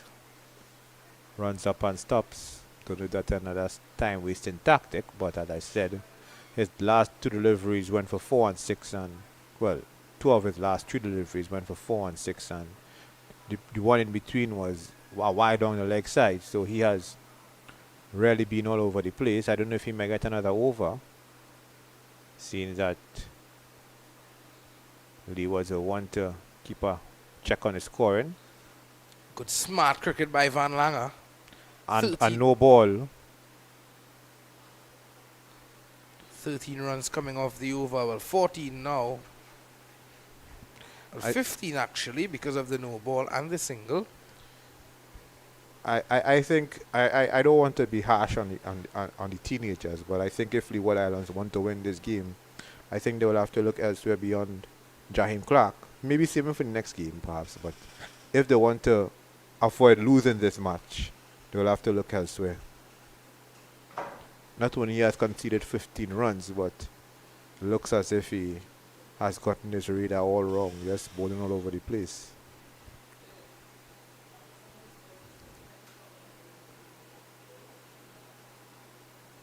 I'm slashing and slashing hard at Rampasad Ramnath. That ends the second. It's 24 without loss. Really think there should be a rethink for the Leeward Islands now. They can't just persist with Clark because he's been taken to the cleaners, particularly by Van Lang.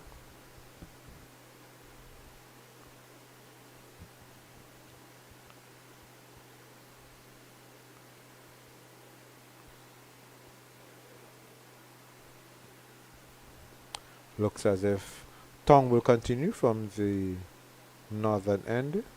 It looks as though it's going to be Mikhaili Tong. Didn't have a bad over, apart from that 1-6 that was struck by Van Langer off his bowling in the first over.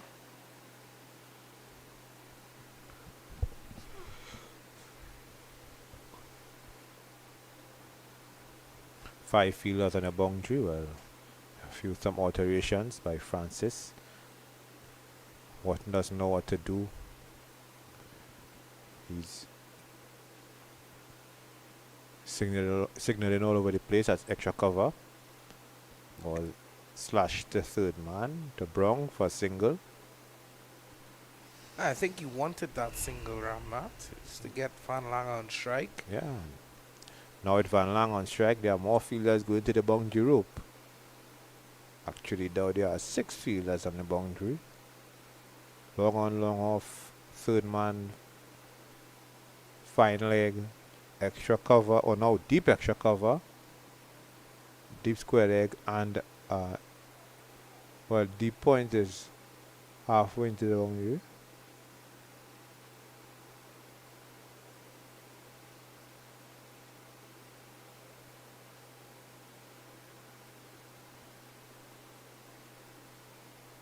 There's some shifting around in the field. I don't know, this may be a time with employer as well too.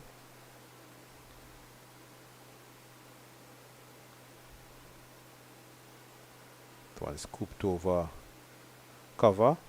Dylan will get a single. Oh, looking for 2, but it's not on. Fielder was quick to get to it.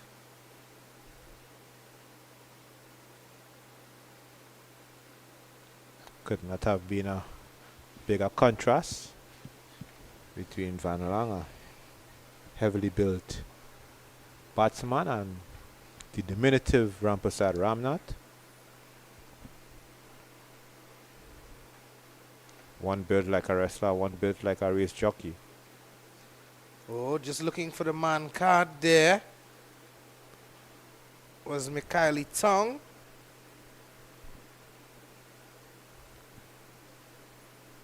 Really now will have Van Lang on his toes.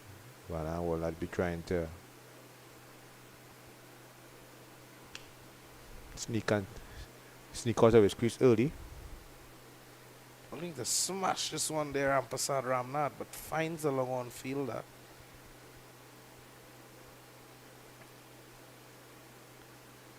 Van Langer in the process, he was looking for 2.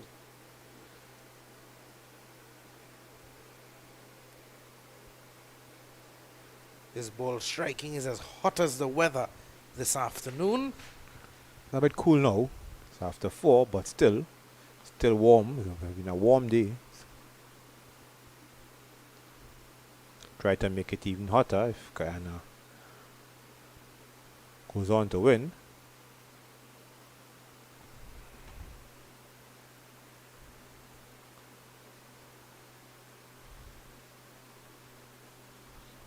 Smash back down the ground. That's 4. Van Langer on the charge. And he's charging and charging well. This may require a ball change. Ball has gone under the side screen. Atten is trying in vain to prevent it from going over the ropes, but was unsuccessful. Just like that, Guyana, they race up to 31 without loss. You can see the smoke coming off the bat of Van Langer as we speak, and the smoke coming out of the ears of Mr. Kitroy Tittle as we speak. He's the man in the hot seat at the moment. He's thinking, what message am I going to send out there next, Joel Bailey? In the head of Mr. Kitroy Tittle, what do you think he's thinking at the moment? Why doesn't the bowlers just keep the ball at the stumps? You miss, I hit type of deliveries. Yeah. At the moment, they're all over the place. And the ball is being sent out over the place.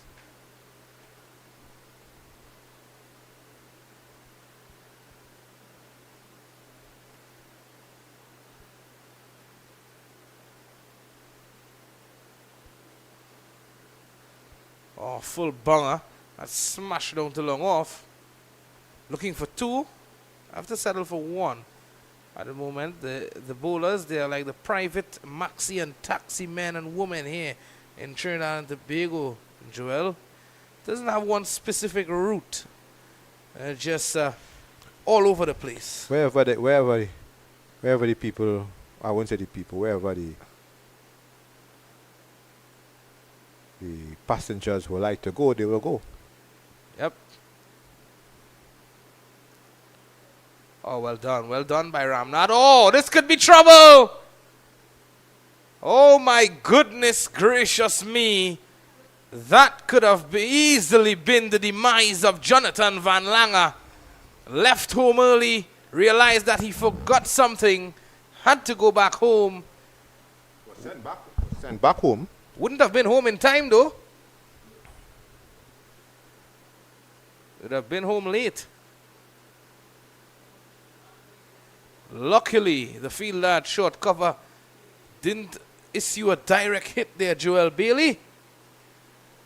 Had that been you, I think that would have been a direct hit, you know, Joel Bailey. Underhand. Underhand.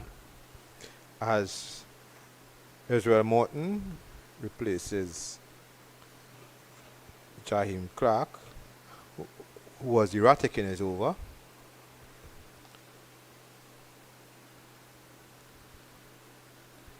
See wicketkeeper Richards calling for a helmet. Substitute fielders, well, substitute players from the Leeward Islands unit, maybe getting a chance in the next game. Who knows? You never know.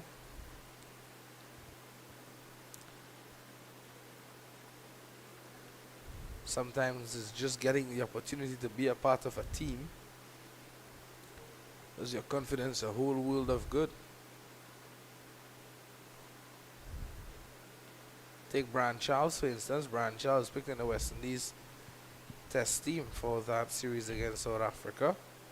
Didn't play in any of the test matches. Smashed away forward of deep extra cover, and that's 4. Comet the R, comet the paw of Jonathan Van Langer. Have a look at that again. As easy as you like. Sunday afternoon, you casually stride out to the middle, and just like that, you're approaching 30. Well, actually, you're on 30 or 15, striking at 200 in a 2-day game. A lazy effort there from him.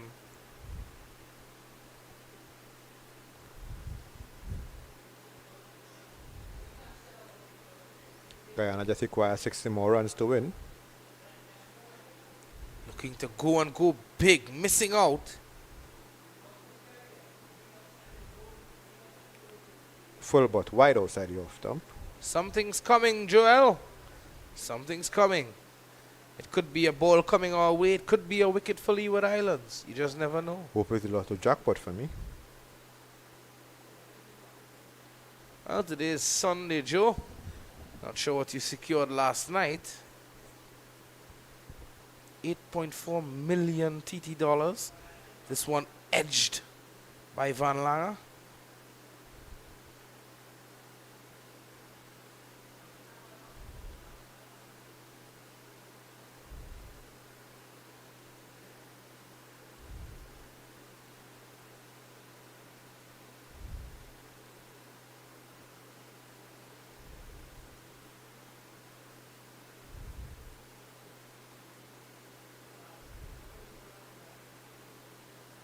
Too wide from Morton to complete the fort. 37 without loss. That leaves Van Langer on strike for the next over.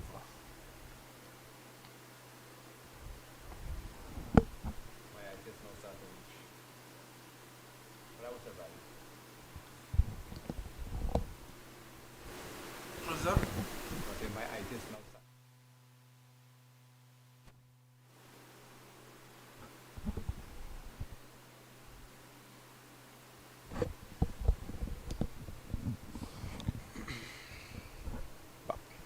Back one. Update time from Gilbert Park, Jamaica, as I mentioned some time ago. Opening pair put on 57. They are chasing a target of 204 to defeat Windies Islands. They are 123 for 5.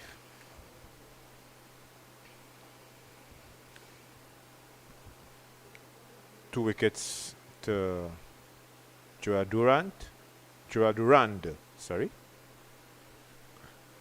Top score 39 by Savio Jones.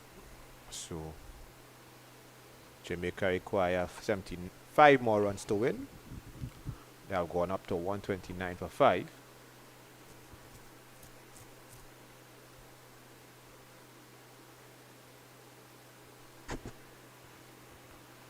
So it seems that that will be another equally exciting finish, similar to what could transpire here at the National Cricket Centre. Lovely delivery from Mikhaili Tong, but no ball signaled. It was well pitched up.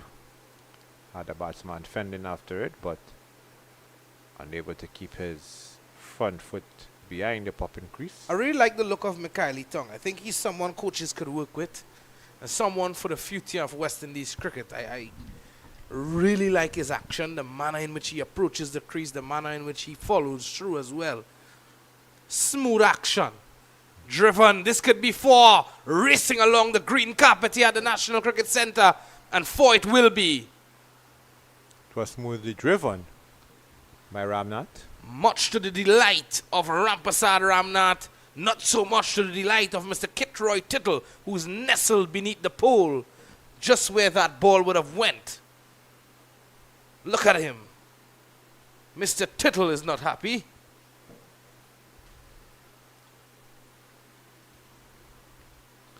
Score races up to 43.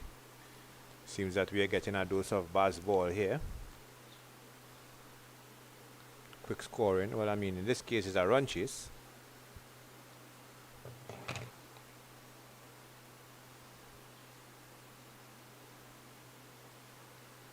Oh, ticked away nicely. This could be 4 more. No, it won't. 2 runs to the tally. Ramnath adding value to this run chase. This is a good partnership building. Just what the doctor ordered for Guyana. Have put their foot down and made it clear that they are going to make a fist of this. Prescription written and signed and medicine delivered. Flicked away by Rampasad Ramnath. He'll get one. Van Langer has joined Richards just to the striker's end. 2 more deliveries remaining in the over. 50 runs required. Racing to victory here is Guyana.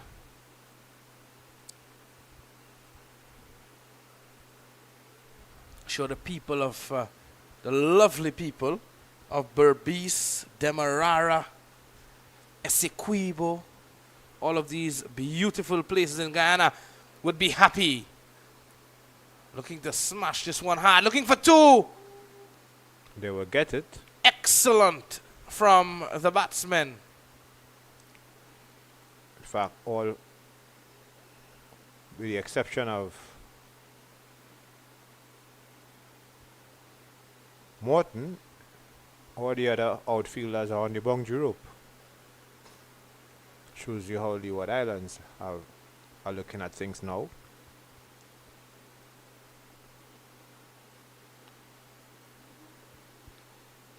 And the misfield, they will get the second run after all. A little bit again and they would have gotten 3. Atenes didn't pick up cleanly, running in from deep extra cover. That's the 50-run partnership, 50 without loss after 5 overs. Run rate of 10. One of the ground staff, the female ground staff, the only female ground staff I've seen here at the National Cricket Centre. She's sitting there on her phone. Maybe she's looking at the Windies cricket stream on YouTube.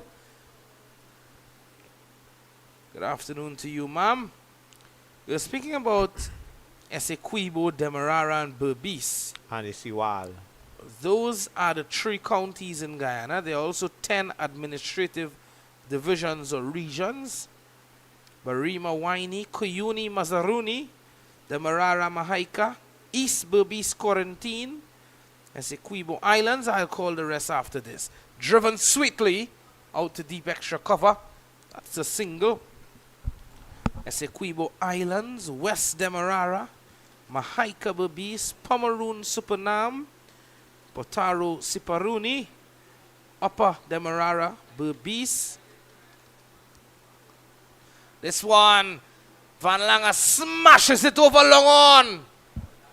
Talk about power from this man. The skipper right at the helm, leading the way for an under-17 Guyana team that's looking as though they can take on any bowling attack. Joel Bailey, we were in trouble for a moment there. No, the ball went far away from us. Saw you ducking for cover.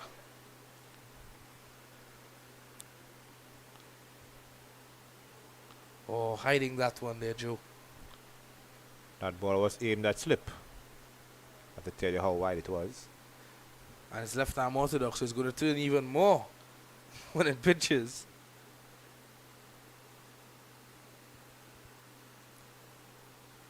That's better. Not allowing Van Langer to get under the ball.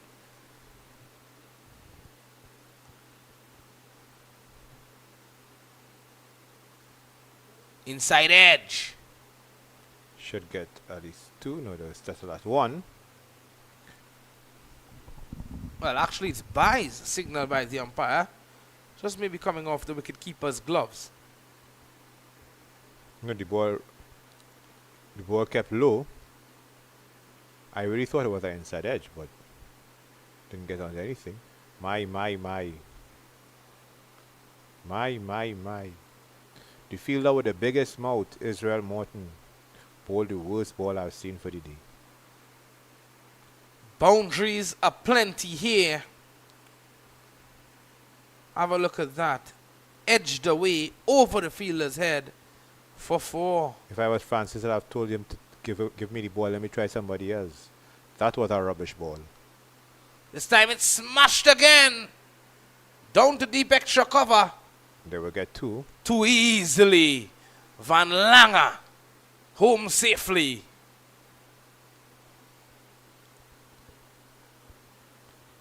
Expensive.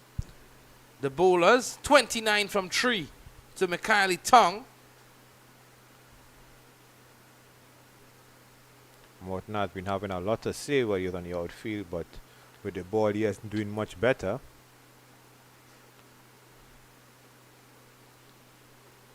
Seems that it's almost over by the shouting here. The people of Demerara must be so proud at the moment of this young man, Jonathan Van Langer. Well, the people of Guyana should be proud. I mean, after what transpired yesterday at Pavilion Stadium, at least they will have something to smile about. Well on course towards a victory to savor. Mackenzie. That's Micah Mackenzie. Given the ball. Let's see what he can do. It's a lovely day for some egg ball and mango sour. So what? Some egg ball and mango sour, Bailey. I have no idea what you just said. I don't know if patois you're speaking or gibberish or what. Don't you know what's egg ball? I know about egg butt. Egg butt, okay. Fair enough. Egg ball, one of the traditional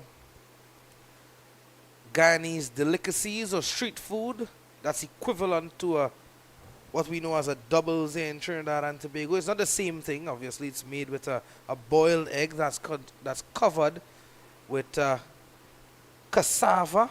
This one is into the air and over the long on fielder's head.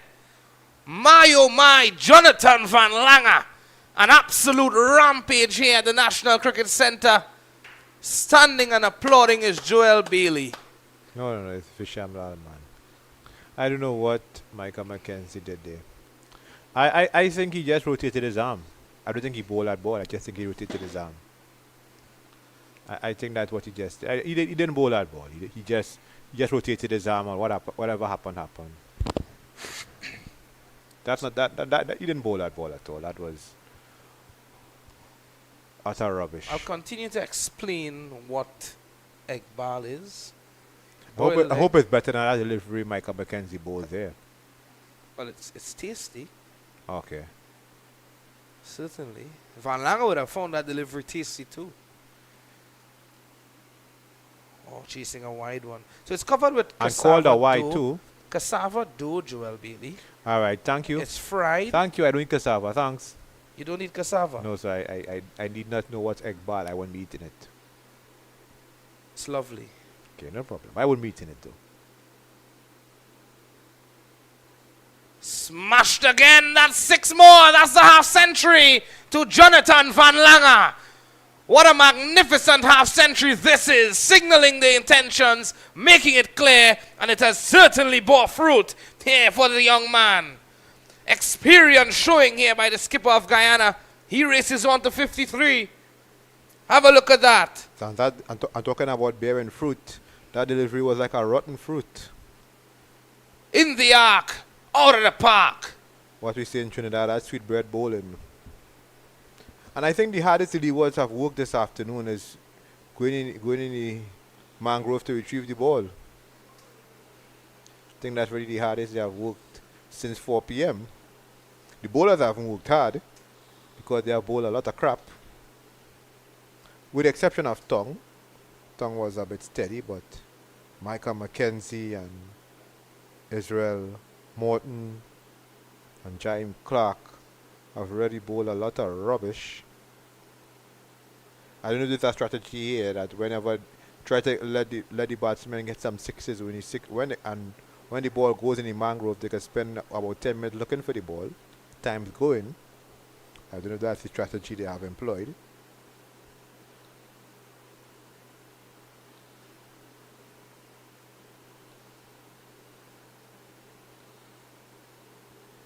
Really has been a disappointing day for the Leeward Islands. In second innings, they really showed a little fight. A drive.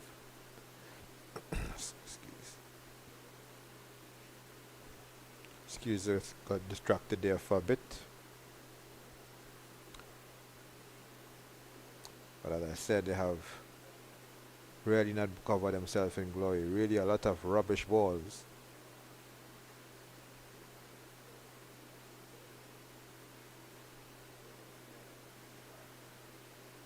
Nobody knows where the ball has gone. Pirates will have to use a replacement ball. They have gotten it.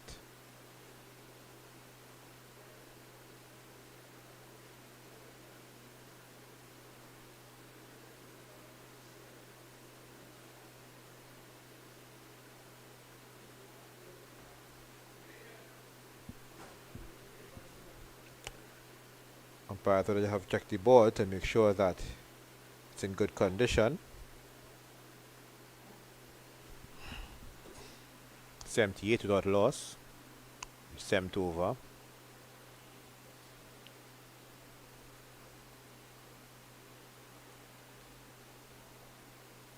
Has been as ruthless a run chase as you will see at this level.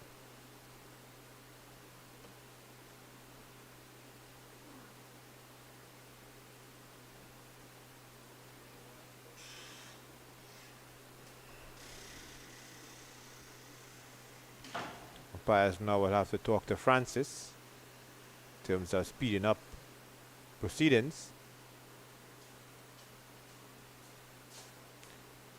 I mean, they can't spend the whole afternoon discussing whether or not the ball is good enough when when the deliveries have not been good enough.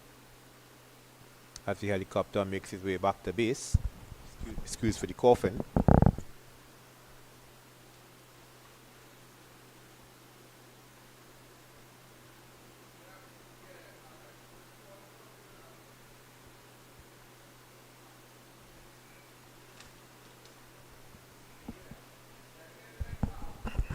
$18 more runs to go. If Mackenzie doesn't want to bowl, just bowl 3 of the rubbish balls he has bowled this over and get hit for 3 sixes and let's just go home.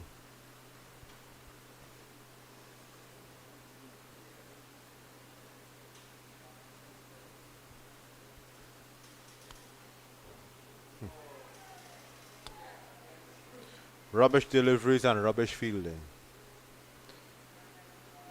That is what I will put in his scorebook. I think his body language alone has shown that he has given up. Terrible dive from short third man. He just dive for diving's sake. Better you just escorted the ball over the boundary and done. I mean, people may say harsh, but this is the future of West Indies cricket. Really expect to see more commitment to the cause by the Leeward Islands. Leeward Islands has really fought hard, Joel. They fought hard. Yeah, but I mean to say the match is not over yet. Oh, Van Lange goes downtown. And my oh my, that's 6 more. Ever so closer to victory. Guyana goes. Another rubbish ball. Another rubbish ball. Well, when international bowlers are being hit for 6 and 4s like this, we don't call it rubbish ball, Joel Bailey. I'm saying rubbish ball because this is the future of West Indies cricket. I want the guys to do well. They can't just bowl us at a long hops and long hops and long hops and I mean, they come like just bowling for bowling's sake. The replacement ball which was brought in earlier on has been handed to Mackenzie. But these are the experiences that will teach the youngsters, Joel. We can't say it's a rubbish ball. The youngsters are trying. They would have done well in their respective nations to make it onto these regional teams. So we can't call the youngsters bowling rubbish balls. Bowlers should just bowl at the stumps. I don't see what's so hard about that. I mean, if you're like me who just an armchair critic, that's a different story. But they are on the field, just bowl at the stumps. Look at that. This is an almighty blow. This one has been sent into Demerara. Back home where he is from. Jonathan Van Lange takes the score to 94. And believe you me, it's 7 overs completed, 94 without loss. Well, well, well. Guyana certainly sending a message to all of the other teams in this tournament. Well, I can't call that ball a good ball. The ball was just a rank long hop. I mean to say, I want to, I can't, you just can't butter up what's going on here. I mean, it's just bad bowling. I mean, Tong is the only one I could say tried. Everybody else just looked like they were just bowling for bowling's sake. I mean, this is the future of West Indies cricket here. You can't dance around it.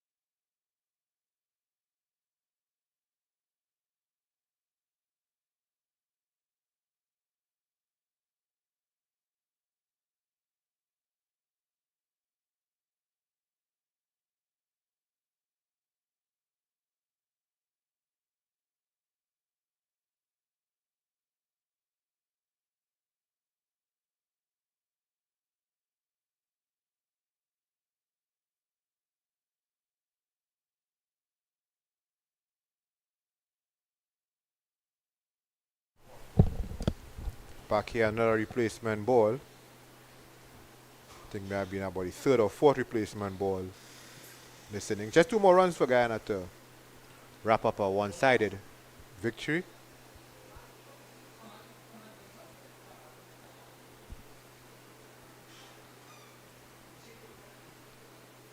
In the meantime, let's see what's going on at Gilbert Park, because as I said, this game is, oh my goodness, Jamaica making I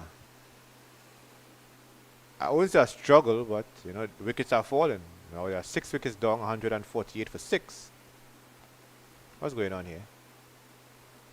Not too sure if we have to get another replacement ball. Don't know if the ball which was brought in is good enough. So Jamaica 148 for 6. 3 wickets to Joel Duran, 1 each to Edmond Morancy, Cody Fontenelle and Theo Edward.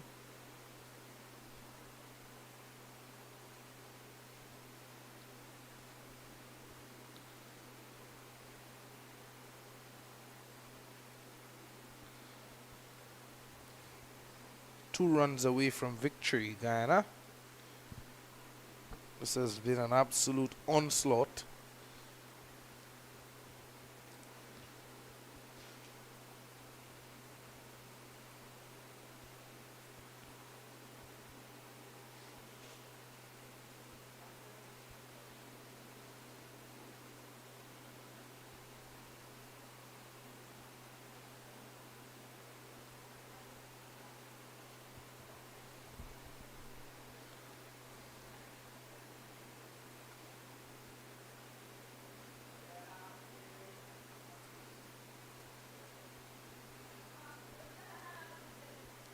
Dead ball signal by umpire Rajkumar.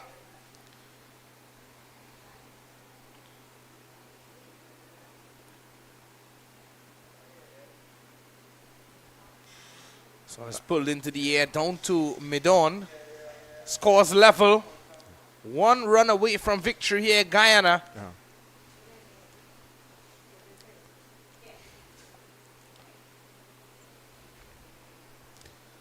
Jonathan Van Langer, out of the 95 runs scored thus far, he has scored 65 of 31. Rampasad Ramnath has been a mere spectator on the other end, 19 of 15. Will be appropriate for Van Lang, who has been the dominant batsman here, to complete the victory. This could very well be the final delivery. A wide ball call, and that's the end of the match. Well, what a way to end the game. Guyana, they're off and running. Players run onto the field. Jonathan Van Langer, the skipper of Guyana, come at the hour, come at the man.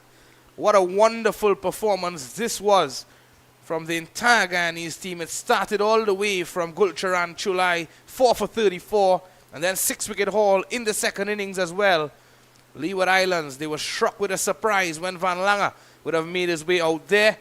And since then, he would have made 65, leading his team all the way to 96. A 10-wicket win, Joel Bailey, for Guyana. Been a good all-round performance by Guyana today. The bowlers, is particularly Gulcharan Chulai, who is posted up on the screen, took 4 for 40, 4 for 34 yesterday, and capped it off with a 6-wicket haul today, 10 wickets in the match. Guyana just needed 96 to win. Chased it in 8 overs. Well, congratulations to Guyana, winning their round 2 clash against Leeward Islands by 10 wickets, as comprehensive as can be. And Gulcharan Chulai looks to be the man of the match. 10 wickets in the game, 4 in the first, 6 in the second. Joel Bailey, Leeward Islands, we say commiserations to you as you head into round 3. Good luck to both teams as they both head into that round 3 of this Cricket West Indies Men's Under-17 Championship 2024. Congratulations to Van Langer on 65, a well-played knock. Congratulations to Mr. Gulcharan Chulai as well for his 10 wickets in the match. I'm sure every Guyanese at this time would be very proud of these youngsters who are walking off the field at the moment with smiles, nothing but smiles on their faces. Leeward Islands, their heads held high as well. They fought well. They would have improved from round 1, and I can say nothing but improvement moving forward into round 3. These young men deserve their places on these teams, the respective national teams. Congratulations to them. And we just want to say on behalf of the entire team, on behalf of Windies Cricket, we want to say hope you have a great finish to your weekend. Enjoy the rest of your Sunday afternoon. And do join us on Wednesday for continued action in the Cricket West Indies Men's Under-17 Championship 2024.